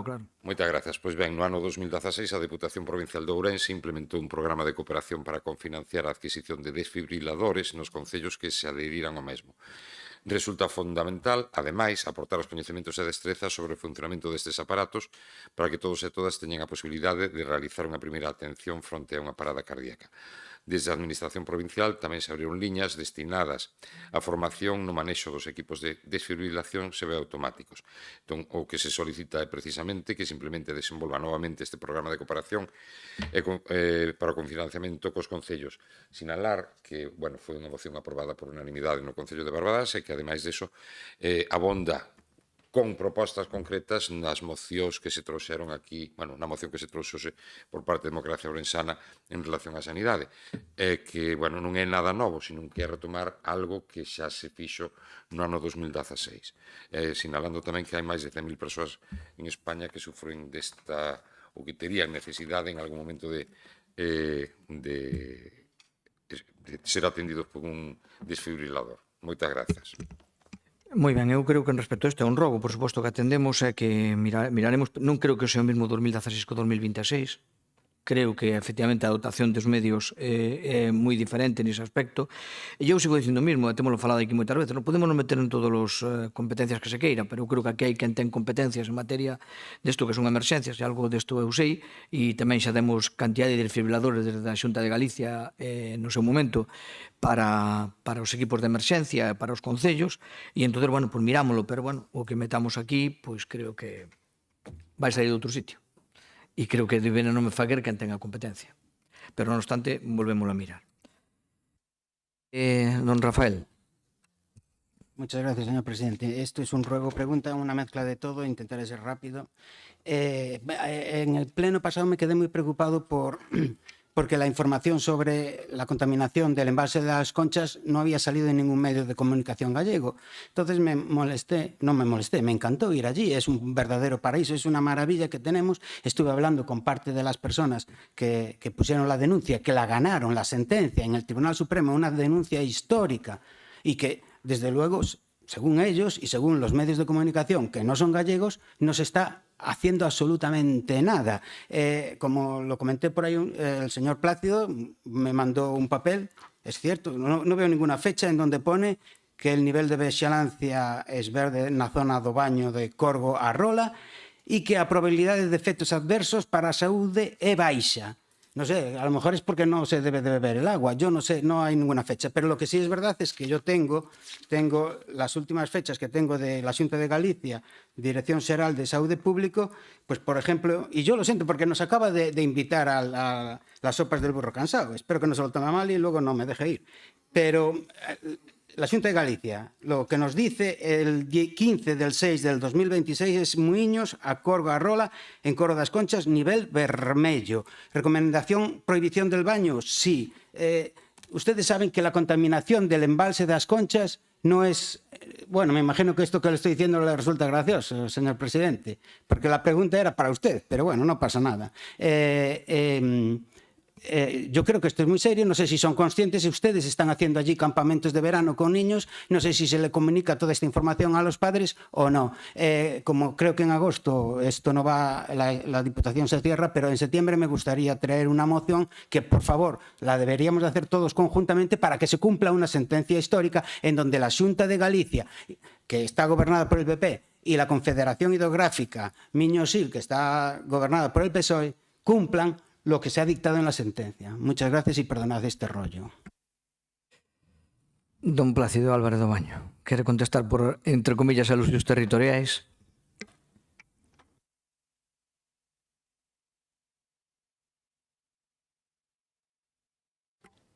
Como falo pouco, xa non sei nin onde se encende isto. Señor Cacheceiro, non sei a que ven ese máximo interés que lle vexo a usted por o tema do embalse das Conchas, supoño que é polo que é, non? En todo caso, usted pode entrar nas páxinas web diariamente da Consellería de Sanidade e da Confederación Hidrográfica e ver como está a auga.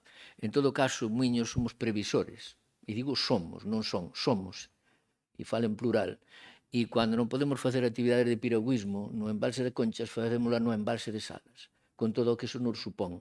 E usted, cando vai por ali, infórmese de todo e con todos, non só cunha parte, que son 6. Non son máis que 6. Por certo, olvidouse de dicir o que cobraron. Moitas gracias.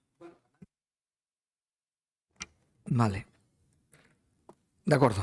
Está contestada por de primeira mão e por unha persoa que leva sufrindo moito tempo este tema. Así que nada. Algo cousa máis? Sí.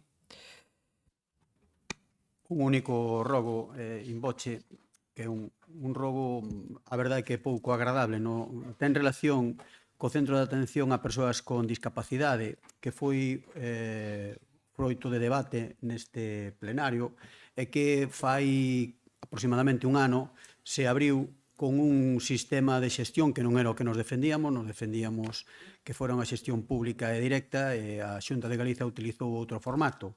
Xa sei que isto evidentemente non é competencia da Deputación Provincial, pero a información que nos temos é que non se está cumplindo realmente o contrato por parte da empresa concesionada.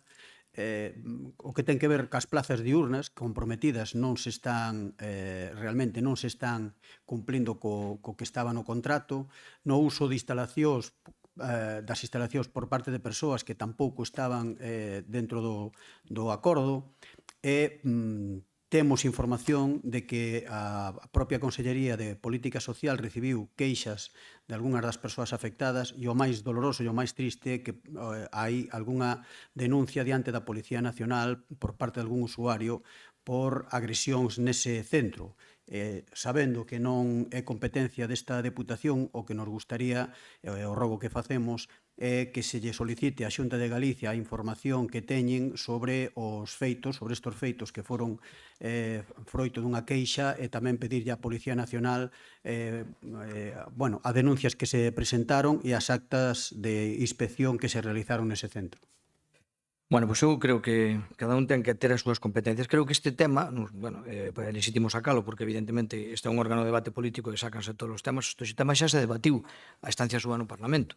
Eu vino no medio de comunicación, a instancia do seu partido. E, por lo tanto, se lle preguntan a quen ten a responsabilidade e lle pregunta ao grupo parlamentario, nós podemos lle preguntar para que nos conteste o mismo que lle contestou en sede parlamentaria, pero creo que teñen a contestación de primeira mão. Home, eu vino como o señor Iago Tavares levou este asunto ao Parlamento e fixo xa todo este tipo de cousas que usted está dicindo aí. Foi público, foi público. Bueno, entonces elixa se deron as contestacións, non se quere que lle preguntaremosle, pero me parece que está claro. Eu creo que efectivamente non é tal como vostedes di, máis alá de que nun proceso, tamén ca información que teño, nun proceso de apertura tan amplio, pois non houbera ningunha queixa máis que algunha puntual, que creo que eso pode ocurrir en calquera actividade, e, por lo tanto, bueno, pois, non creo que esa situación que se está plantexando aquí de denuncias e agresións sexa o que é a realidade do centro, máis alá de que pode haber calquera disfunción puntual, e creo que non é moi acaído traer esa sensación porque se houbera unha sensación dese tipo, se houbera actuado de outra maneira, me consta.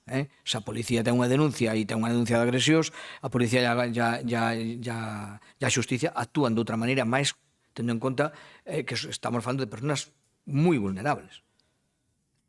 Por tanto, eu creo que, en fin, hai que manexar esta información con certa precaución. Non obstante, nos preguntaremos, pero insisto, creo que é máis acaído que se faga no lugar que lle corresponde aos titulares de quen lle corresponde. De acordo? Moi ben, moitas gracias. Bueno, felices vacacións. Vale, venga, hasta logo. Outra.